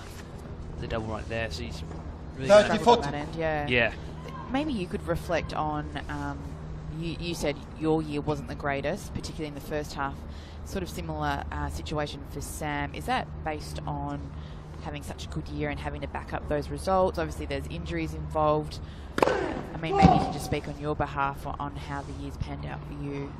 yeah. It's, as you said, injuries get involved. Travel. You can pick up a nickel here and there, but Lucky the draw too, I think. Yeah, I mean, exactly. Sam had 2 top 5 players in the world in Nishikori and Nadal at the French and at Wimbledon too. yeah, exactly. Draw is a huge factor as well. Obviously, getting you back to your old routines where you like playing, and these tour events, you can draw whoever, as Bodge just said here. So, it's a big factor, and I think Grothy's coming together now a little bit. Won a challenge in Vegas. Yep. Obviously playing good ball down. Advantage, Had a good match against Dane on Monday. So, physically I think he's good. Then winning tonight in the 5th. So, I think it's starting to come together a bit for him. What does next year look like for you? Still spending a lot of time in the US? Yeah, I'll probably spend a lot of time over there. But obviously the calendar hasn't been released fully yet. I mean, it's for March, but I like playing the US. A lot of tournaments. Are you spending your time in Tennessee? 'Cause it's Still out of college? Tennessee, yes. Yep. Still out of Tennessee. Great setup right there. Great courts. People to hit with all the time, so it's really ideal. Being from Townsville, it's really tough living up there. No one to really hit with. So Yes. no, but I've enjoyed it there since graduating college, and base-wise, it's one of the best I think for me. Big So, Taylor Swift fan too, aren't you? very big fan, yeah. Saw a concert here last year. Oh, Yeah. you did see a I concert did, last yeah. year. That was at Amy Park, wasn't it? Amy Park, yeah. Outdoor stadium. Favourite Swiftie song? Gosh, we're going to be here all day talking about it. Well, I won't, but Can you give us a rendition? Or yeah. Advantage, a couple of Grothy. verses? Give us a little. Bit of shake it off? Or? Yeah. Oh, no. She's better ones than that. That's too radio, Well, thank you very much for coming in. We know that you're pretty busy, especially now that you progress through to the next round. You've got Blake Sure. Mott, so Blake Mott, yep. all the best in your recovery, and we look forward to seeing you. I guess I'll be on this corner. Or they're going to play 2 at the same time on Friday. Oh, not too sure. Schedule hasn't come out yet. Just But, tell Frankie Sawyer, tournament director, give us a bit of a heads up. Yeah, so, exactly. let Shout the out viewers Frankie. know. As we see, Groth had a Game tough Groth. task, but First heads game, second to set. the change of ends. 1 game to love.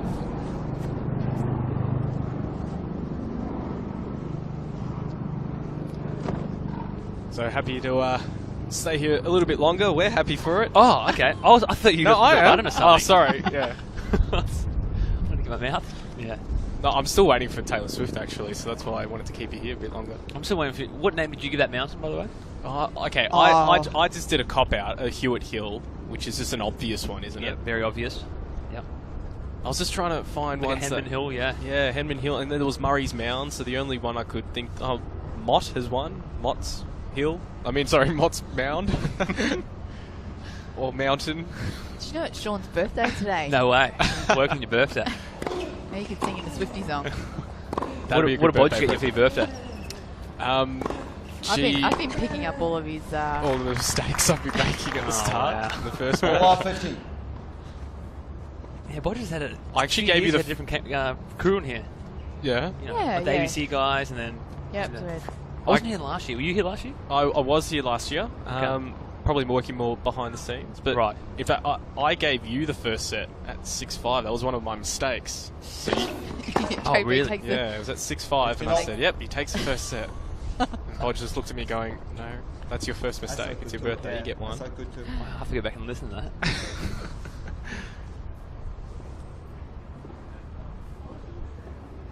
Interesting here. 1-15 all. Have any interest in the media, JP? After tennis? Yeah. Yeah, it's tough. You know, it's a tough question. What did you study in the States? Econ and business administration. Okay. 30, 15. Probably want to be running the joint then. Politician. Oh, that too, yeah. Clean up WA, huh? Have your friends seen the recent election in? Yeah, Oh, yeah, of yeah. A course. lot of still 40, 15. a lot of stuff going on over there. Inauguration, I think it's January 20th. Yep. During the AO. Yep. Time. But yeah, obviously I see a lot of that stuff on that Twitter, and people biting at it. Oh, good catch. Cash, yeah. Got the first test starting today. We can get him up to the Gabba. Where's that being played? Oh, Gabba, is it? You're a big fan of the Trump clan? 40 set. I'm pretty, the fence with politics. I don't want to try to get too involved. So I just, keep my distance and, like to follow, I like to read up. Obviously I should always support the best candidate. You know what, Budge? That spoke like a true politician.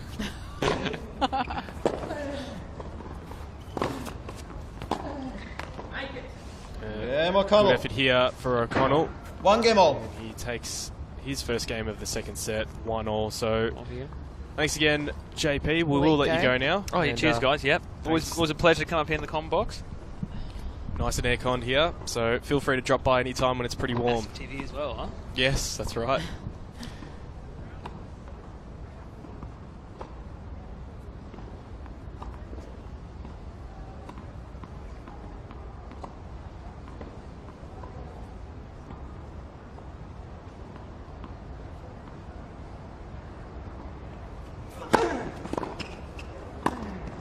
Fifteen left.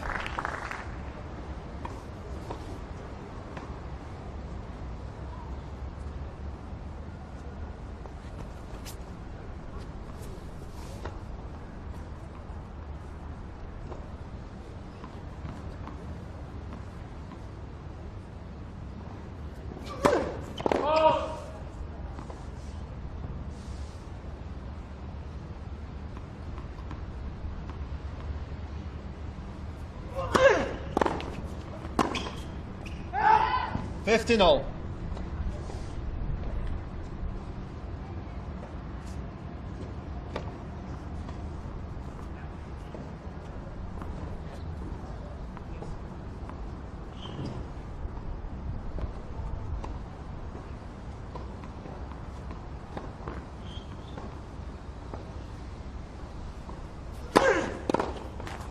Thirty, 15.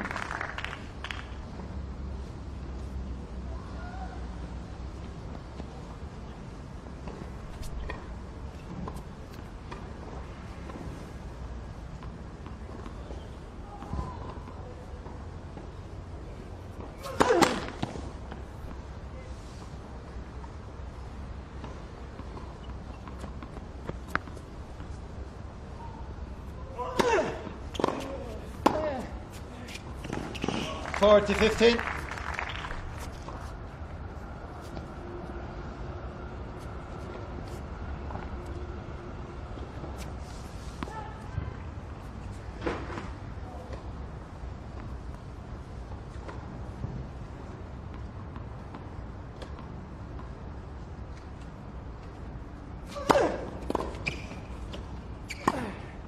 Game Groff. And a comfortable hold Plays for by Groff 2 games. as he takes a 2-1 lead in this second set after losing the first set to Chris O'Donnell, 7 games to 5. Yes. One ball. One game, huh? No, they're not open.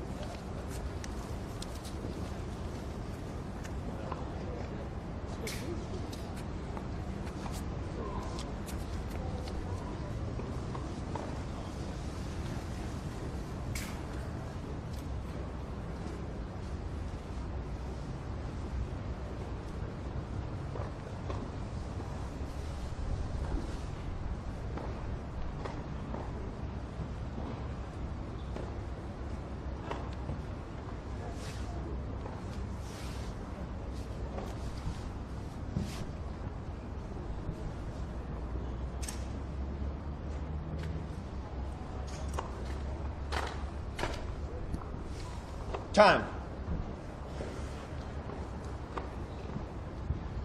Good turnout of spectators here for this quarterfinal match between Sam Groth and Chris O'Connell.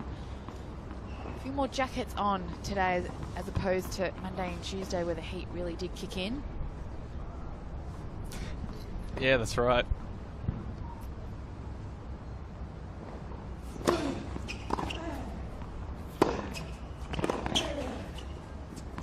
Also thought you meant good turnout in the commentary booth. It was pretty packed at at this stage when JP was in. Had a few other guests just lurking in the background. Back to the action though. Groff leading 2-1 on serve. 30 left. I was quite surprised, Bodge. I'm not sure if you were as well, but the fact that he said it was actually quite difficult to play in today's conditions versus the just grueling heat on day one. So it was quite windy.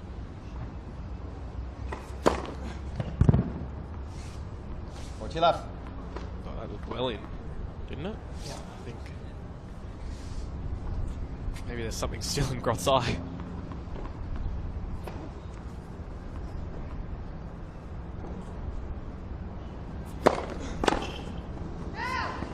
Game O'Connell, new balls, please.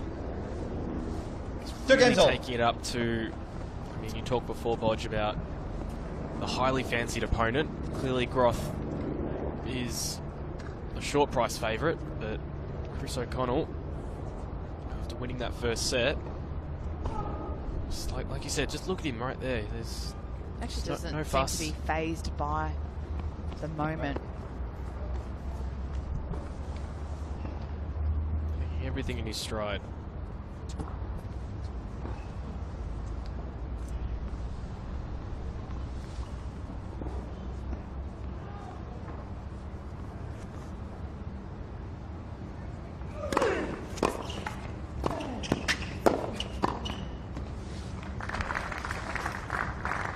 Right on top of the net there, Groff. Like a cat, just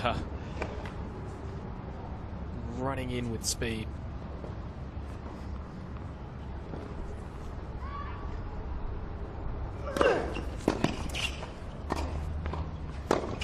$30 left.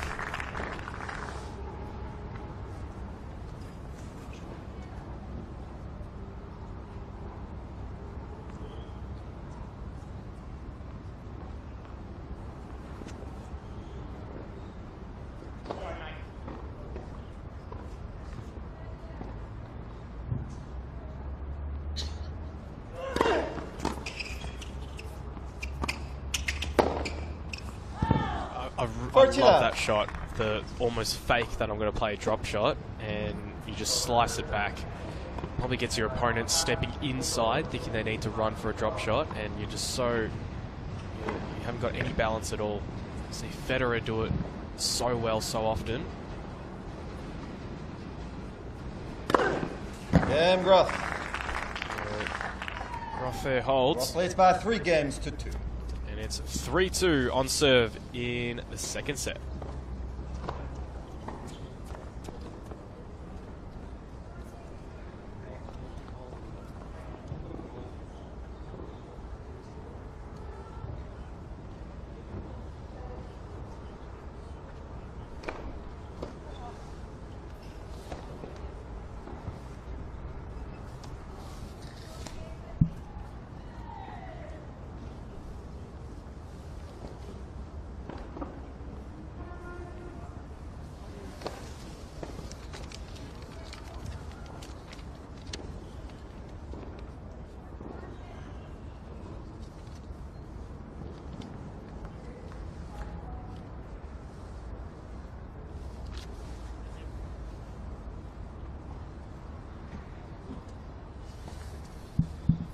Time.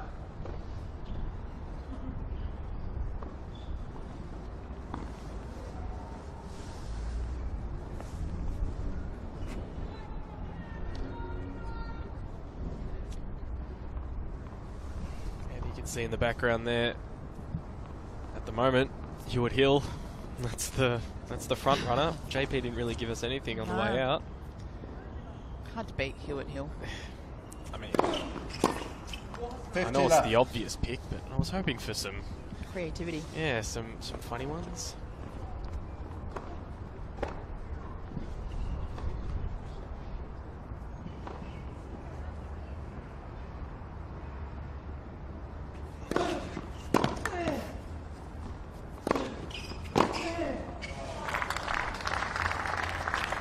Super passing shot there 15. from Sam Groth.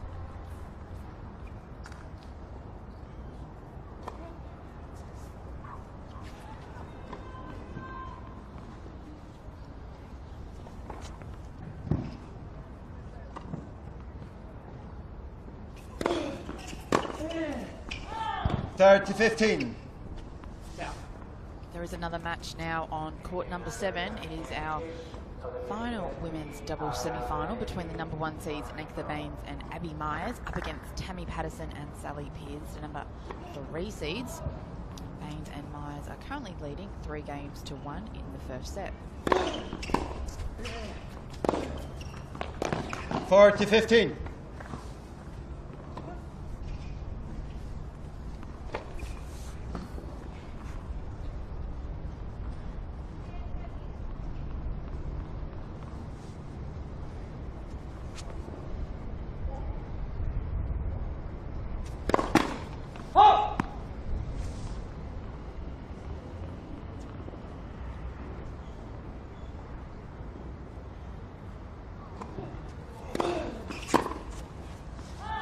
O'Connell.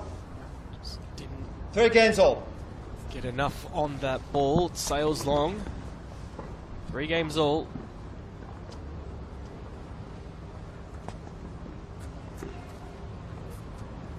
But you can watch the other matches. And as Bodge just mentioned, there is another match going on. So just head to tennis.com.au/tournaments. Scroll down and click the Australian Open playoff button, and you'll have access to all of the matches. Of course, the doubles as well. The women's doubles, they're in their semi-finals, and they're 2 playing off for a wildcard berth. 15 left.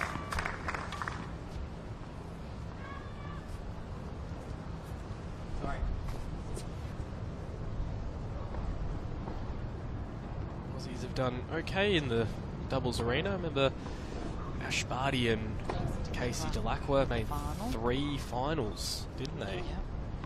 Fortunately, weren't able to pinch one. Had good runs in Grand Slams. 30 left.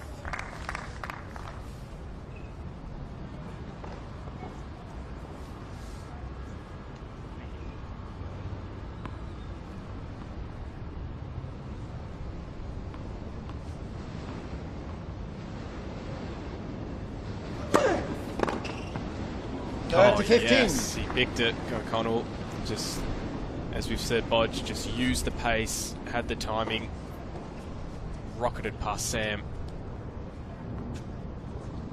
Tom tweet in a name for the hill, Spectators Slope. Slope. I like that. See, Good one. I was trying to think of how to describe that area. I thought of park, and I'm trying to figure out a player to add to that.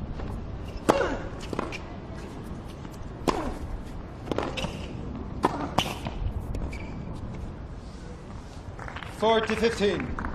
Slope. That's very creative. I like that.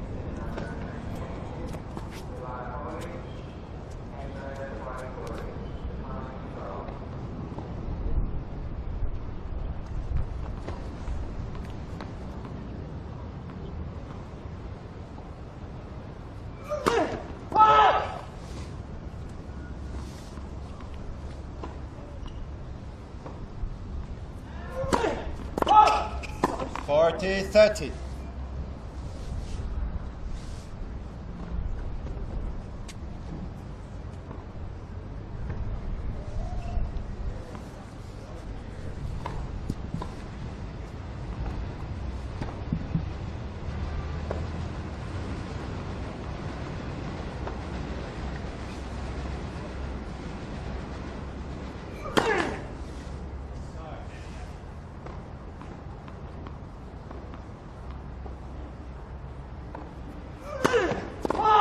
It's just so heavy out here. Yeah. Yes. Sam Groth. So heavy out here. Maybe another reason why JP thought it was quite tough conditions. Deceptively tough. We're at deuce. Cole's got a golden opportunity here.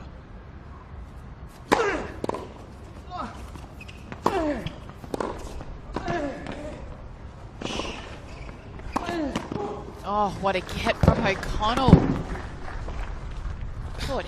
Thought Sam had won that point for Advantage sure, O'Connell. but the hustling. You said before, Bodge, the player that really got the sliding on the hard court was Novak Djokovic. That was Djokovic-esque, that get. The forehand side. Great point, O'Connell.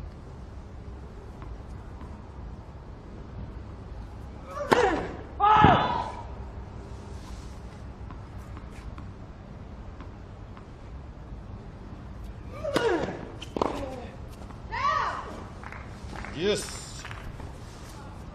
Did not miss by much. Not at all. And he knows it. He knows with the look on a second serve, on a break point.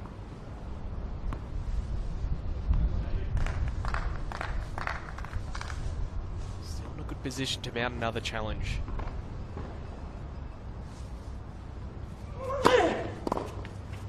Come on, mate. Advantage Groth.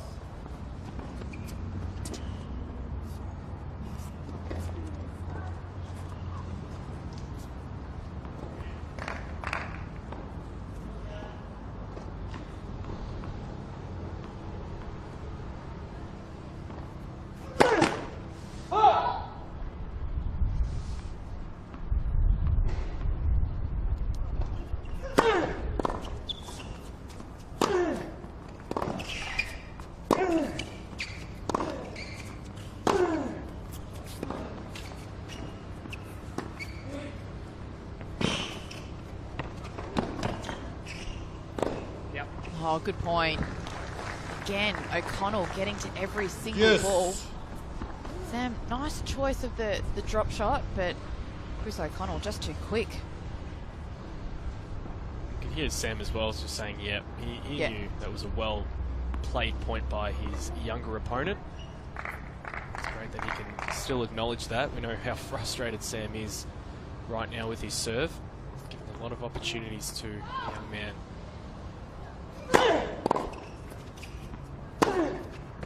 However, there's nothing you could do about that. Big Advantage serve down Groth. the tee. And a nice put away.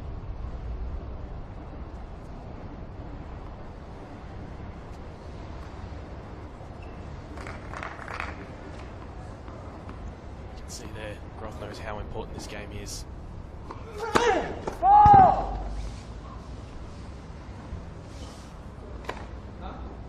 Too close.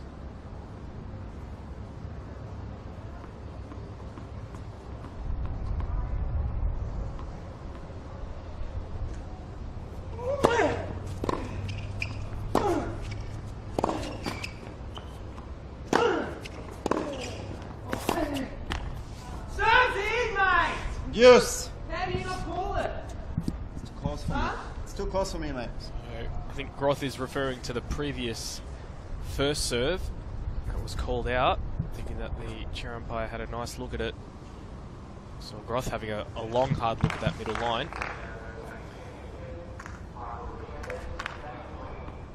But you need to move on. Come on! Come on, man! Advantage, Groth.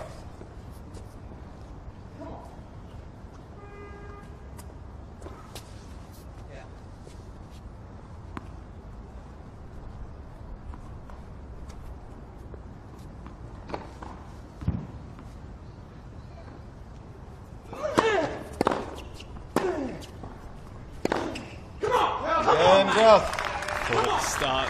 O'Connell had his Groth heart leads set by on 4 games to 3. this point, but it's Groth who digs deep. He gets out of jail. It's 4-3, second set.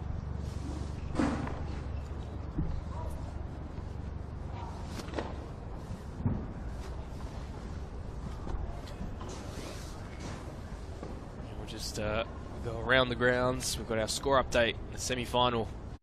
Get his own serve under control. He could get out of jail.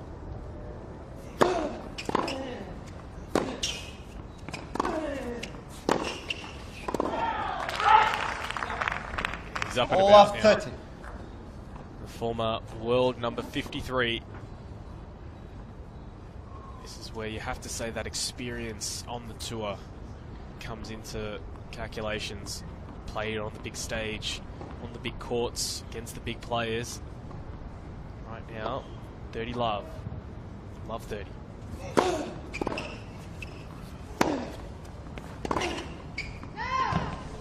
Fifteen, 30. Opted for the line, and that's where O'Connell was, so it would have been interesting to see if Groth had his time again, if he would have opted for the cross court. I like the initiative though from O'Connell to surge up to the net, not afraid to take it to his opponent.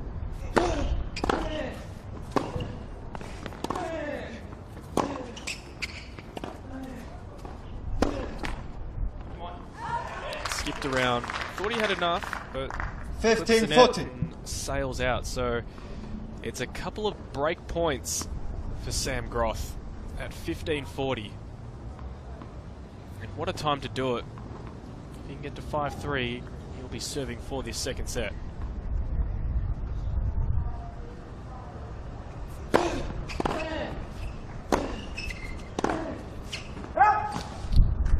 Thirty, 40.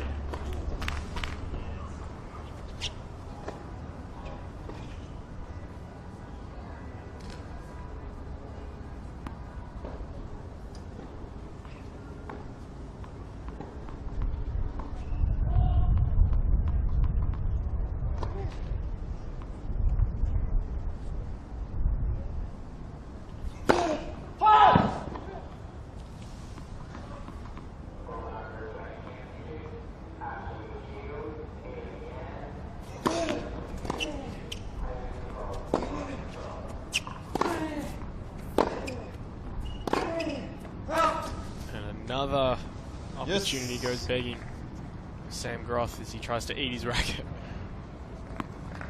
I wonder if he breaks it by eating it. He gets a code violation. I doubt it, but here we are at deuce.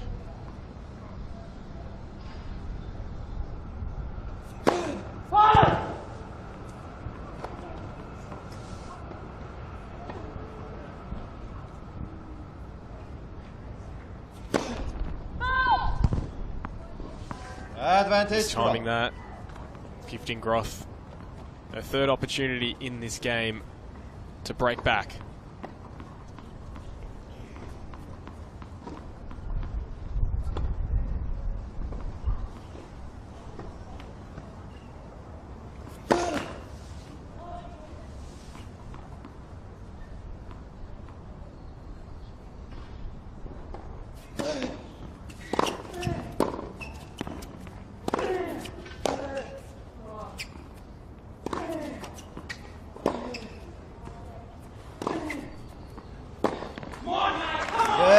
Groth. See the intention of Groth in those first two Well, it's about forehands, 5 just games to to rocket 3. it with as much pace as he could, right down the middle, and it just put O'Connell on the back foot.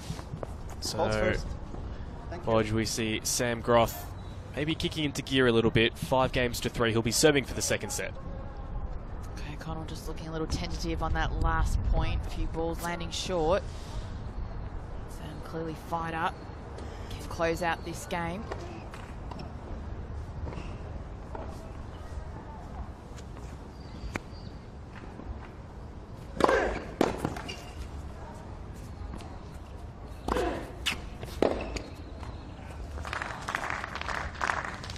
$15 left.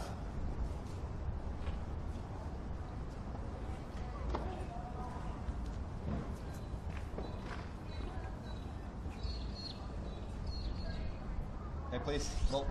Thank you.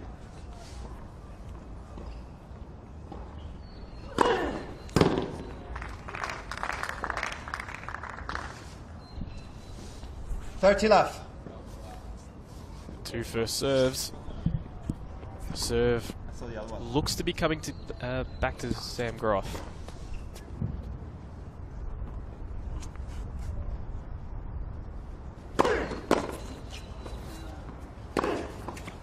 Oh, big forehand.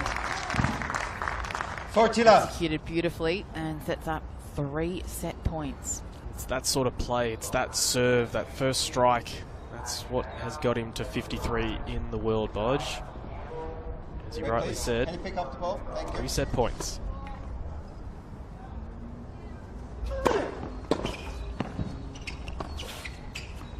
Come on, mate. Come on. Game in second set. It's amazing Groth. what the first serve can do 6 for this games to man, 3, Sam one set Groth. He bounces back straight away, taking the second set. 6 games to 3.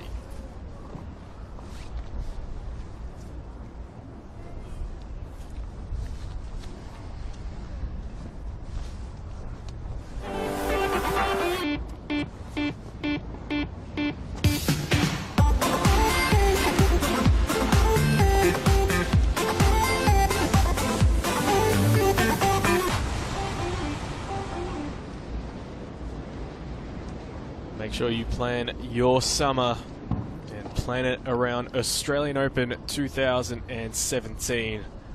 AusOpen.com is your destination for all tickets and all the information you need. It's going to be a fantastic event, as it always is. But as we've seen over the last, well, probably about 6 or so years, there is a huge redevelopment going on. And there are so many things changing. So make sure you get your tickets and come and see what this fantastic precinct has to offer. One of the best in the world, Bodge. Absolutely, and some great lineup entertainers during the week. Yes, We've that's spoken right. about throughout the week. Well, you know what's a bit disappointing for JP Smith? No Taylor Swift. No Taylor Swift. And I'm sure thousands of Taylor Swift fans in Australia. However, there will be a number of top Australian bands and DJs. See, of course, Daryl Braithwaite will be in, as he always is. Almost a staple, as much as Roger and Rafa are with Grand Slams.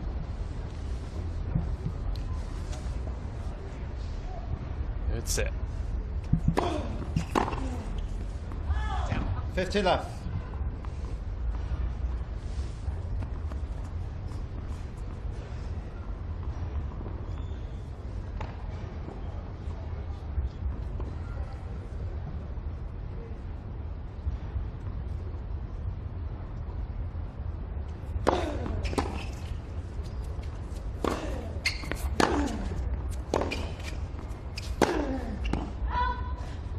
Didn't miss by much. 30 left. You can just see already the skip and the step of Sam Groth. It's just a little bit different. Always feel energized when you've won a set. He's feeling pretty confident now. What can O'Connell conjure up? Oh, and he conjures that. 40 left. Just touched the line.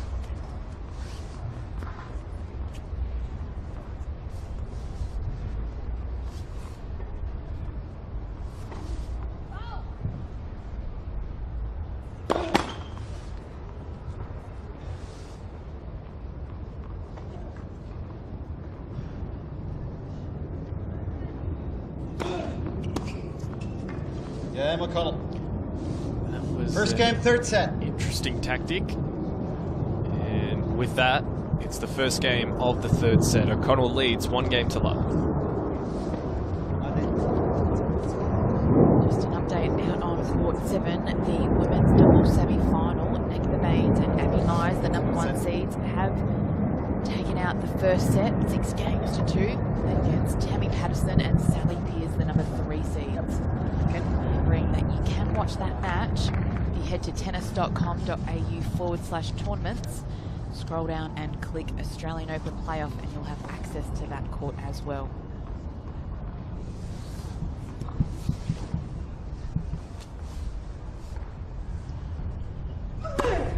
$50 left.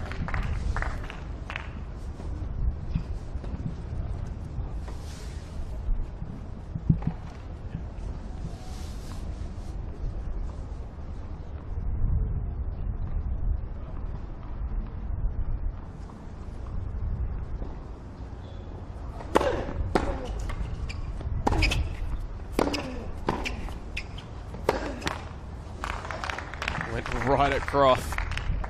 30 He's left. there, just clipping the tape.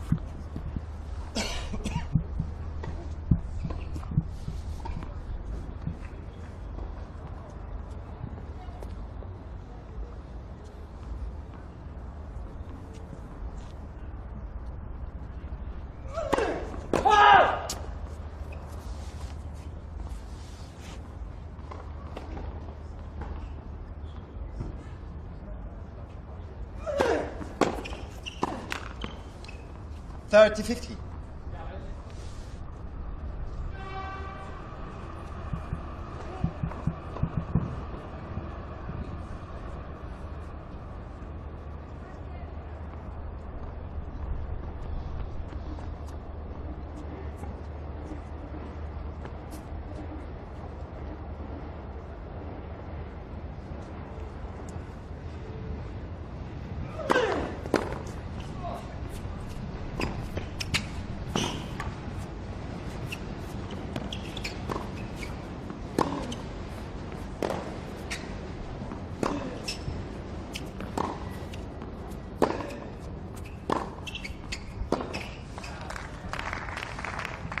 $40.15. Just hear the trains in the background, Bodge.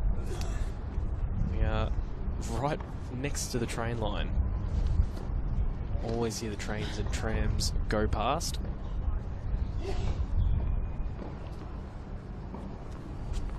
Good thing for the fans, sometimes not so for the players. Game Groff. I think I asked you that the other day and you said 1 game all. you just get used to it, don't you? Don't take notice of it. Another thing that we spoke about the other day was this new logo that the Australian Open have got. The AOs you can see there right on your screen. And I saw on social media, on the Twitters, Bodge, that there is a big A and O for our Melbourne viewers in South Bank. And a massive A and O filled with tennis balls, filled with the AO tennis balls. So it was yeah, enormous. People going there taking selfies with it.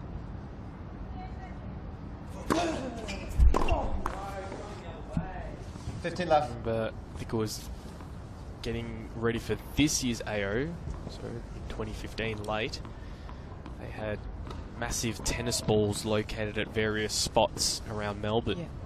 And it was sort of a job of everyone to go and find all the tennis balls.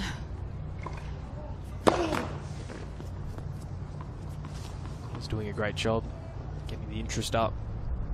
Not too far away, AO 2017.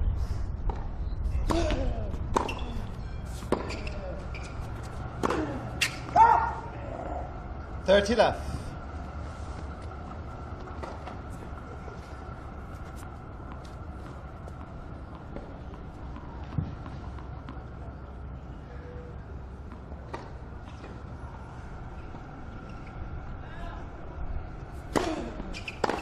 $40 left.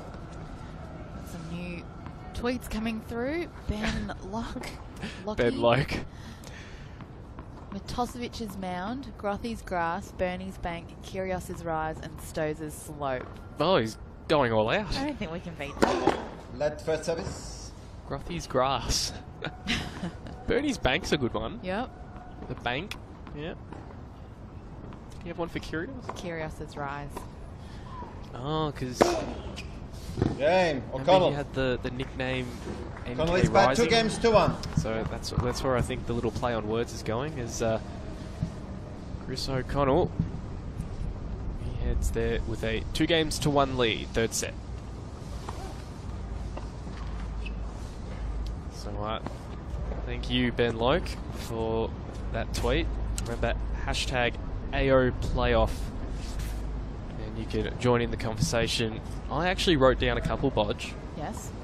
Now, this one's probably not as creative, but I needed to include him. Alcott, Dylan Alcott, Yeah. this year's Newcomb medalist. Alcott's area. I just needed something that started with A. Uh-huh. Rafters Retreat. Okay. That's it. I like Bernie's Bank. Bernie's Bank. That's a That's nice good one. Thanks, Ben. Someone else, I think, was it Tom? Yep. Mentioned a slope. So Time. Yep. Bloke's stolen that from Tom, but I'll give him the points on Bernie's Bank. And the Kyrgios's Rise is the good play on words as we were talking about. Those are just Put it- tuning in yeah, and put it not there, sure what that's we're on- talking on about, your Bodge. There's a nice little grassy area that the centre has put forward Yeah, one in is the a old new one. Court 6. We're just trying to give a name to it. We see it Wimbledon, Hewitt's Hill, or Murray's Mound. We need to give ours a name. I'm sure it will get one next year.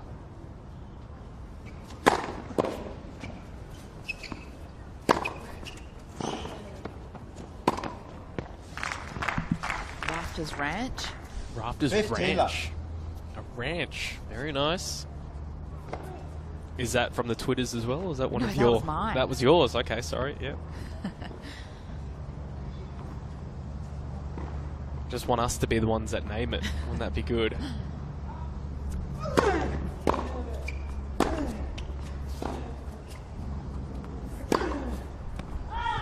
$15. Stephanie Miles tweeted in with a picture of Chris O'Donnell. Chapstick's not just a Stozer thing, it's an Aussie thing. A picture of Chris applying some chapstick on. Did see JP Smith apply the chapstick on today during his match too. Can be very important.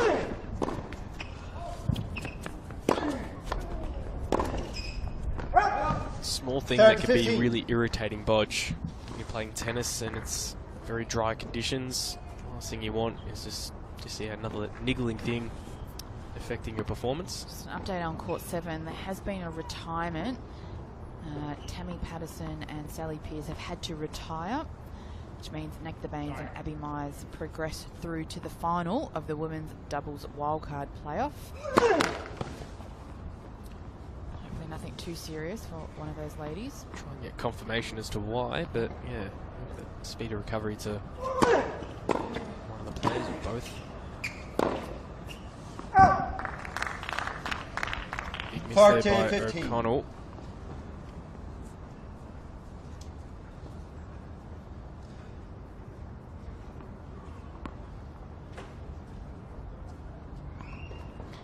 You know what I forgot to bring up with JP Smith when we did have him before, actually? What's that? We're doing just some friendly... Game Groth. New balls, please. Sam Groth serves a rocket down the tee. We do some friendly tipping games here, all. Bodge. Who did you go for again in that match? Oh, I should have told him. I went for Andrew Winton. So, yeah, you did go for Andrew Whittington. And, I mean, when JP came in, he was very happy to see you and very happy to offer you ask if you would be his doubles partner for the Australian Open. And, yeah, if he's listening now, maybe that's why you declined the request, because you thought someone else was going to win that match.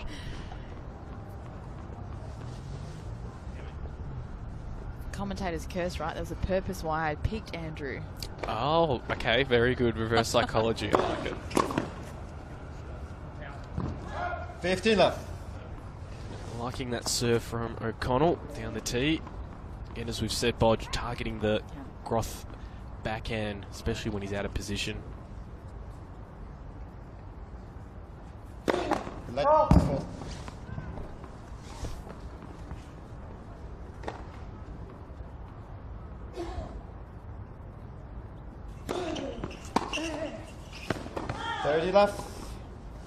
Yeah, it's a funny one. You like the play, the chip and charge.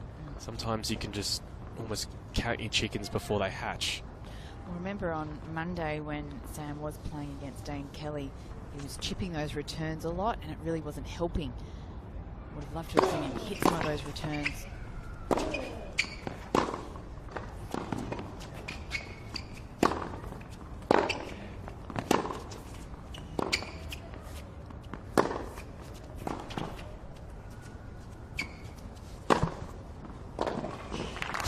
That is big hitting from both players, but 30-15. for me, Sam Groth, it was that backhand that actually set up the win of that.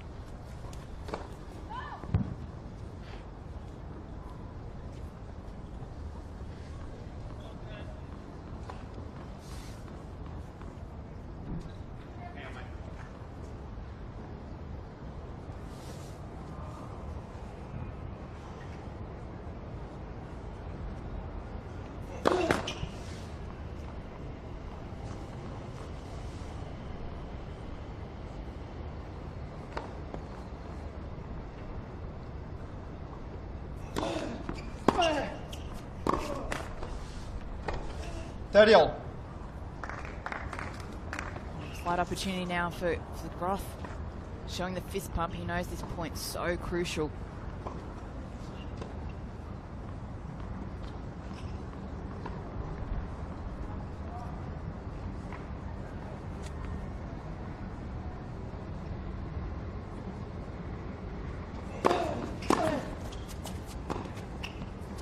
Ah! 30-40. Break point. Really got the death stare going. Got the look, doesn't he? Yeah, like you said, Bodge, just in the zone. Game face.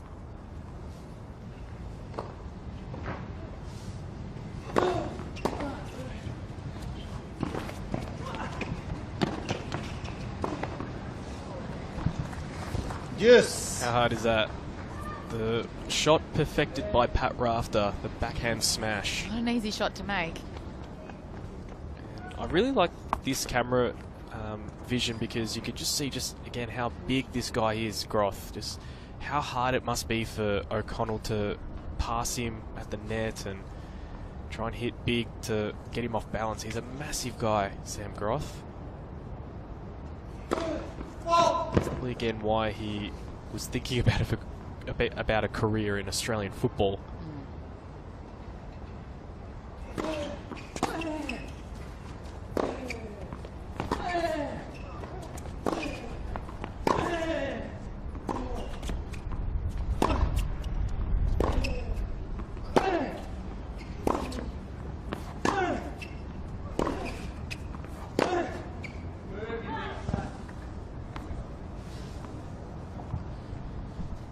Exertion now, Bodge. You can hear the groans, the grunts. Of course, we said it is 20 degrees a top of. Right now, apparently, we're on 17.3. It's dropped a bit.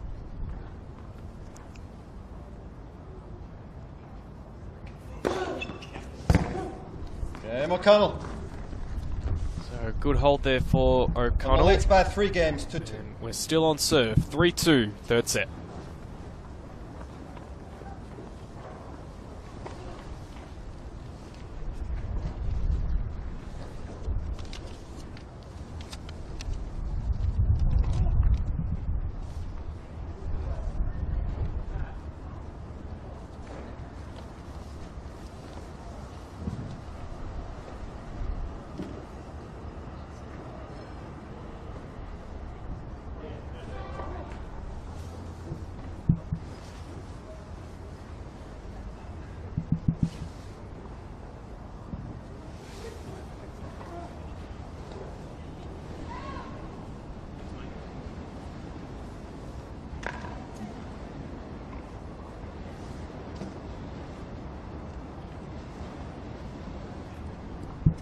Time.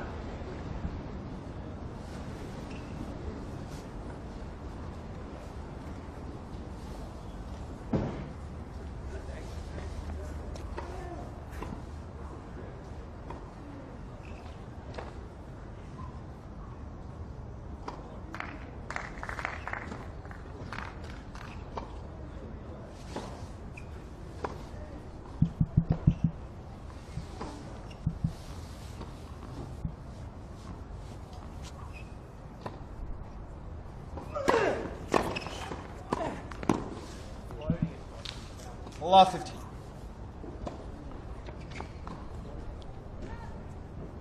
You have to agree with Sam there. You can hear that. Awful.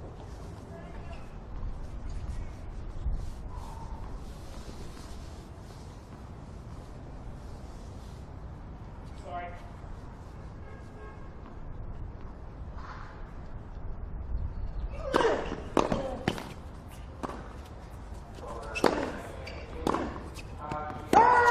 Love 30. However, I mean, you always, as we say, take the good with the bad.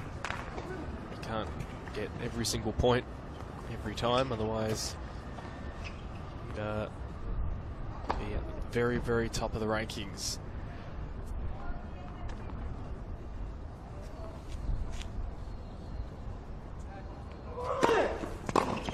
Fifteen 30. That right, Bodge. Can't win every single point.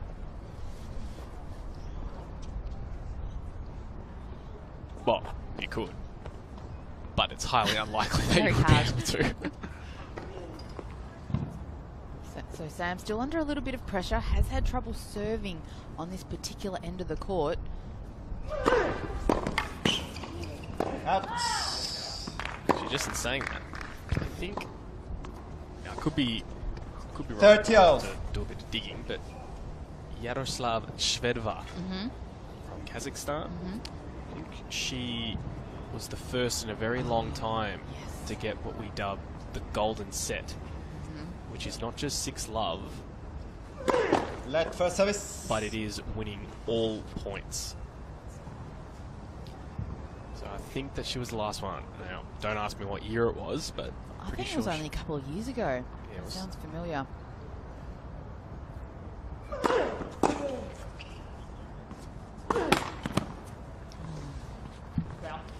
didn't need 30, to 40. put that much on it. Maybe our fans on Twitter, if they've got better knowledge than I do about these sorts of quirky stats. You said on day one, John Millman, our very own, has the record for Double first- bagel Yeah, the double bagel at at the Olympics. Olympic Games this year. What an effort.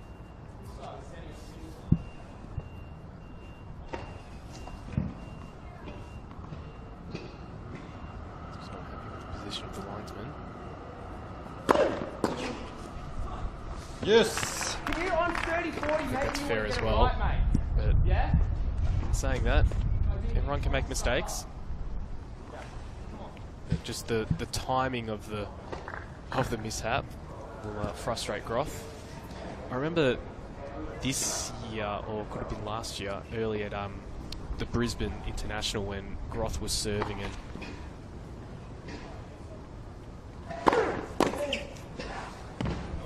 Groth was serving. And Advantage, very Groth. crucial. He might have even been facing a breakpoint on his serve, and someone was emptying the trash, and echoing through the bowels of the Brisbane International was someone emptying all the bottles, and he just heard the crash, crash, crash, crash, and he was very upset and just completely put him off.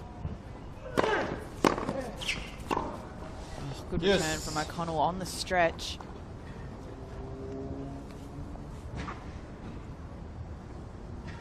Sometimes a bit unfortunate. The umpire can't play it again. But, like you said, you've got to deal with a lot of variables on these outdoor Absolutely. courts. Advantage, Groth. Oh, wow. Curls right in.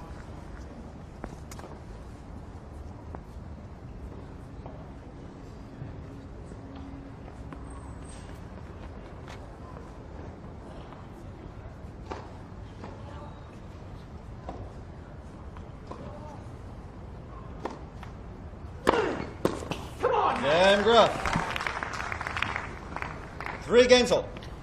Sam finds his way out of trouble, faced with a break point in that game, but serves it out. Games are tied here. 3-all in the third set.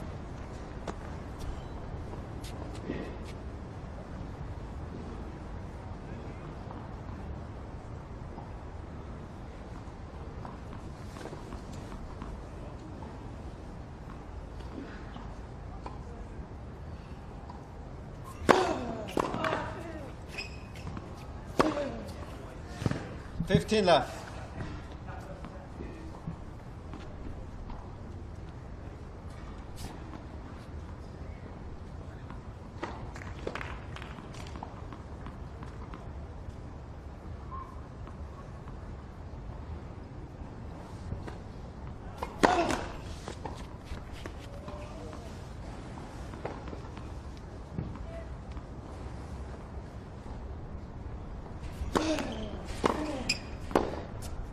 $15 So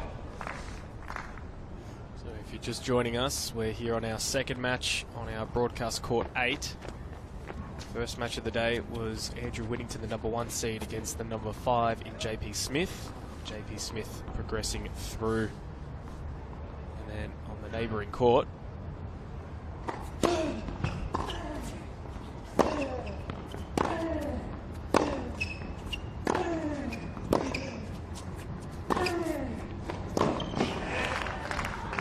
played by Groth. On the neighbouring court, court 7, was Mark 15, Polmans 10. and Blake Mott.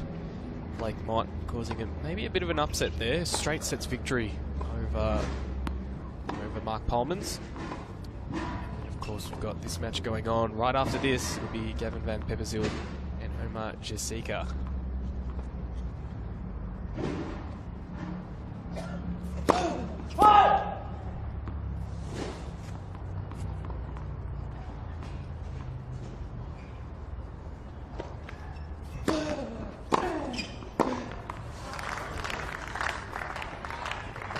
$15-14.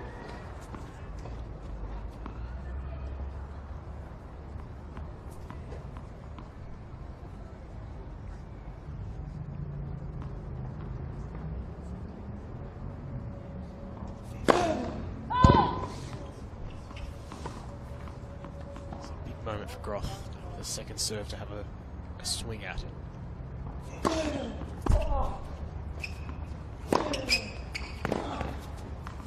That was a great 30, serve 40. from O'Connell. Right into his body. Acknowledging it as well, Groth.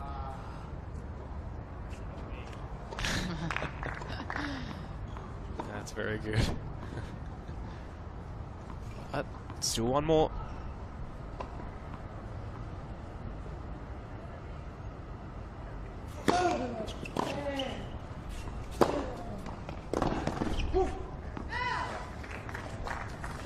Yes. O'Connell, after that great serve, puts in another impressive effort. We're at deuce.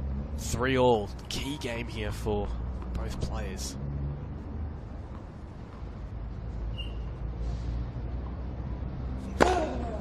Advantage. O'Connell. Super bit of placement there, right in the corner. Chris O'Connell.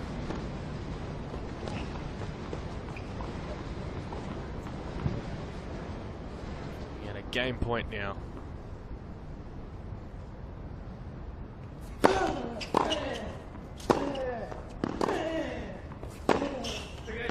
young man, he goes bang down the line with a forehand, a ripping by 4 games forehand. to 3.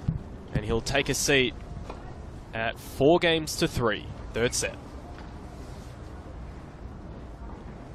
Now, if you're interested in the happenings of tomorrow, we have 4 matches, all being played on Court 8.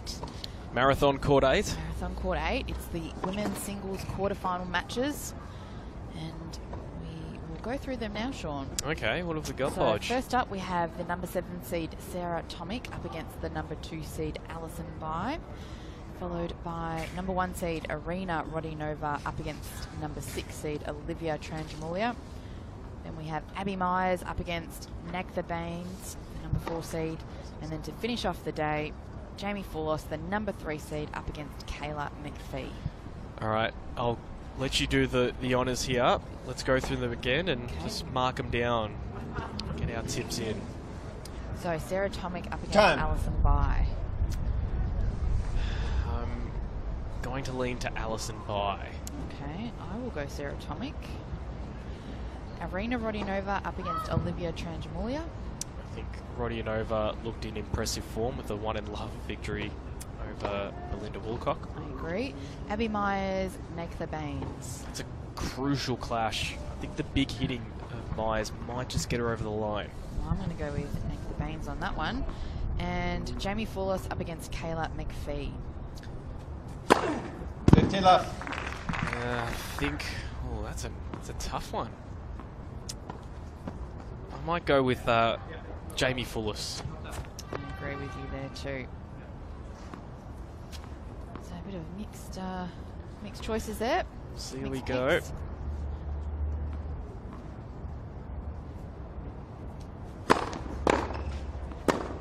Fifteen all. Turn. I'll have to maybe go through it all, tally it all up. Whoever's winning at the end of the December showdown, or sorry, the wildcard playoffs here, will owe the other a coffee. So I'm up here at the moment with JP Smith. Both went for Mark Polmans. Both gone with Groff.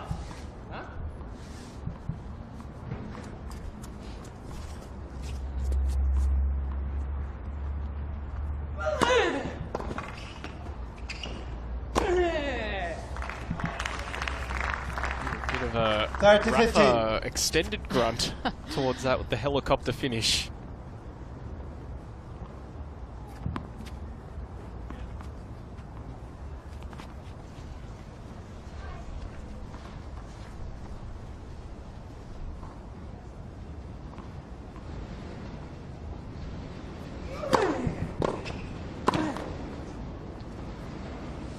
I 30 all. wouldn't be impressed with himself there, Groth.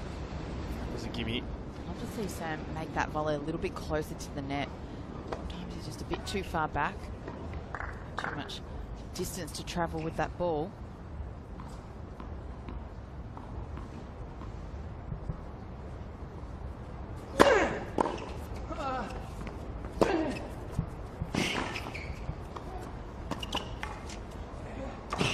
That's a great bit of play there from Groth.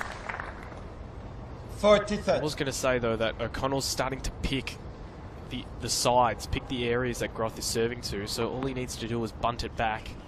And if Groth doesn't move forward, he's right back in the point. But Groth, very nice with that drop shot.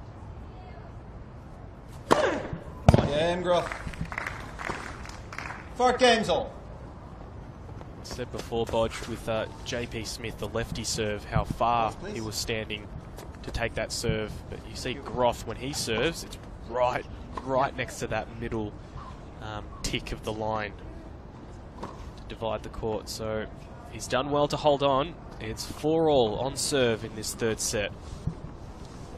Set apiece.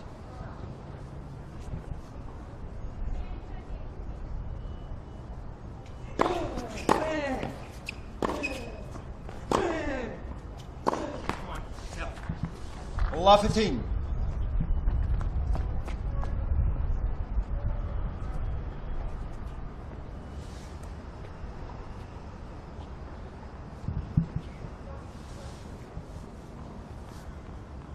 What do you look for when you're getting all the balls there, Bodge, on the racket? The more newer ones. Ones with less fluff on them. Love 30. Always wondered sometimes. Sometimes players just like the break, don't they? Yep. But others, they actually really study the balls to work out which ones they want to use. Of course, there's 6 in rotation on a court.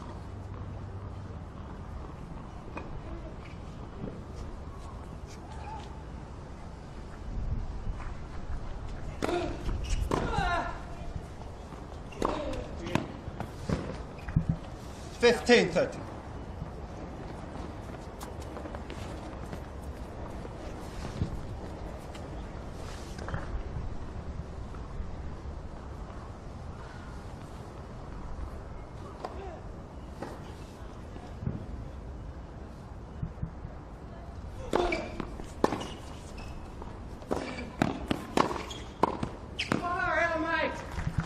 30 all. Working on that serve though? Huh? Yeah, you can hear Groth. I don't agree. I think that was a lot closer than the Didn't look that distance far that from he me. thought it was out. Can be tricky. Like Yeah. it's so quick for the tennis player because all you're thinking about is hitting the ball. For the lines judge, they've got a bit of extra time. Sometimes I think the tennis players.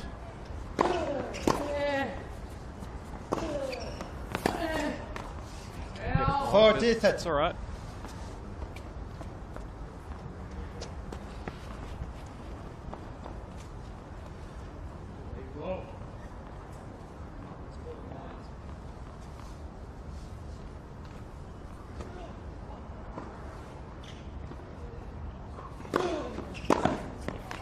Yeah, O'Connell. And it's great work there by the O'Connell leads by youngster, 5 games to regrouping 4. after losing that second set. It's 5-4. O'Connell heads to the chair.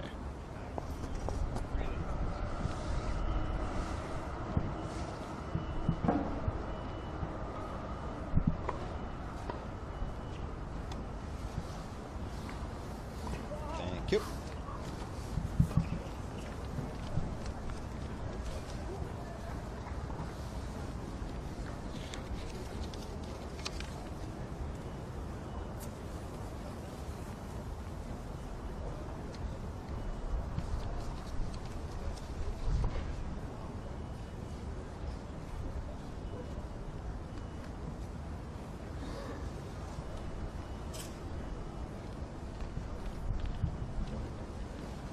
This vision there of Garden Square. The ironically named Garden Square, considering it looks like a big circle. Very soon, we'll have the big screen set up. All the sponsors with their selected areas. Time. Concession stands. And more importantly, all of our local and international fans flocking in to Melbourne Park. In a few weeks, it'll be Australian Open 2017. Groth to serve to stay in this third set.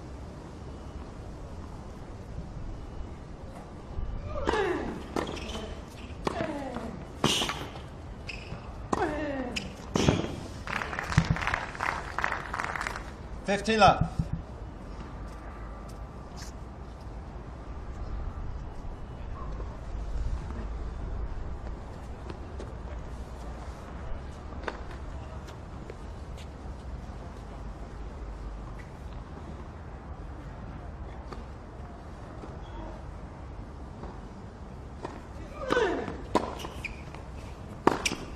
Thirty left.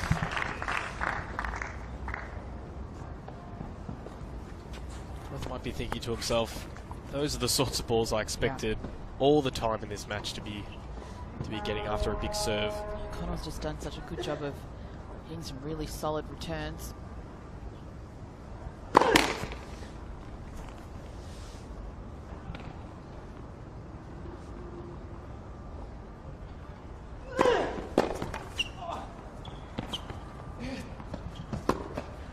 Even just like that, get a racket on it. 30-15. Difficult for Groth. I was just going to say, the position of O'Connell in the court on the second serve. I know it's a second serve, but I mean, for anyone else, it's one of the best first serves that they could play. So O'Connell's like, come at me, Groth.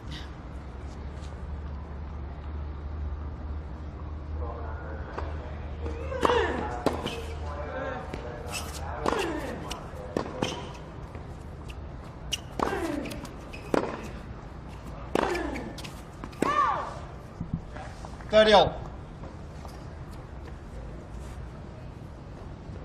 Good start by Groth. He's now facing 2 points away from O'Connell taking a 2-1 lead.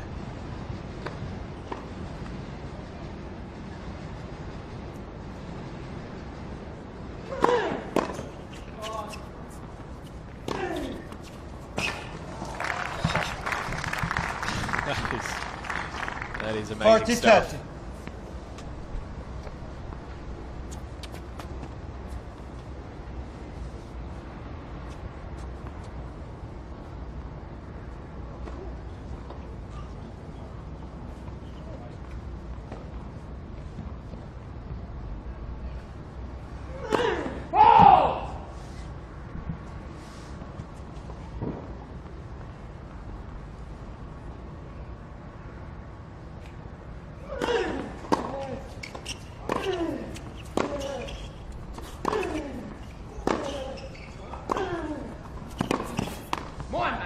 Time graph.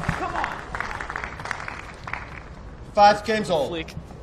Look for the flick down the line. Just didn't get enough. O'Connell. 5 games all. Do you care to lean a certain way, Bodge, in this set? Oh, I think it's going to come down to the tie break. It's really hard to say either one of them will break here.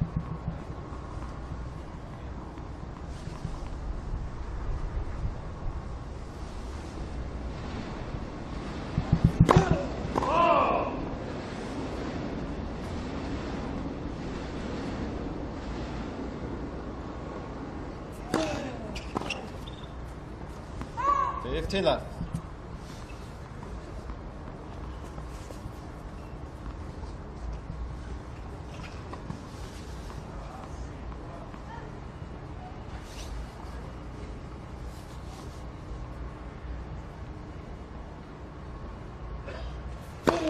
Ball!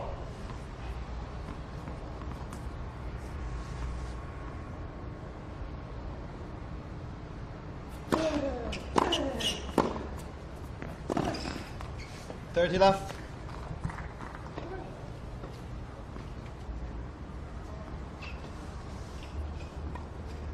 O'Connell still looking very composed, calm.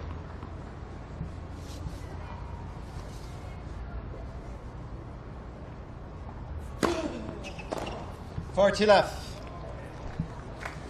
Well, you can't do anything about that, but with a couple of the earlier points, I mean, when you get to this late stage in a set, you just need to put the pressure on. Just keep the balls in. Let your opponent maybe a bit tense.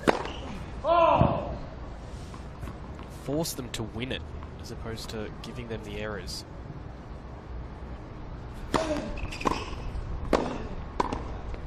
Yeah, O'Connell. See, I don't mind that. O'Connell leads by 6 games to 5. Initiative from Groth to get up forward. Fortunately for him, doesn't pay off, but pays off for O'Connell. He's got a 6 games to 5 lead.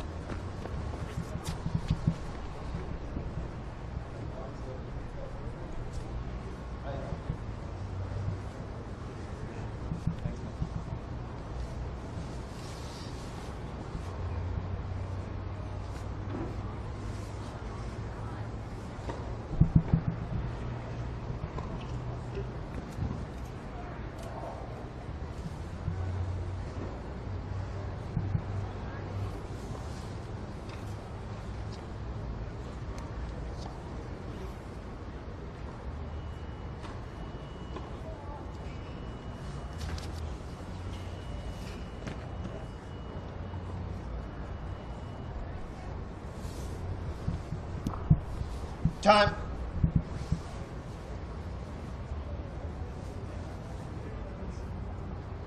Nice to see the players there hashtagging AO playoff.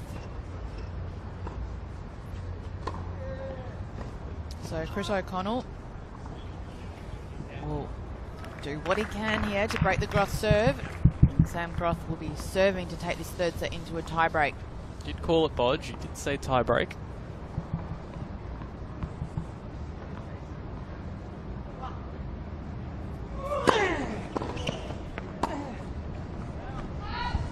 Allow 50. It's a very strange one. Groth, I think, was looking up though to see what his opponent was doing.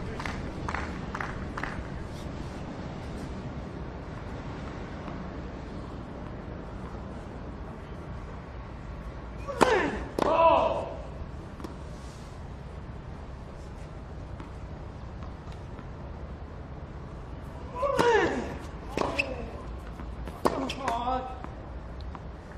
Allow 30. This is exactly what O'Connell is hoping for. Getting those balls in play, and now Groth finds himself at love 30.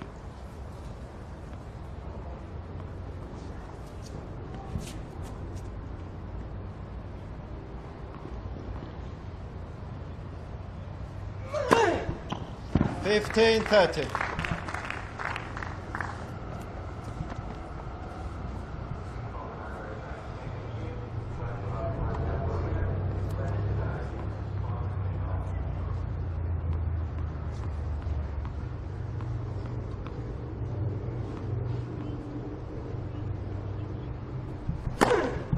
Fault. Oh, now you overrule one. Yeah, same as that one.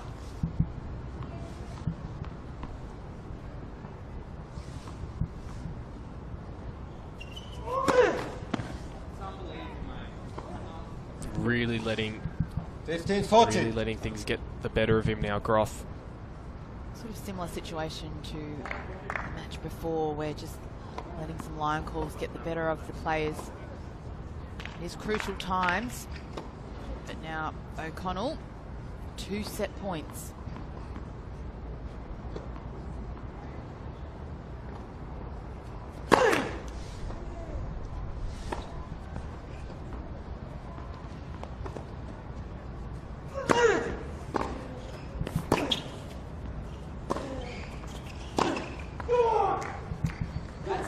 And Groth is a bit disgusted with himself, but O'Connell, as you can hear the massive Second come on, set, don't hear too much O'Connell, from the that's young 7 man. games to 5. But surprisingly to all of us, it is O'Connell with a 2-1 lead, taking the third 7 games to 5.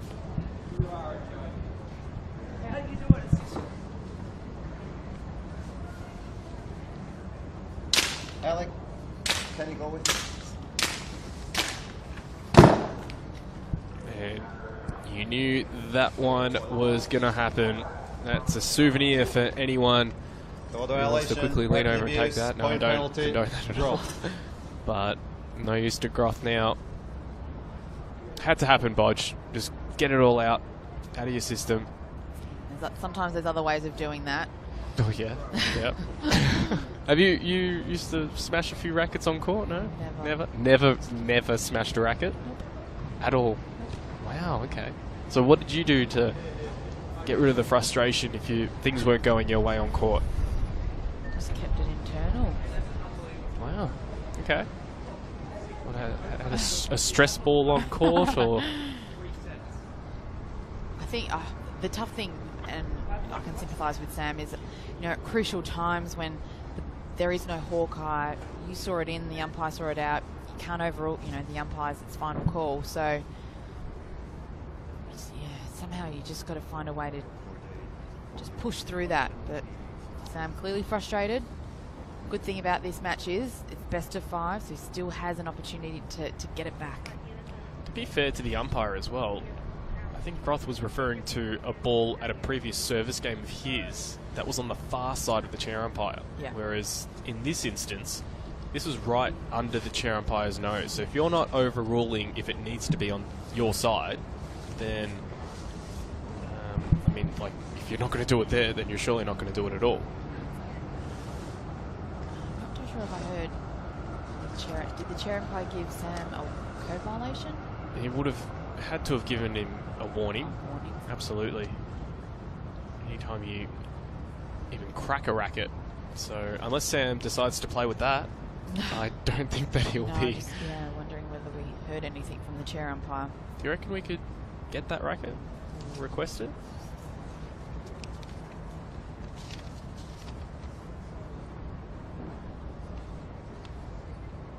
It's an expensive sport, it can be, if you're doing that.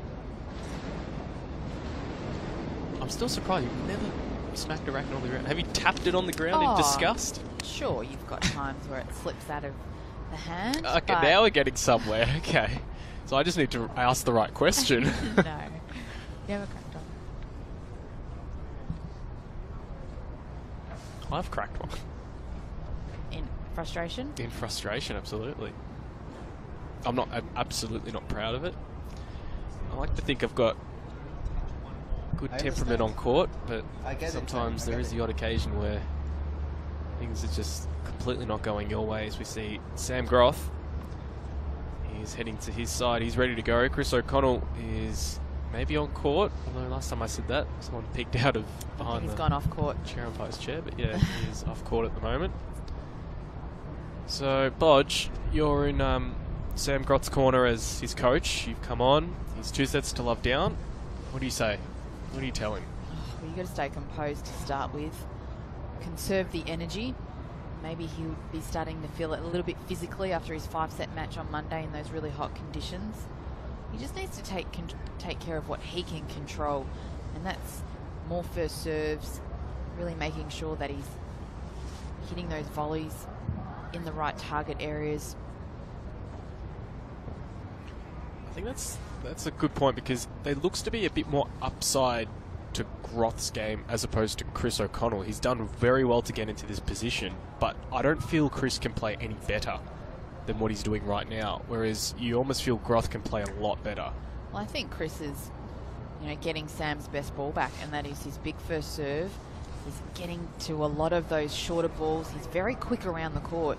So when Sam thinks he's won the point, the ball's actually coming back, and that's what's making Sam frustrated. This is why a lot of people with good tennis knowledge, good Australian tennis knowledge, have mentioned this gentleman on screen, Christopher O'Connell. He's 2-1 up 15 love. 15 against love. the former world number 53 in Sam Groth. Oh, so Sam's standing at 4 set. 15 love, so he Going to got a serve. point 15 love. penalty for the racket abuse. So he's clearly got a violation for maybe some verbal Yep. abuse previously.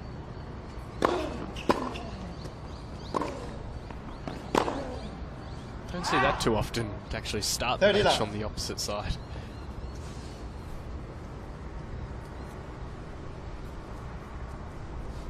See the shirt of Christopher O'Connell just before, so the wind is picking up a bit.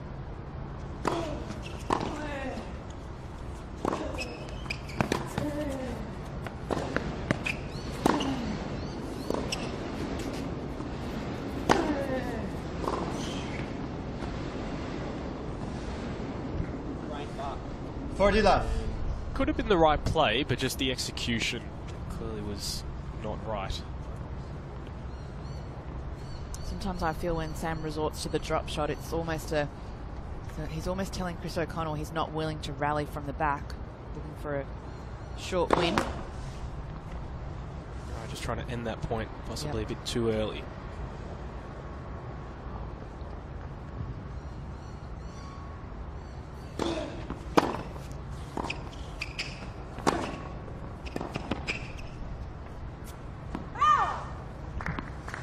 Nicely 15. done from Sam. On top of the ball, on top of the rally early.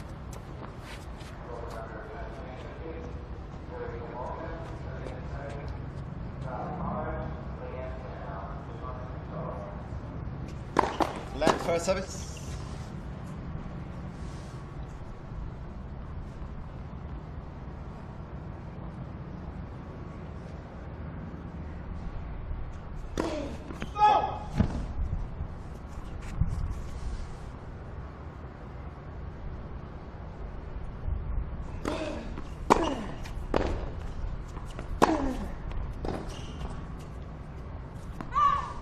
Forty 30. And some nice backhands there from Sam Groth.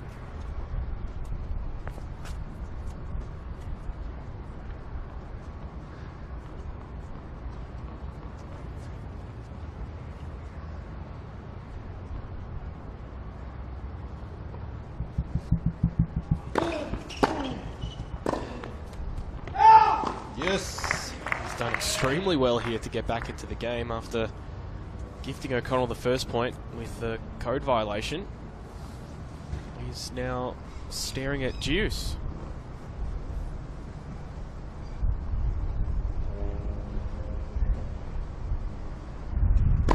Left first service.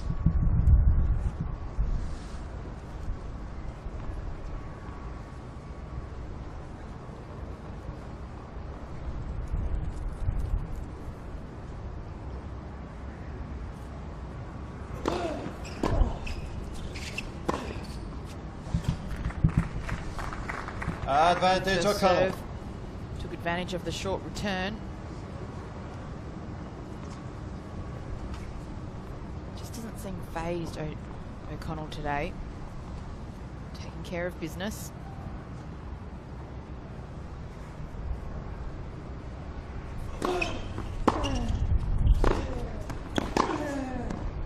Yes. Good shot from Groth.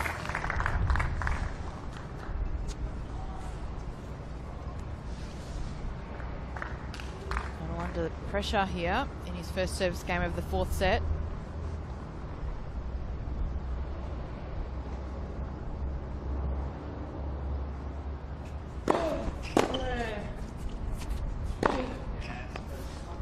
Advantage O'Connell.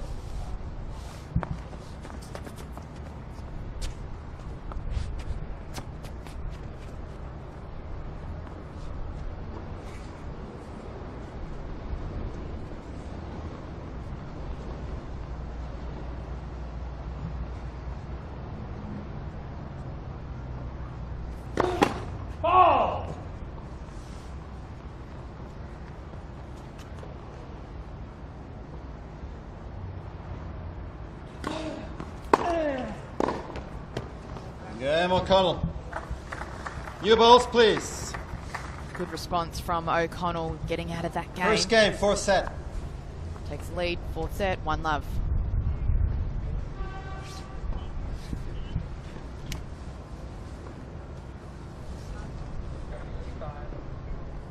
Court 8, can you get some more bananas, please? Thank you.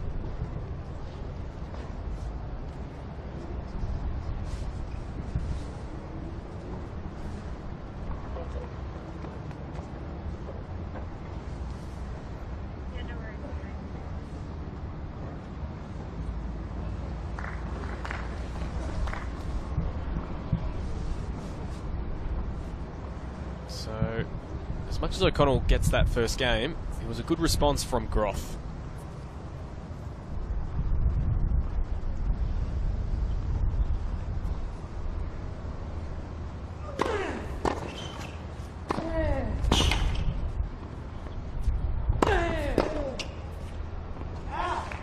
It's just points like that, Bodge. 50 left. Well, I like was you just said. about to say that exactly. Even though Sam won the point, he had to work extra hard just to win it. O'Connell does such a good job of getting every ball back.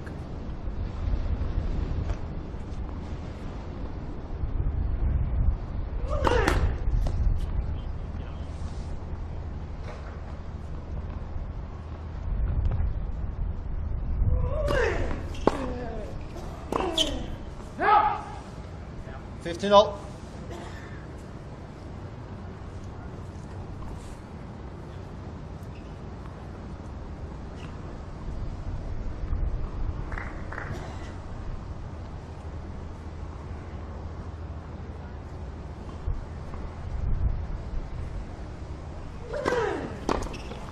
Thirty 15.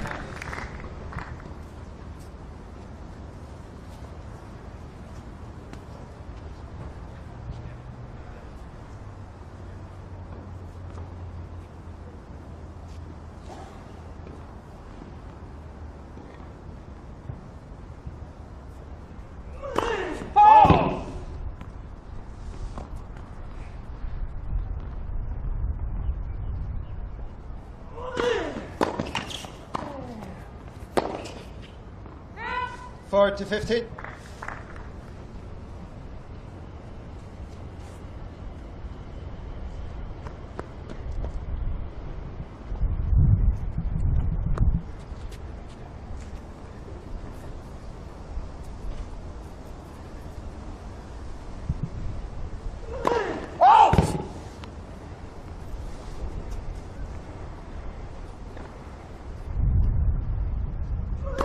Oh!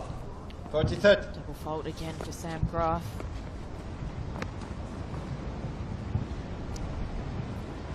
So it has let him down a little bit today.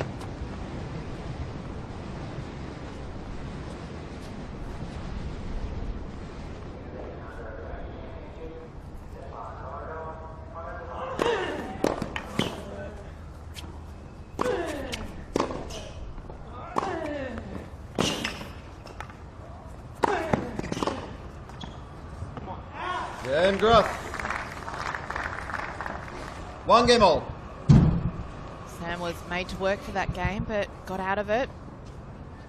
Levels the fourth set, 1-all. As much as it's I mean, 2 sets to 1 down, he's always, yeah, come on. You can hear him talking to himself. I think the concerning thing is if he stops doing that. I almost feel he's given up, but right now he's not going anywhere. But his young opponent isn't either.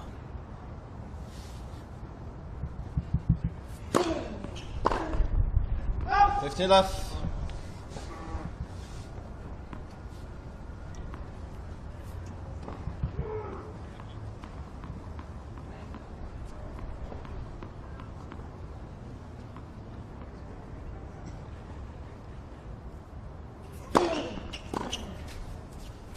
30 left.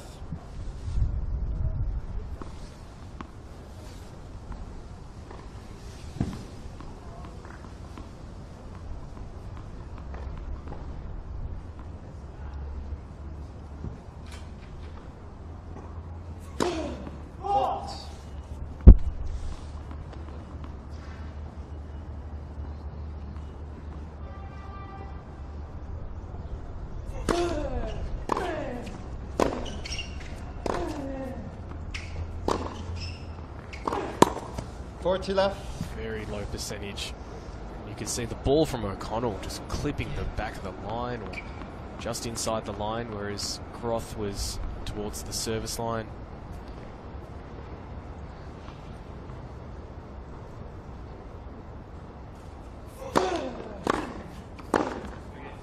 Yeah, O'Connell.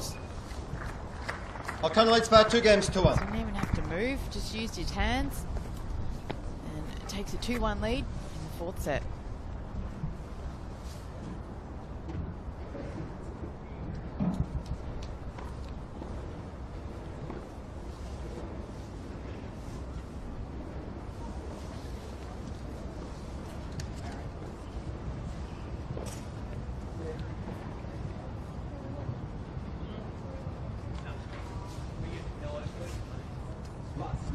Yellow, yeah. Just hear there that asking someone to get something for him as fast as possible. Just seeing in the background as well that someone is taking care of the racket. I'm sure it's just gone straight in the bin. If you're just joining us, welcome you, all of our viewers from Just over there. Locally and around the world. First match of the day, Andrew Winnington, John Patrick Smith. The 1 and 5 seed, John Patrick Smith, moving through to the semi-finals. He will take on Blake Mott, who got over the top of Mark Polmans in straight sets. Currently in our second match on this broadcast court 8. And the final one for the day will be Gavin Van Pepperzeel, Omar Jazika.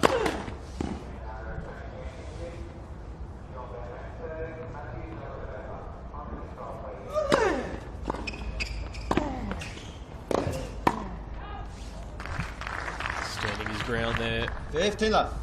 Sam Groth.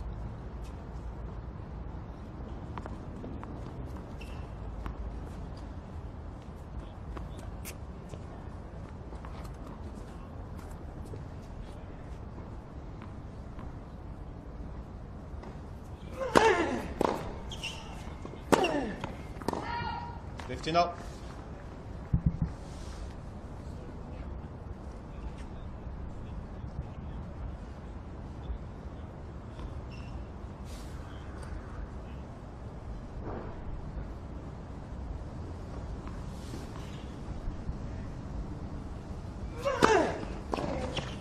$30-15. Perfect placement there from Groth. Just a touch of pace off that ball. Sliding it out wide.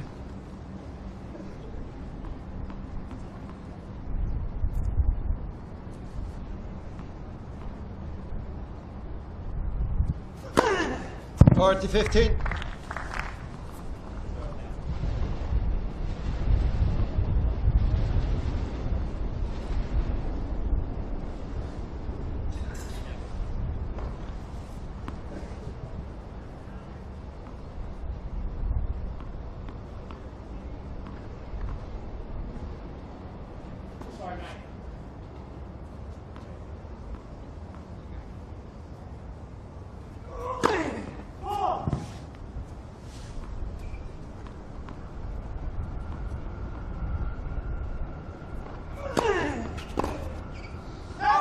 Groth. 2 games all. Doing enough on serve. False, 2 games all in the 4th set.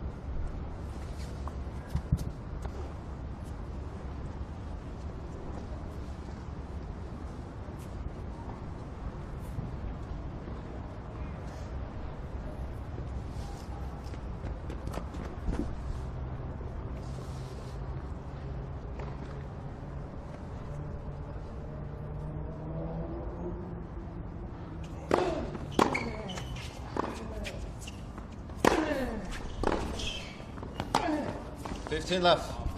Such a good forehand from Groth, but O'Connell just delivered it back with interest.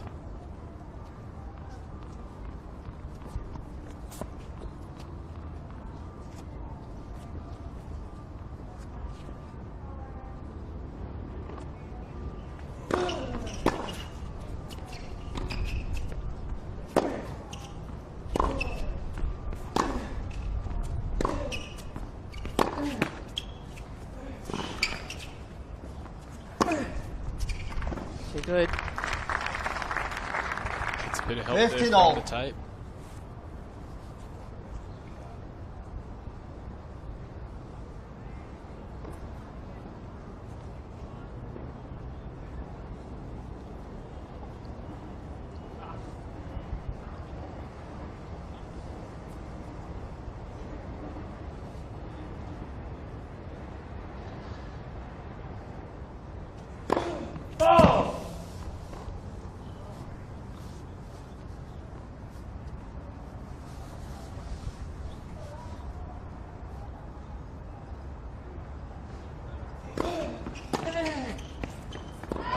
Thirty 15.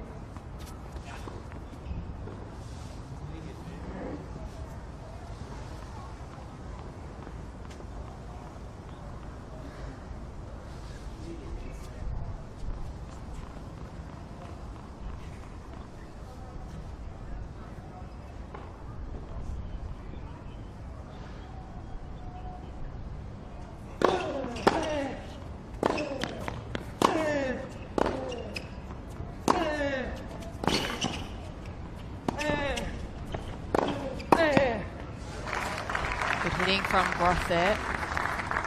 Nice use of the backhand cross 30 all. court. Just patiently waiting, sliced his approach shot, finishing at the net.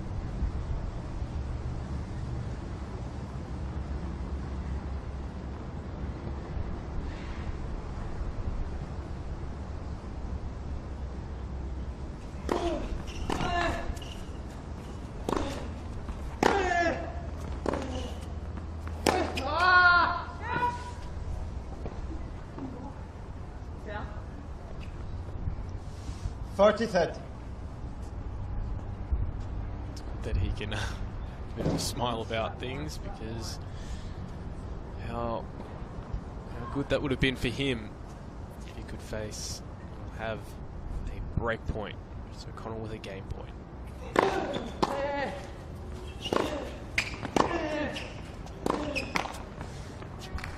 Yes.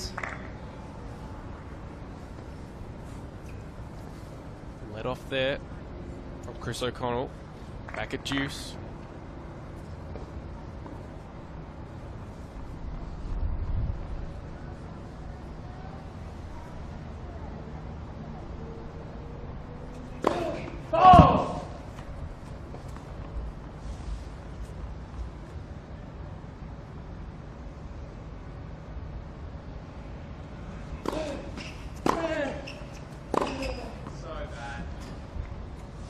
Advantage O'Connell. It's a fine line, isn't it? Whether he chips it or he uses a ground stroke, but it lands short. He has to find the depth. Keep it away from the hitting zone of O'Connell.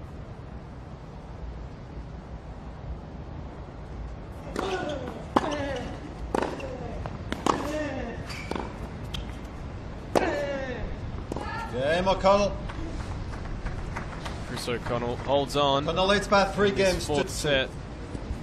He leads by 3 games to 2.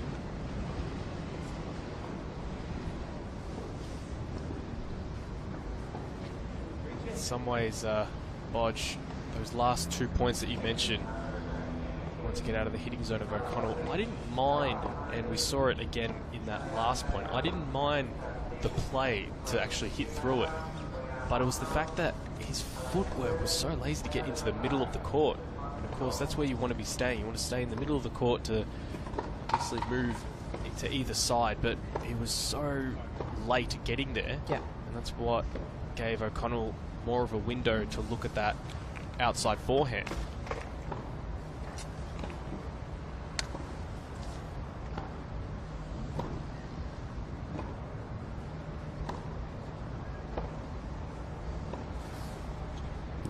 Time.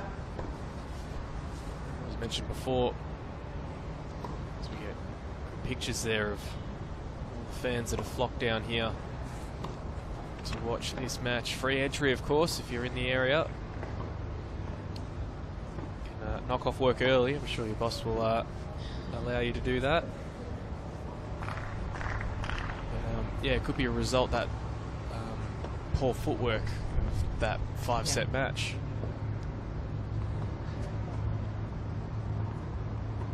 The fact that he knows maybe he has to conserve some energy if he is able to hold serve and potentially take this into a 5th. 15 left.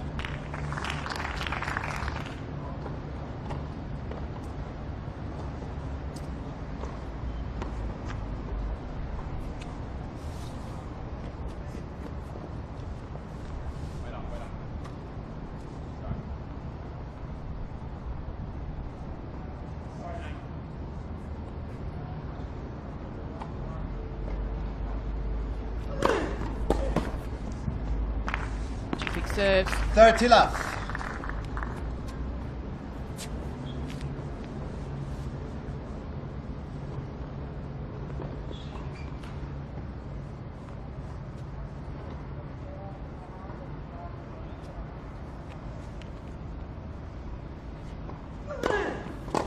Forty left.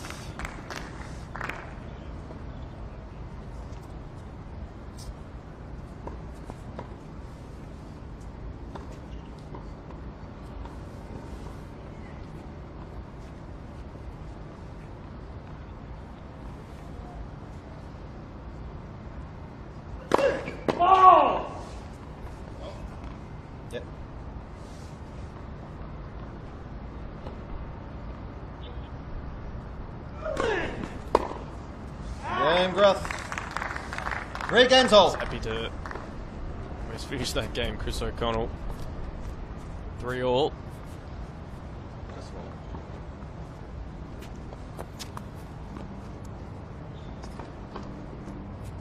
Fatigue possibly setting in for both players, you would think.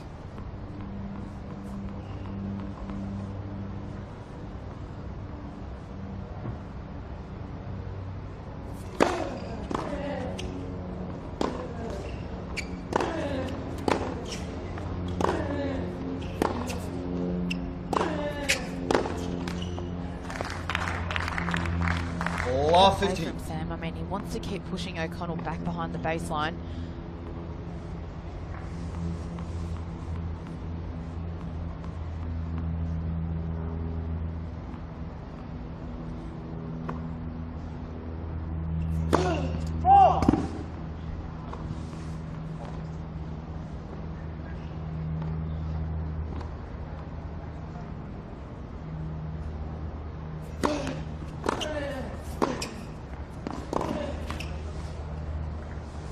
Good volley from Sam, but just hit it right back to O'Connell. He didn't have to move too much to do what he needed to do with the incoming shot.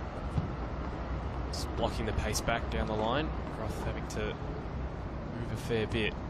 15-all.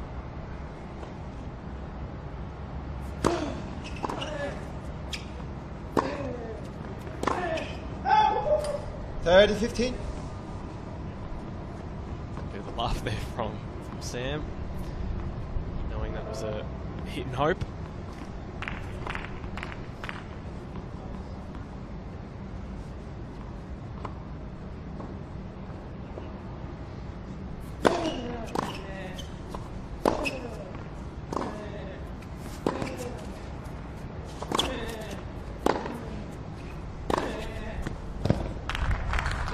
Just catching the line. Wow. 30-all.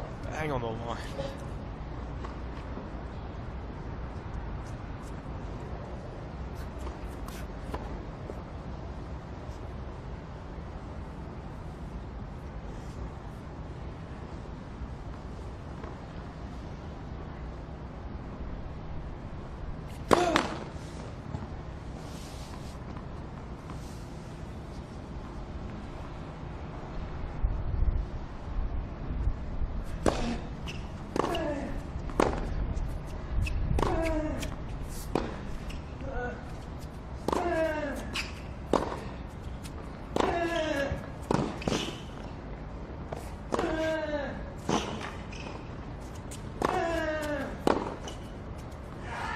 top-class hitting from both players. On that occasion, it's Sam Groth that comes up trumps. And with it, a look at a break point.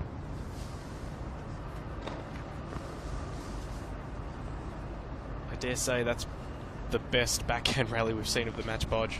Yeah, that's where Sam stayed tough, trusted in his shots. It paid off.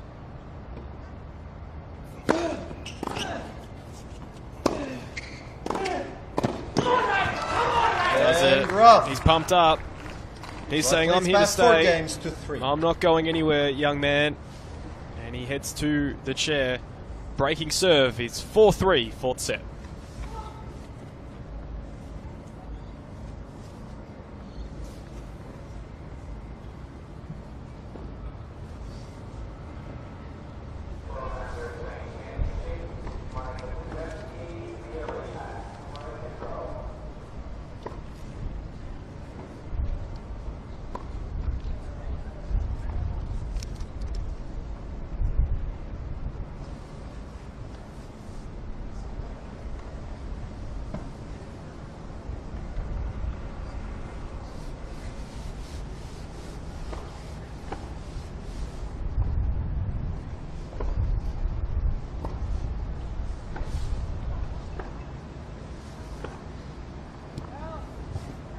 Time.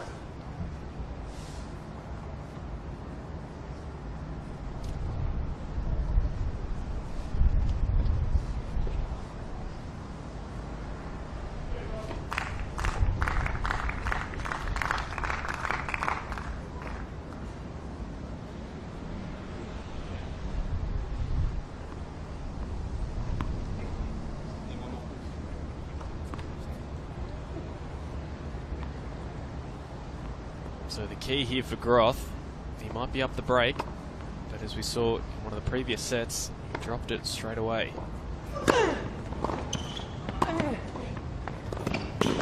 It's a good early start. Great 15 movement in. left. Just want to get your opinion, Bodge. I mean, you're doing a bit of coaching as well. We're seeing these players opting for a single-handed backhand. I'd like to know if you're trying to mould a player, what shot you would like them to go for, the single or the double-handed backhand? Oh, look, I think it's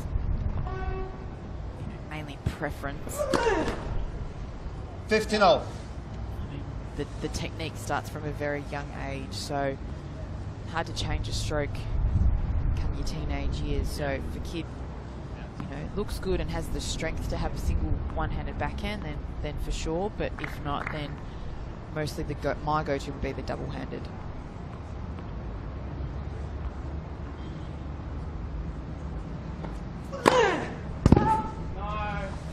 Players like Stan Wawrinka, Richard Gasquet, I saw that out, yes. some of the best single-handed backhands we've seen in recent times. They've really bucked the trend of what is seen usually as a weakness.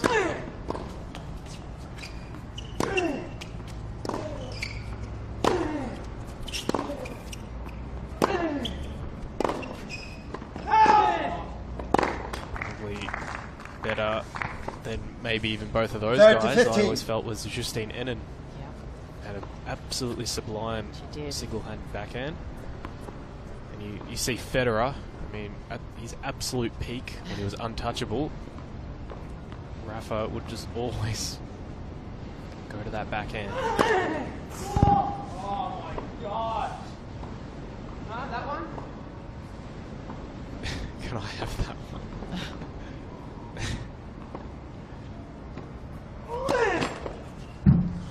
Again, double fold on that 30 all. outside. I was about to say, you get your money's worth. It's not just good tennis, it's a bit of banter on court, but it's free to get in, so... We've seen it all today, haven't we? Yeah. Just having a chat with the umpire. Still in a good position, but so too is O'Connell.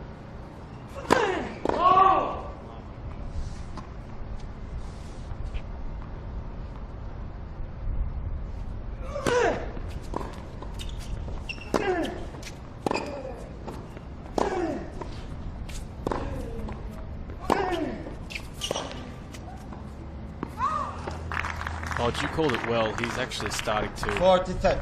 He was looking at his team, actually, whether he may have knocked that ball on the floor. He sort of was looking a bit, but... yeah, he's starting to hit freely, isn't he? A bit more. He's hitting that ball with a bit more purpose. Chasing it. See what Sam does. Second serve. 2 double faults on this side in this game.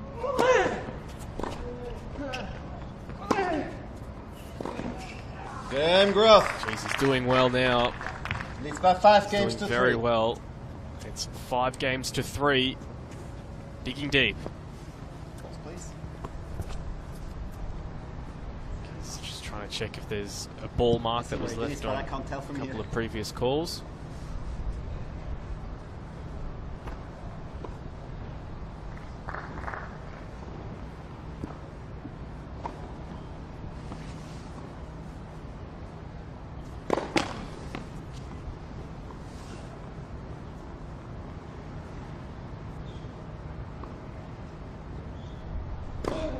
Yeah. 15 left. Yeah.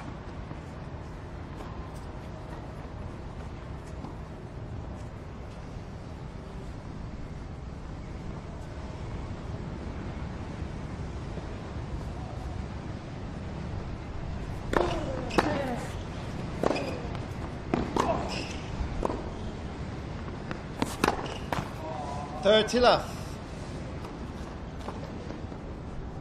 Just half a step off that. Before he was in a better position to take that ball down the line.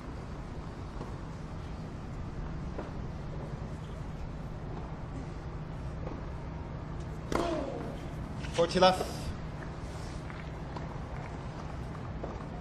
Almost seems like Groth's happy to let this one go and serve for the set.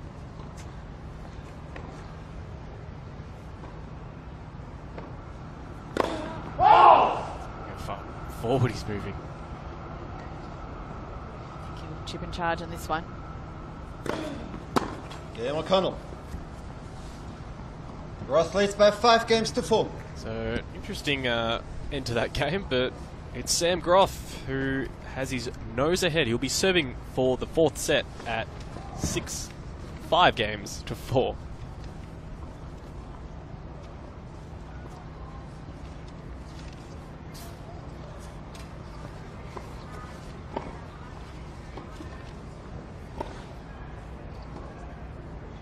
Sorry? You're missing your ball? Ah, okay. Can you get me one quickly? No. Match balls, can you give me one? One ball. There's one more. Yeah, one more game. What if we miss one? So. Thanks.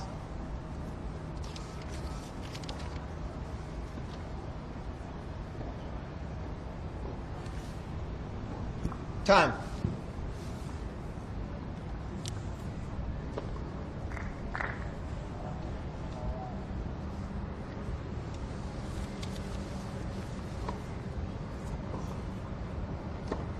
Well, it's Sam Groth serving at 5-4 in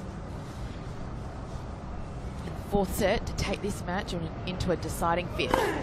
15 left. He gets off to a good start with an ace down the tee.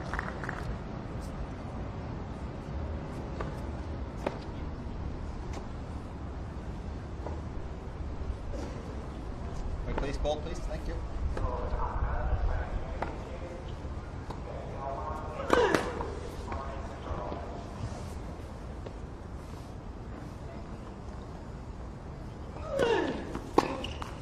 $30 left.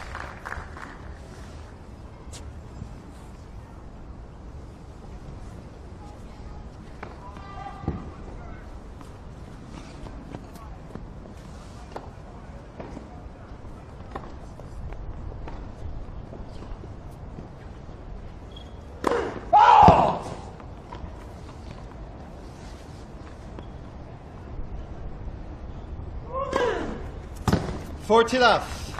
Wow. Second serve. No messing around in this game. Second serve ace. I mean, Don't hear that too often.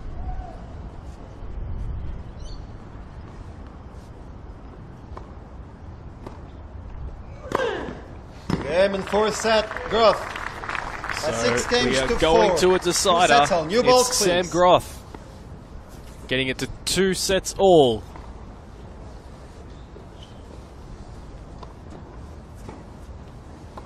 You know what? Credit to Sam for turning it around after he lost that third set. He wasn't happy, and he's playing his second match in the 5th set. Close one on Monday, where he won 10-8 in the 5th. But he's gone the distance again. Yeah, there's no doubt about that. I mean, he was visibly frustrated after that third set. Of course, those that are just joining us, he let the racket know his frustration and had to, in fact, start this set a point down. So to turn it around, to turn that annoyance around, he's done extremely well. On the flip side, though, I mean, you have to... Hats off to this Chris O'Connell. This young man who would have been thinking the finish line is right there. But, I mean, it's still there now, but more so for Sam Groth, who has a bit of momentum going into the final set. Well, there's only one break of serve in that 4th set, so Chris has done all the right things. Really hasn't put a foot wrong today. So Time. the game face, as we have seen so often, is right back on. Don't forget, there's still plenty of time. You can come down and watch these matches. It'll be Chris O'Connell to serve, Final set. starting O'Connell our to serve. deciding set in this quarterfinal encounter.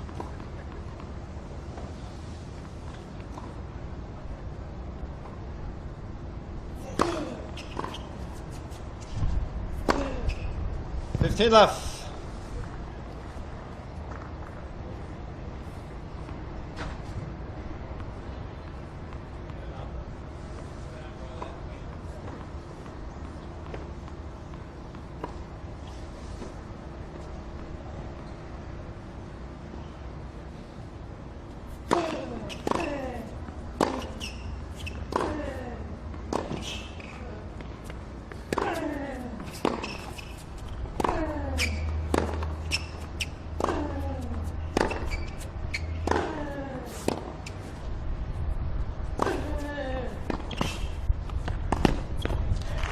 So impressive now, the fact that both these players 15-all.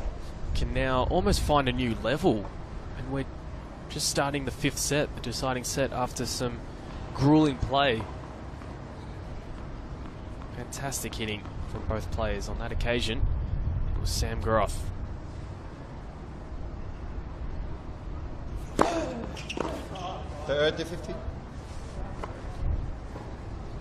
It's usually always the case. Sometimes you serve an ace, you follow it up with a double fault, or vice versa. Nice long rally, and then just a very short point. 30-15. 40-15. This is what O'Connell will be hoping for. Just a quick game, just to get out. Whatever momentum Groth had coming into this set, just snuff it out.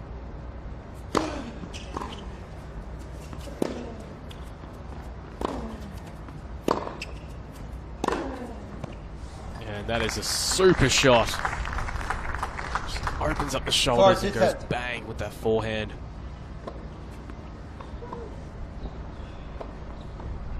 And then on the flip side, you'd want for Groth to just keep this game going as long as possible.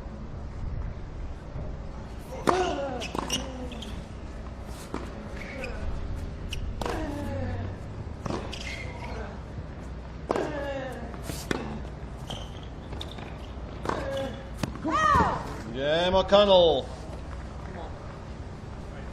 First game, final set. So the first game going to Chris O'Connell.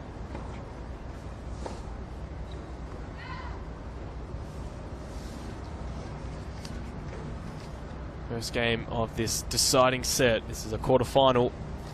The winner will have to play the winner of the Gavin van Pepperzeel and Omar Jazika match, which will be coming on right after this.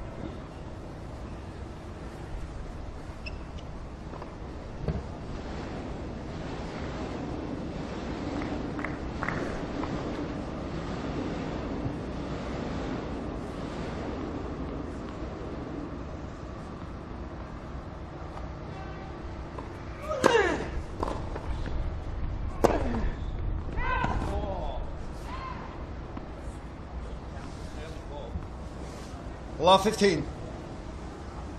I'm just feeling that he's getting a bit of raw end of the deal on some line calls.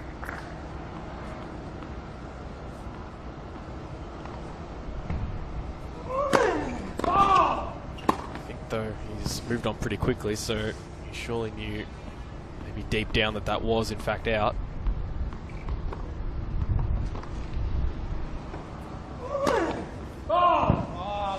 To follow it up with a double fault. Love 30. Not great at all, so we find ourselves at love 30. Just really struggling on that advantage side on this end of the court. So what O'Connell can do, can he mount some more pressure?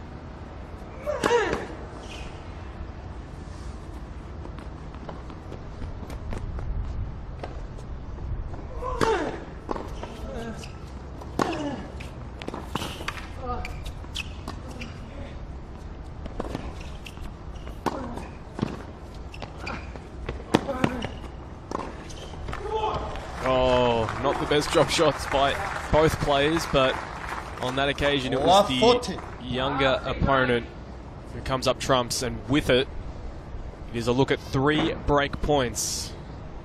Bodge, as we see Groth really struggling on serve right now. Yeah, I just always question that drop shot and at what time Sam decides to use it. Connell just so quick around the court. 15-40. One down, 2 to go.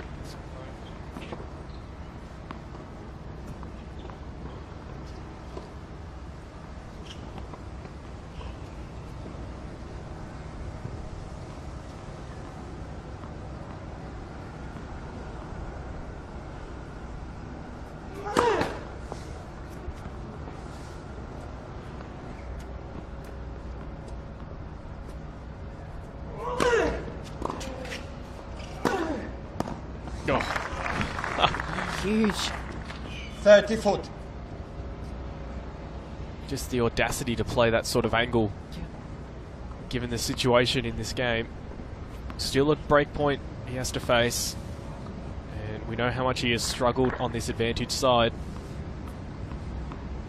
So maybe he could just take a bit more pace off, just roll this one in.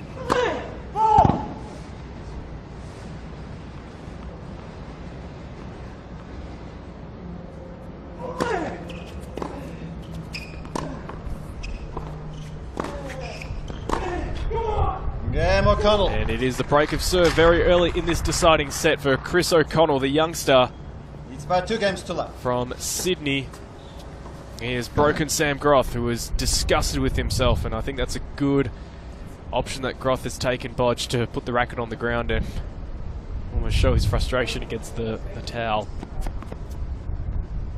It's just that such deep return from O'Connell on that last break point that gave him the short ball.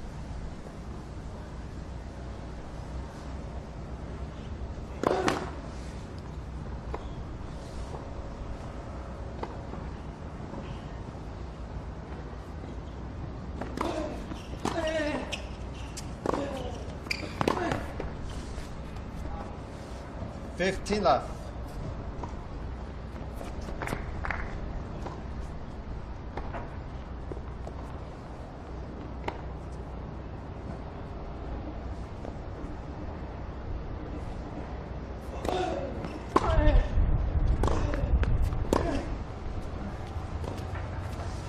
$15.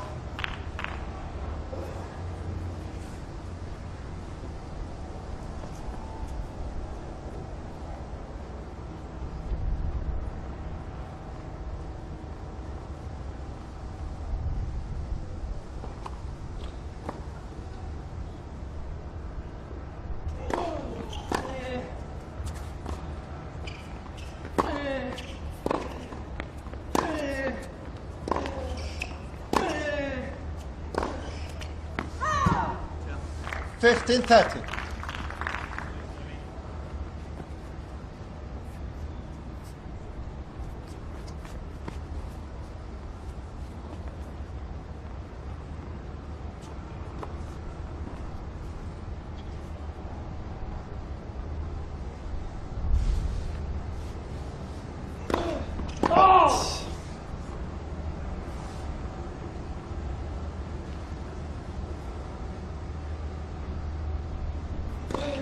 Balls!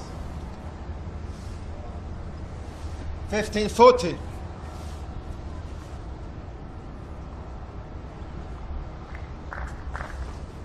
So it's a funny start to this set with Groth right back here.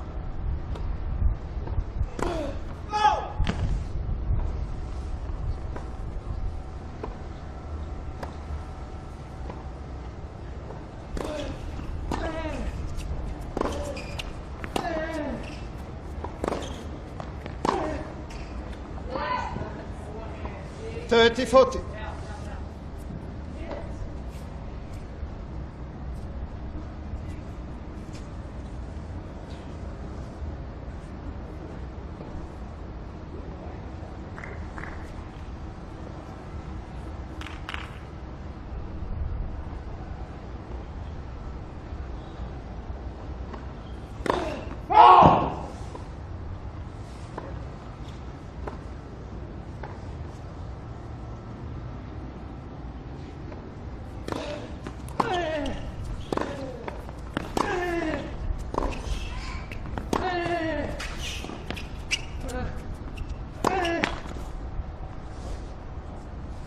Yes.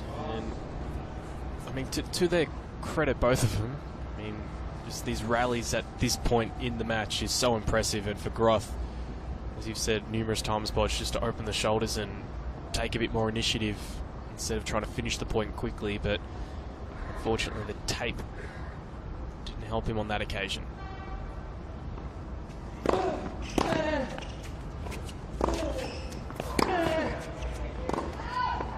Advantage O'Connell.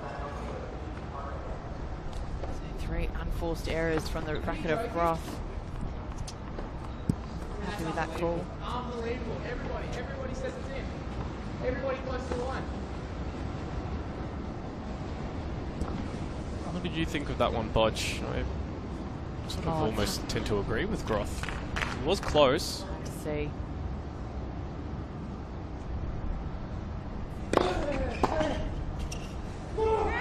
Game O'Connell. And to get out of jail as he has done, this is showing some impressive tenacity from this young man. It's Chris O'Connell in the deciding set with a 3-love lead. Well. It's very close.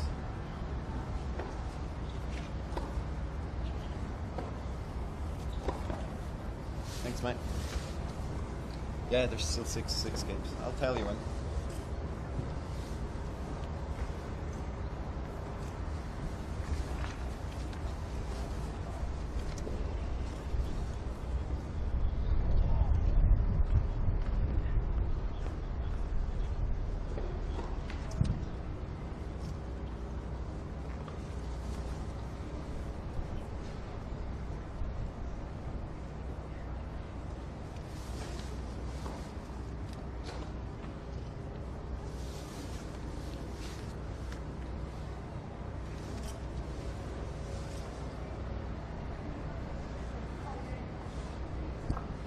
Time.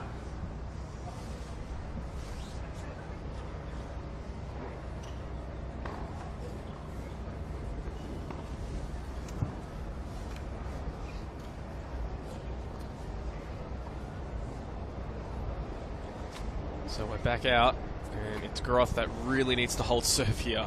Obvious call, but it's 3-love to O'Connell. 15 left.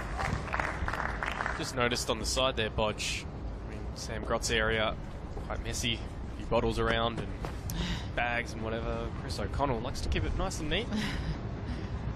Were you a messy or a neat person on court? Keep the bottles not Rafa style, but... No, I think I was quite organised. 15 all. Easy to pack up as well. Especially after a loss. You never want to... So get on and get off, right? Well, I'm not preempting anything here, but it's going to be a long time on court for Croft when he's packing up.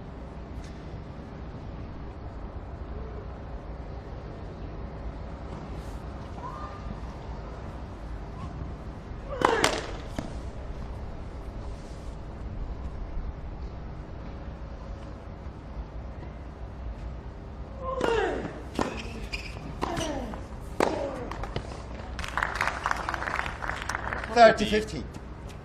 Frustrated at that attempt because he was right there, but as you could probably see, his feet were very well planted on the ground. So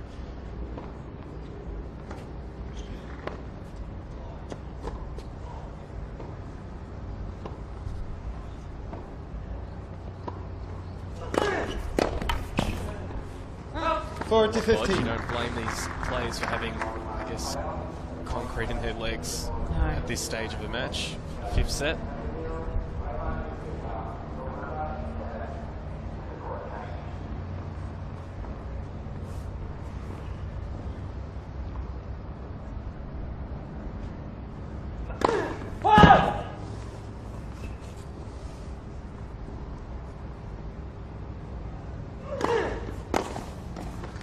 Game, Groth. Hold from Groff.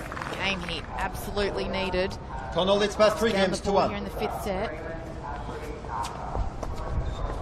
It's in the hands of Chris O'Connell. Not a position he'd normally be in. Only 22 years of age.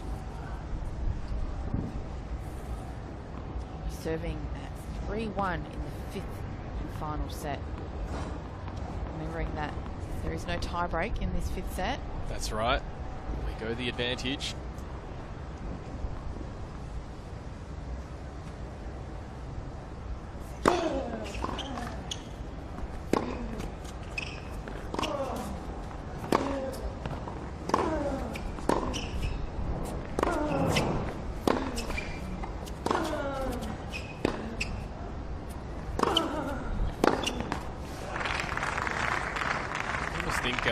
Podge, All just off 15.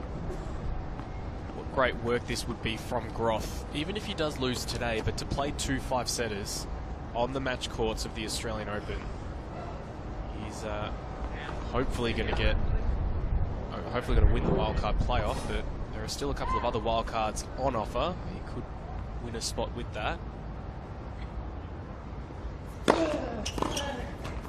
Maybe even 15 go through qualies, so there's still some other avenues if he doesn't get the chocolates today, but there are good signs here considering the tumultuous 2016 he has had and had to battle injury.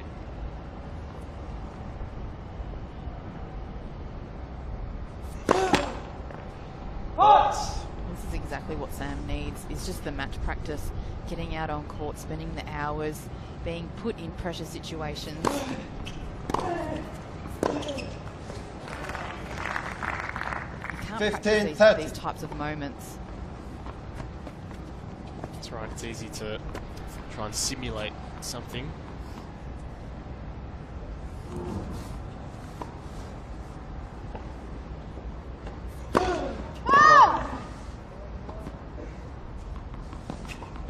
Coming to the rescue of the lines judge. They've knocked her on the shoulder.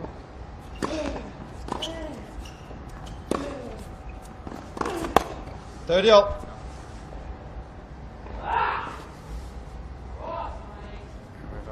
yeah, just the decision making. Especially when out of position. I think you can see Sam telling himself to go cross court. Don't go for the line when you're on the run and out of position. Going for that winner.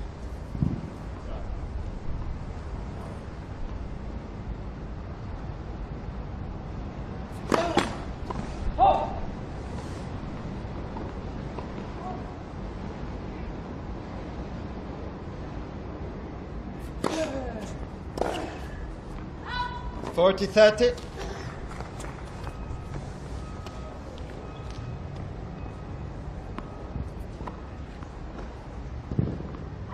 can hear that. Every game you're getting so many chances.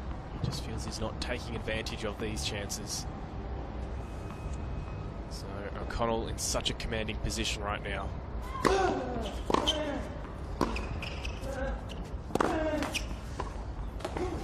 Game So O'Connell. into the net, and that means that Chris O'Connell has a 4-1 lead in O'Connell this leads by 4 deciding games to set 1. of the quarterfinals of the 2017 Australian Open Wildcard Playoff.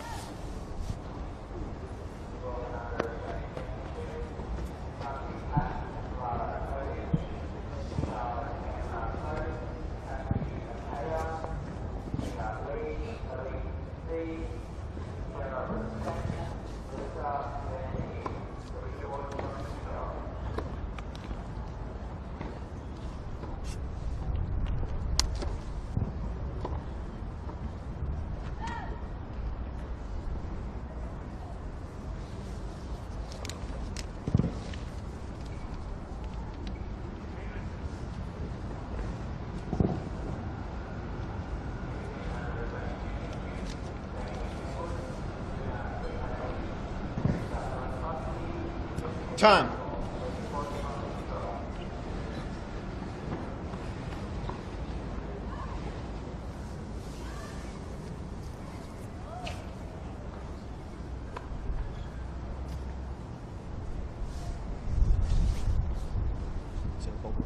Can you wait, please? Thank you.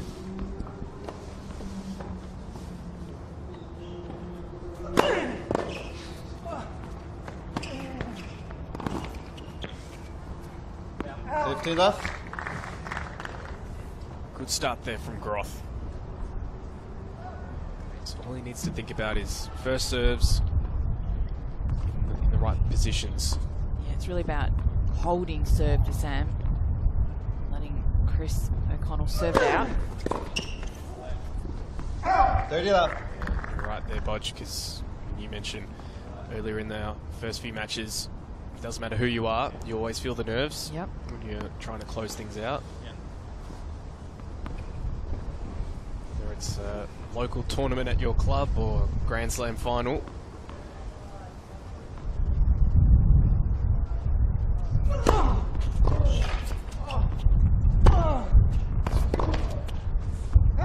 Forty left.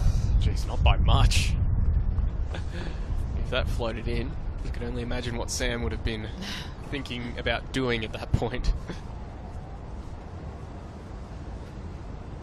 Good quick game here if he can just get this point, Sam Groth, and that's the question of his. Game Groth. He does just that. O'Connell leads by 4 games to 2.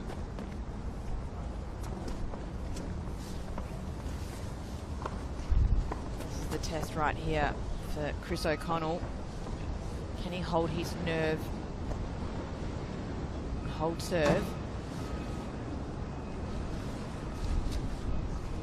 Seems like the wind really has picked up now.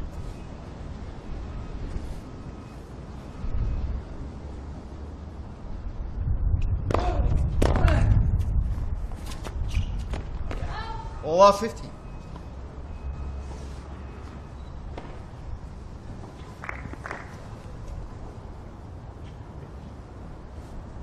The way you want to start, maybe showing Groth that he is starting to just tighten up a little bit, looking for a drop shot.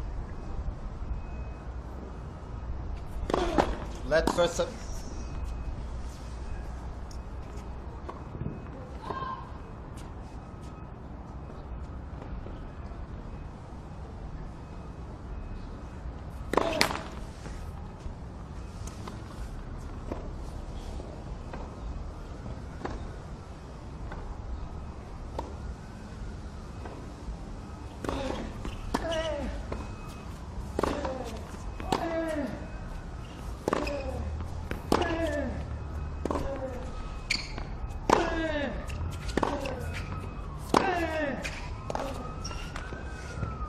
Left 30. Crucial point here now for Sam Groth on the O'Connell serve. What do you think O'Connell will do on the serve, Bodge? I think he'll try and try and serve out wide, get Sam on the stretch on the forehand.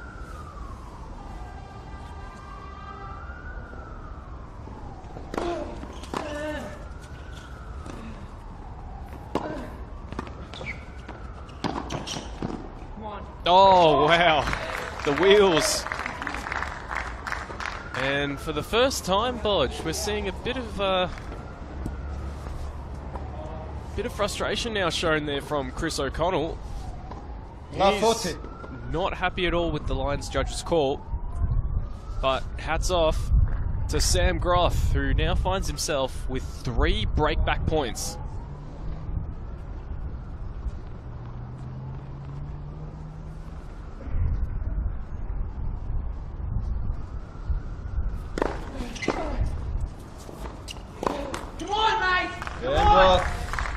He's not done yet. O'Connell leads by 4 games to 3. He is not done yet. Groth breaks. It's 4-3, deciding set.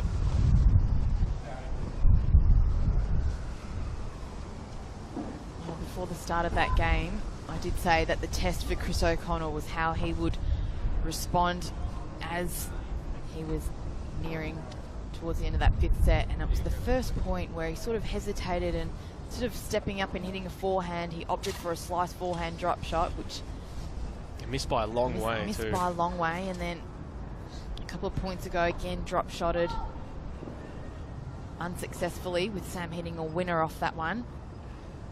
So maybe just a little bit of hesitation creeping in. Standing ovation? Just no? No one else? Just stretching the legs. He's probably been here for a long time watching this match. Time.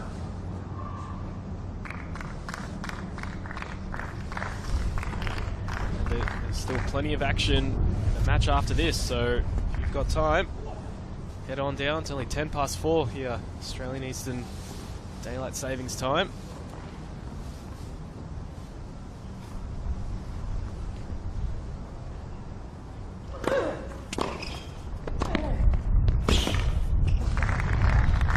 It's a run of 15 left. points here now for Groth.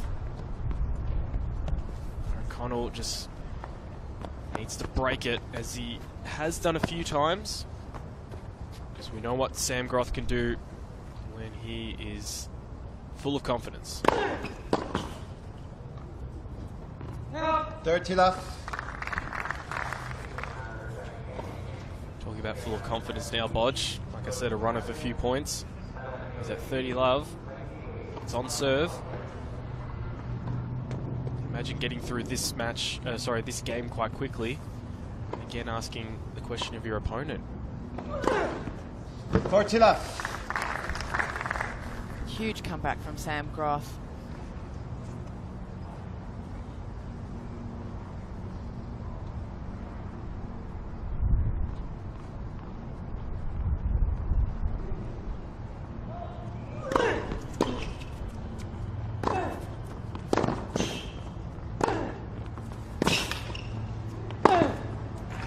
Impressive hitting from Sam Groth. Sam Groth. Impressive hitting. 4 games old. And from 4-1, we're now here at 4-all. Well, I acknowledge both players. I mean, Sam for competing and coming back just when it seemed like he was down and out. And to Chris, I mean, he's still hustling down every single ball, no matter what the score is. He is still challenging Sam and keeping a very good head on his shoulders as well.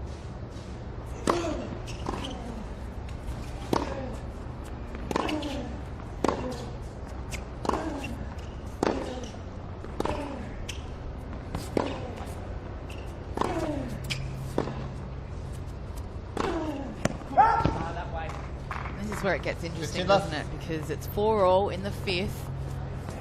Both players would be feeling it physically, mentally. There's a lot on the line here. It's about who can take the opportunities. At least for O'Connell, that run of points is now broken. Maybe ease a bit of pressure.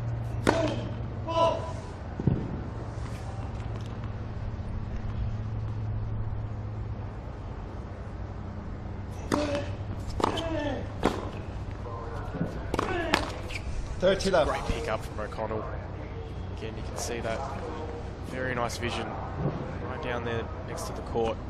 You can almost see where the difference is. I mean, for Sam, he's not missing these shots by much, but they're not going in. So what could have been love 30 is 30 love, just missing by small margins.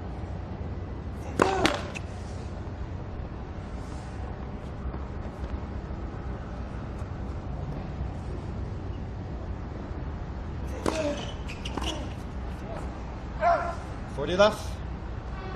Really catching that one late.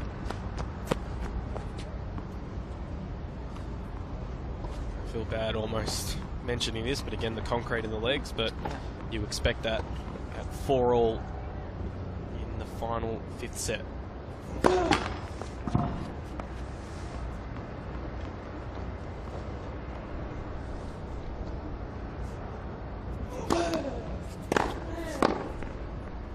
Oh! Sam O'Connell. That's it's party tricks. Chris New O'Connell. balls, please. He breaks the run of games from Sam Groth. He O'Connell leads heads by 5 to the games break to 4. with a 5-4 lead.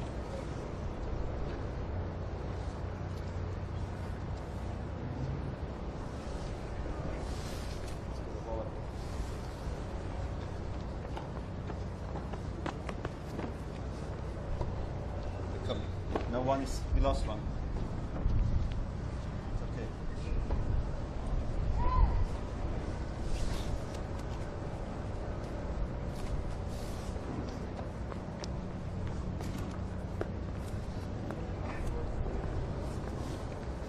Thanks, James.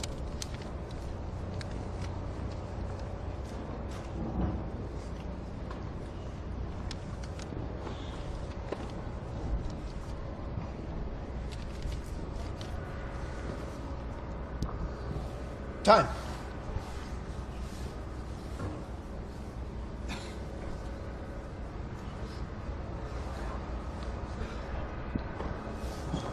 Well, this is what the match comes down to.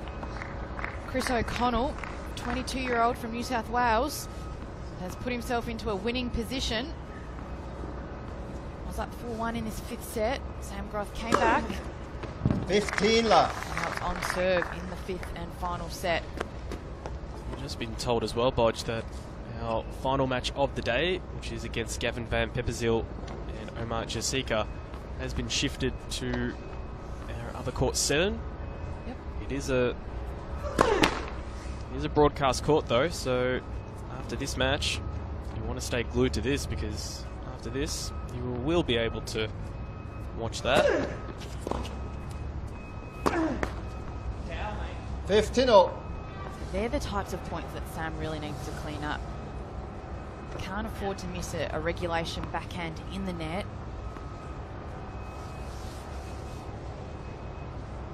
Has to play tough. This has to do what he did when he broke that game. 4-2 in the 5th. 30-15. Winner of this will play the winner of the Van Pepperzeel and Jessica match. So I expect a temporary ice bath to be set up near the court on court 7, and whoever wins from here will just be camped out there in a bucket of ice.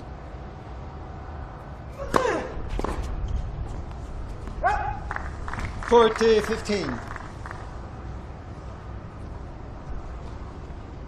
Day 1 we saw Groth go to 10-8 in the 5th. We be going that far.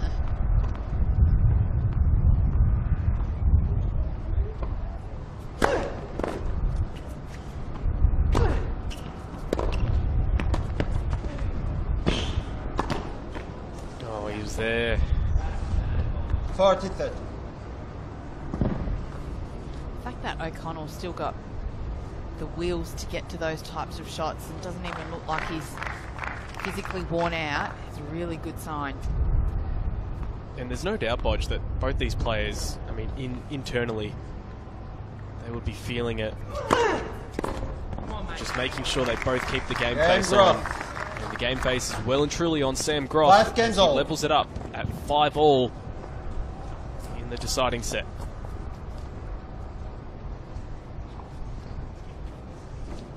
Even if you head back to the towel, maybe put it over your head and start wincing because you're feeling it in the legs. You just never want your opponent to know how it's affecting you.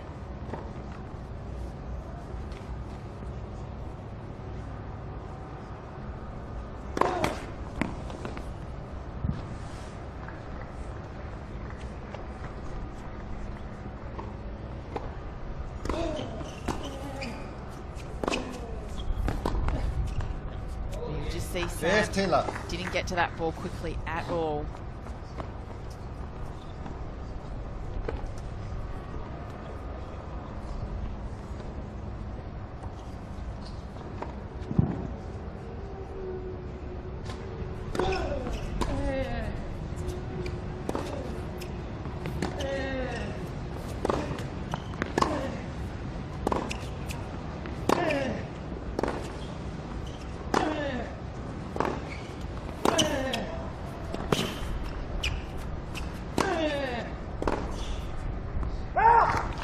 Everything is going into these shots from these players.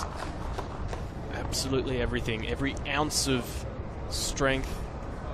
They're having to go to their reserves. Bodge, this is what all the pre-season, this is what all the practice and all the alone time on court.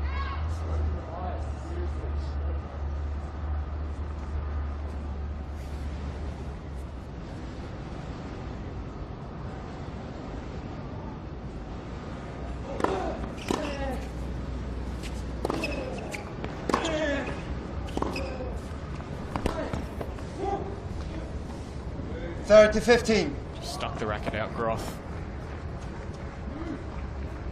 Yeah, their move. Just trying to will himself to some of these balls.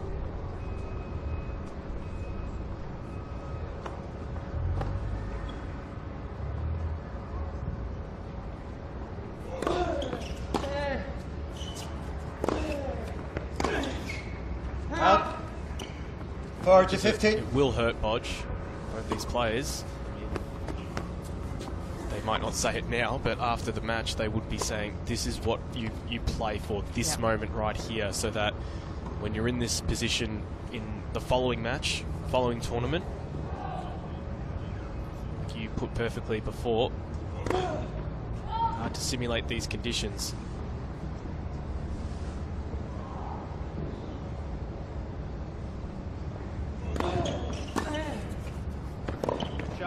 Oh, too good. Yeah, O'Connell. Beautiful backhand cross-court winner on the run. O'Connell leads by 6 games to 5.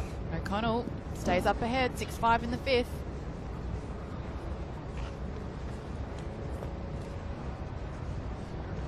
And that last men's quarterfinal match has commenced out on court 7 between Gavin Van Pepperzeel and Omar Yusika. Yusika has broken Gavin Van Pepperzeel and currently leads 4 games to 2. Can watch that match. All you have to do is head to tennis.com.au/tournaments. Scroll down and click Australian Open Playoff and you will have access to that match as well. Could have 2 screens going, Sean, at the one time. That's right.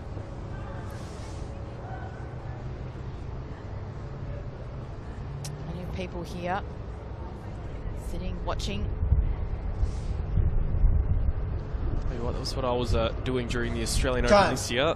Sitting at my desk, working on the matches on Rod Laver Arena. We've got Hisense, Margaret Court, courts 2, 3, the iPhone, the iPad, computer screens.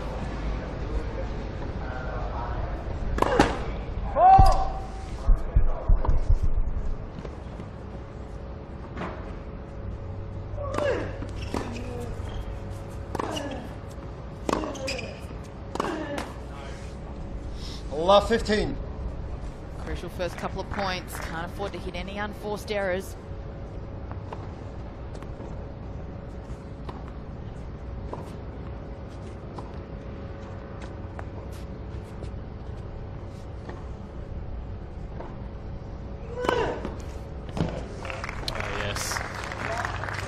That's what Groth can do sometimes. 15 You off. know he has the fastest serve. However, that was just all placement. That's what you need to throw in as well. O'Connell will be expecting the pace. Always need to try and mix things up.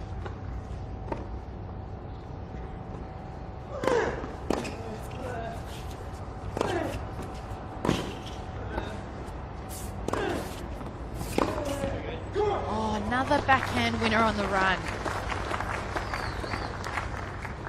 15-30. Just loves having a target, O'Connell.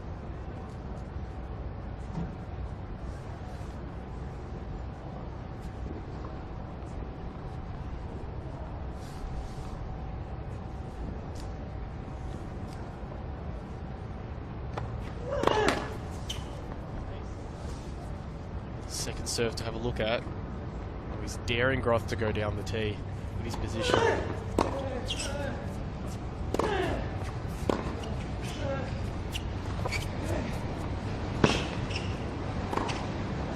Oh, anything you can do, I can do better. Sam Groth gets it to 30 all. 30 A all. little nervous on that drop shot, Sean, but he got away with it.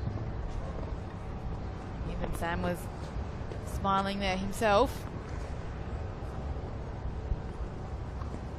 Well, he dared Groth to go down the tee, and that's exactly where he went. Groth will go this time.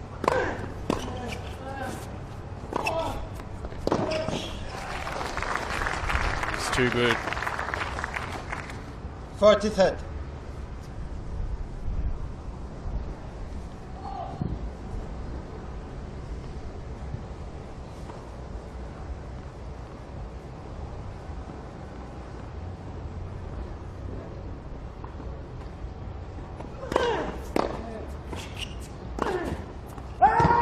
Yes. Slightly overplayed.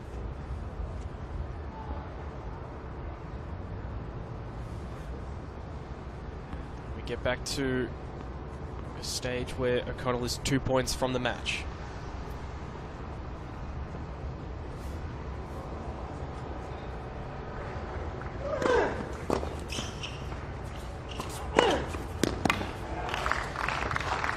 Good aggressive play from Groth.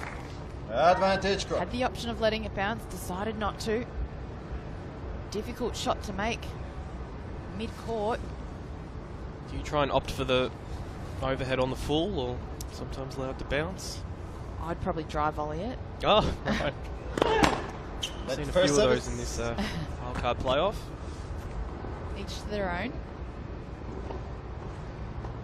I think for Sam, smart choice to overhead. Yeah.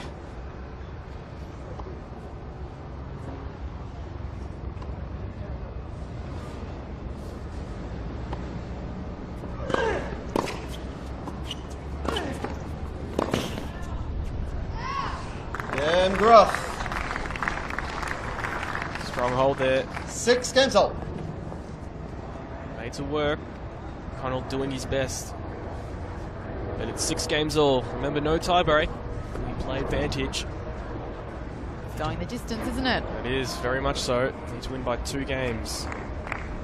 Good tweet from Max. Always amazed by the amount of talent dash heart shown by these Aussies every year during the hashtag AO playoff. Just shows how much they all want this. Absolutely right, Max.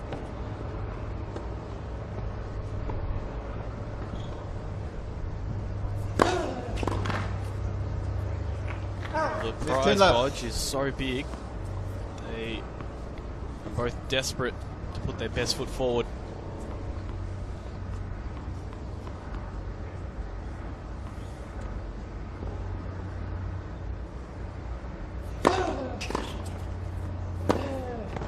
$30 left.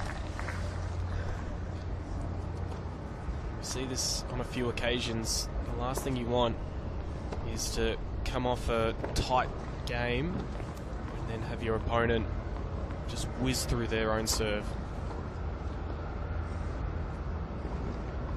I thought it'd be the reverse doing that. Serve of Groth.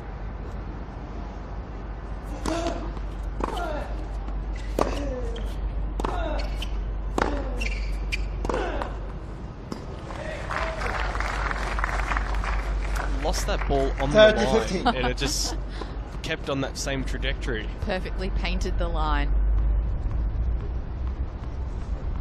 Sam won't go down without a fight.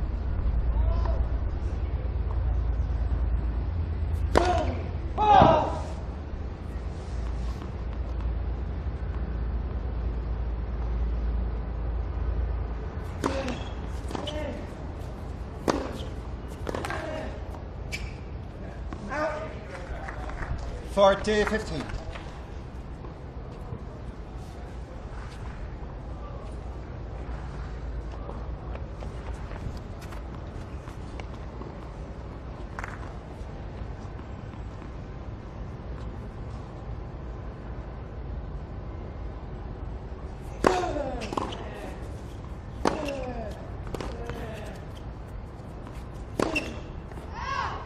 Forty 30.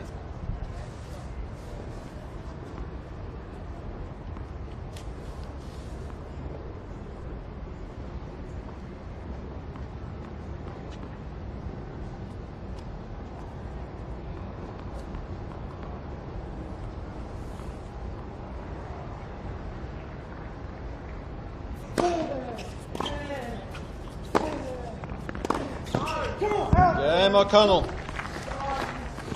Come on from O'Connell O'Connell. leads by 7 games to 6. It's 7-6 in the deciding set.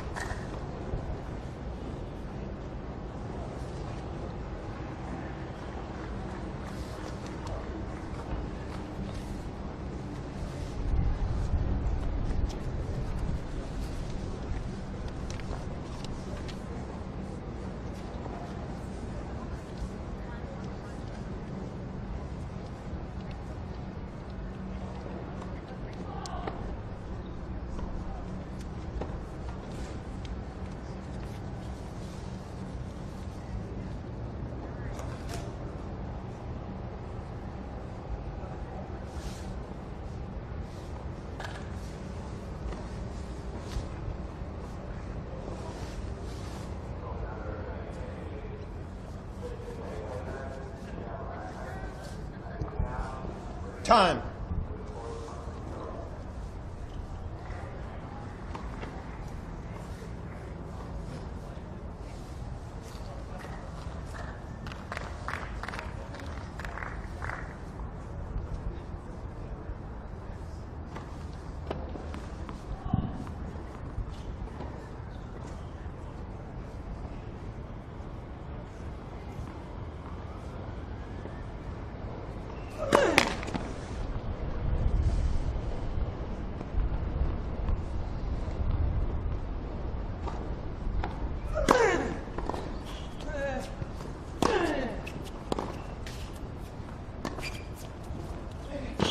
Up. Oh, that's a well executed forehand drop shot. That was better. 15. Right, played to perfection.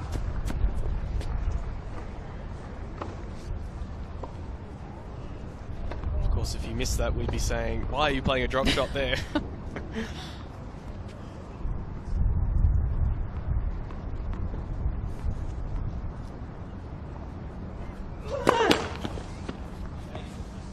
The racket onto the ground.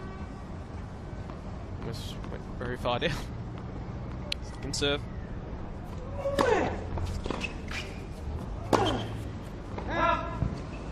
$15. Score update out on court number 7. Omar Yasika has taken the first set 6 games to 4 against Gavin Van Pepperzeel. No doubt that Omar Army will be out there cheering him on. That's right. We may be able to hear them from our mics here.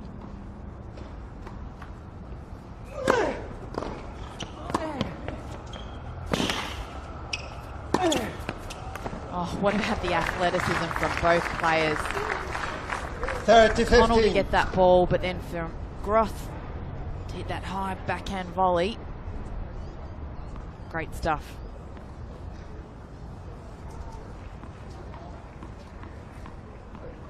You can see him just taking a few deep breaths, Groth.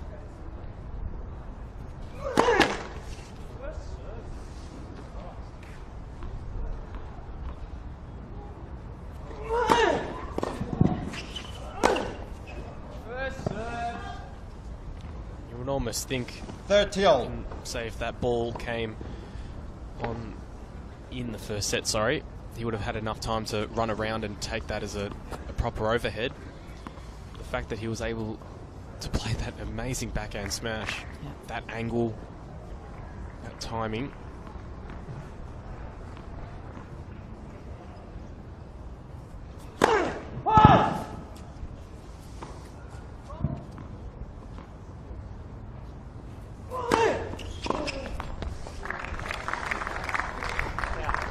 What a window that would have provided if that just cleared. That just cleared the net.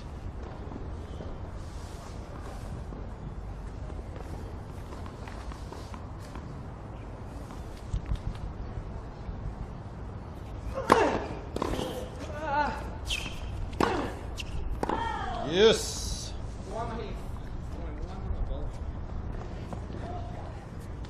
We're back at 2 points from the match for O'Connell.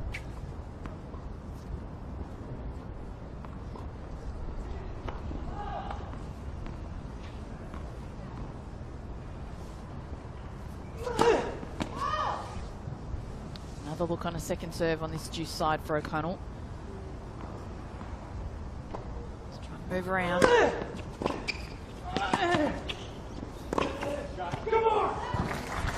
And the backhand down the line. On that occasion, it pays off. Advantage O'Connell. Not much Sam could do on that one. You know, when someone can execute a backhand like that, not once, not twice, but over and over, you have to give him credit. First match point for O'Connell. And it's a big win here for the young man from New South Wales. It's Chris O'Connell, the 22-year-old. He defeated Alex Diminer in the first match. And now in the quarterfinal, it is a huge scalp. It is the number 2 seed, Sam Groff, out of the 2017 Australian Open wildcard playoffs. Chris O'Connell getting the chocolates 7-5, 3-6, 7-5, 4-6, 8-6. We have to give credit to this 22-year-old. What a battle it was for him, but throughout the whole match, he kept his nerve, and what a relief to get through that one. Done for the day, Seamus. Unbelievable year he's had. Done. Another opportunity because to they move moved forward. the match to 7, so I mean, court's closed. like we said, Sam Groff, it's just a few points here, a few points there, so he should be pretty happy with the return. I dare say, though, there's probably a little bit more upside to the Groff game. I mean, O'Connell just played absolutely amazing. But Sam knows he didn't start very well on serve, so to hang in there is pretty impressive, as we see Jordan Thompson, one of Chris O'Connell's mates, just saying, well done. And we know that, of course, Jordan Thompson's played his fair share of long matches at a wildcard playoff. Absolutely. He's now surged up the rankings. So, Bodge, we've got a big day planned for day 4 of the wildcard playoffs. We sure do. We're using one court tomorrow, and it's the women's singles quarterfinal. Starting off the day at 10 a.m, Sarah Tomic up against Alison Bai, followed by number 1 seed Arina Rodionova. She'll take on Olivia Tranjamulia. Third match of the day, Abby Myers. She'll take on Nagtha Baines. And to end the day, Jamie Foulos, young gun, number 3 seed, taking on Queenslander Kayla McPhee. So a lot of good matches on tomorrow. Looking forward to see which female progresses through to the semi-final. And just a quick wrap of the boys' matches today. We had JP Smith moved through to the semi-finals. He'll play Blake Mott. And then it's Gavin Van Peppersilt and Omar Jasika is still going on, so you can switch over to Court 7 if you want to watch that. And now Chris O'Connell surges into the semi-finals. So that's all from us here at Melbourne Park. Sean Manuira and Bojana Babusic. We want to do it again tomorrow. Sounds good, and have a great birthday, Sean. Thank you very much. few celebrations on tonight. So thank you for your company. We'll see you tomorrow. Under largely sunny skies, clouds, nothing to complain about.